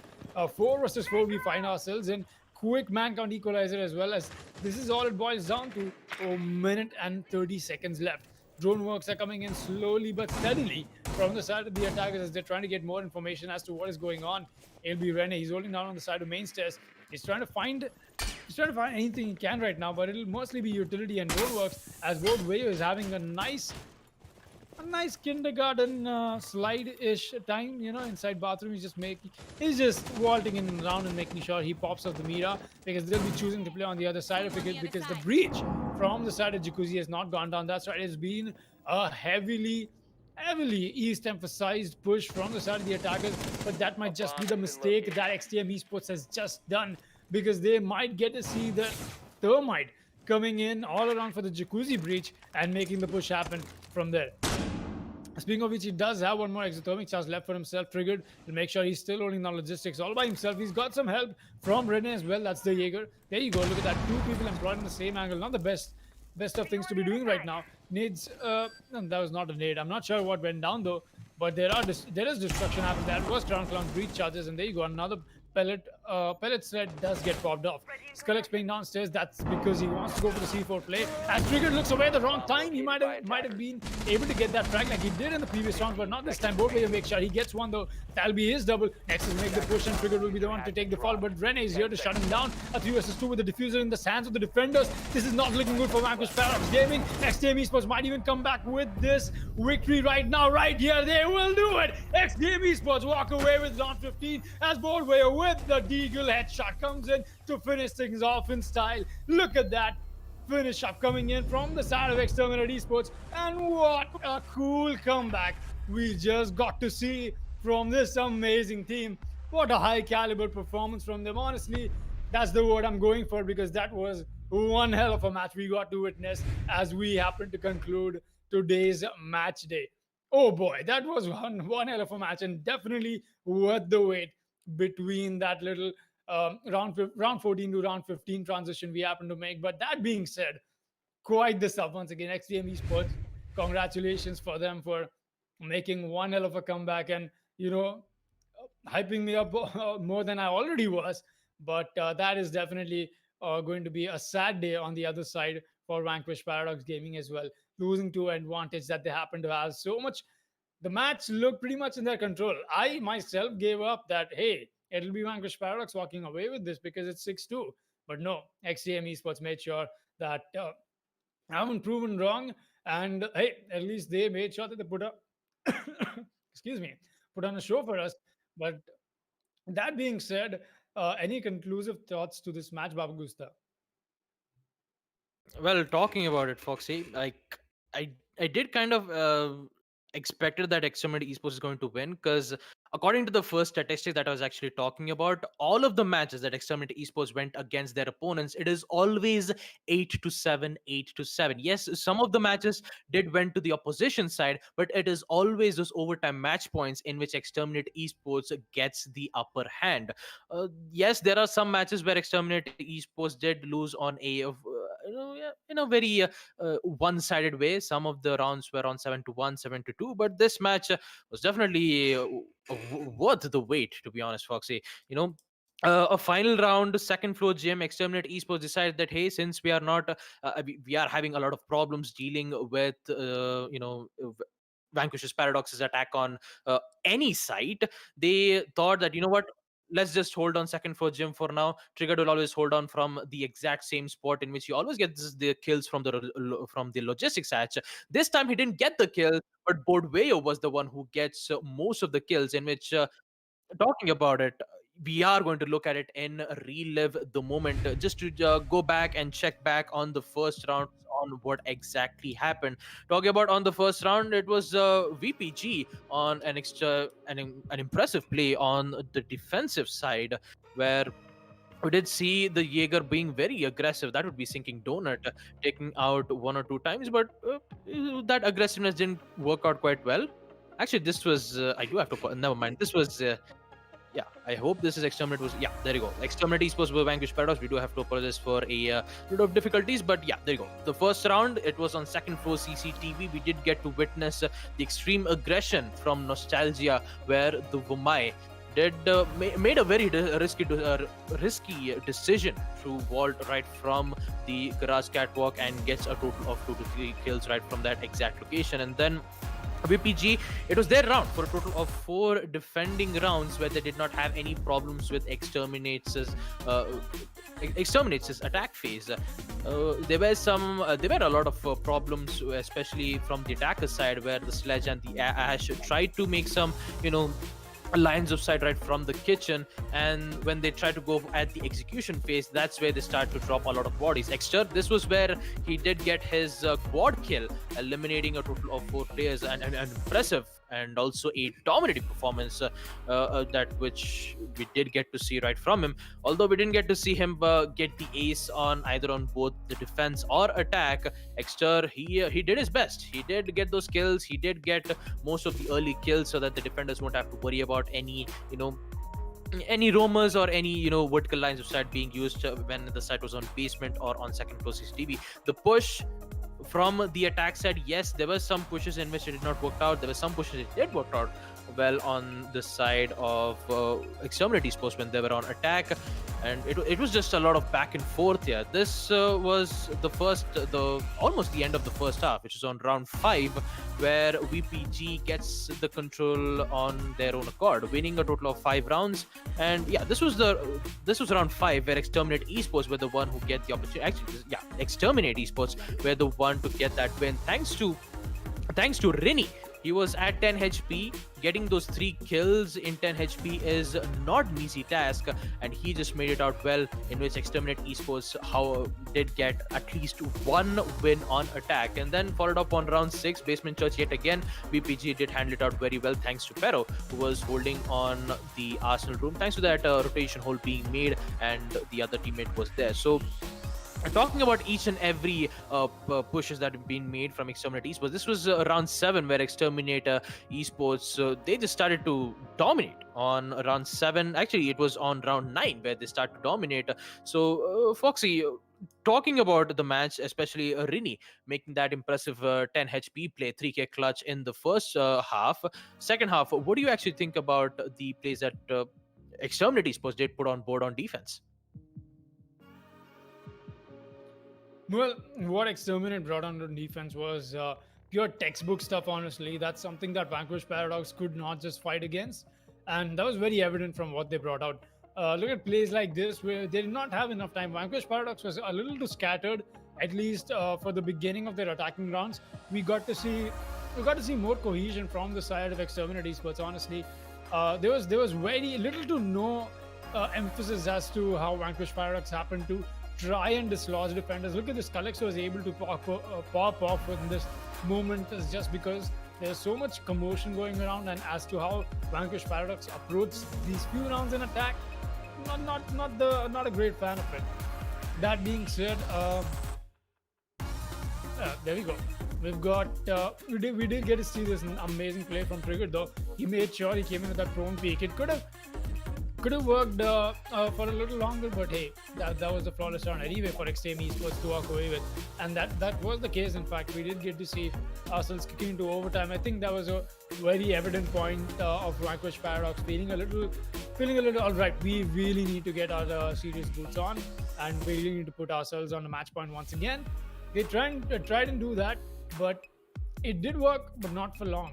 It was not for long until Exterminate Esports made sure they bring in that retaliation from them, snatching away the match point, putting both of their teams on a rather equal outlook as to how the match happened to turn out.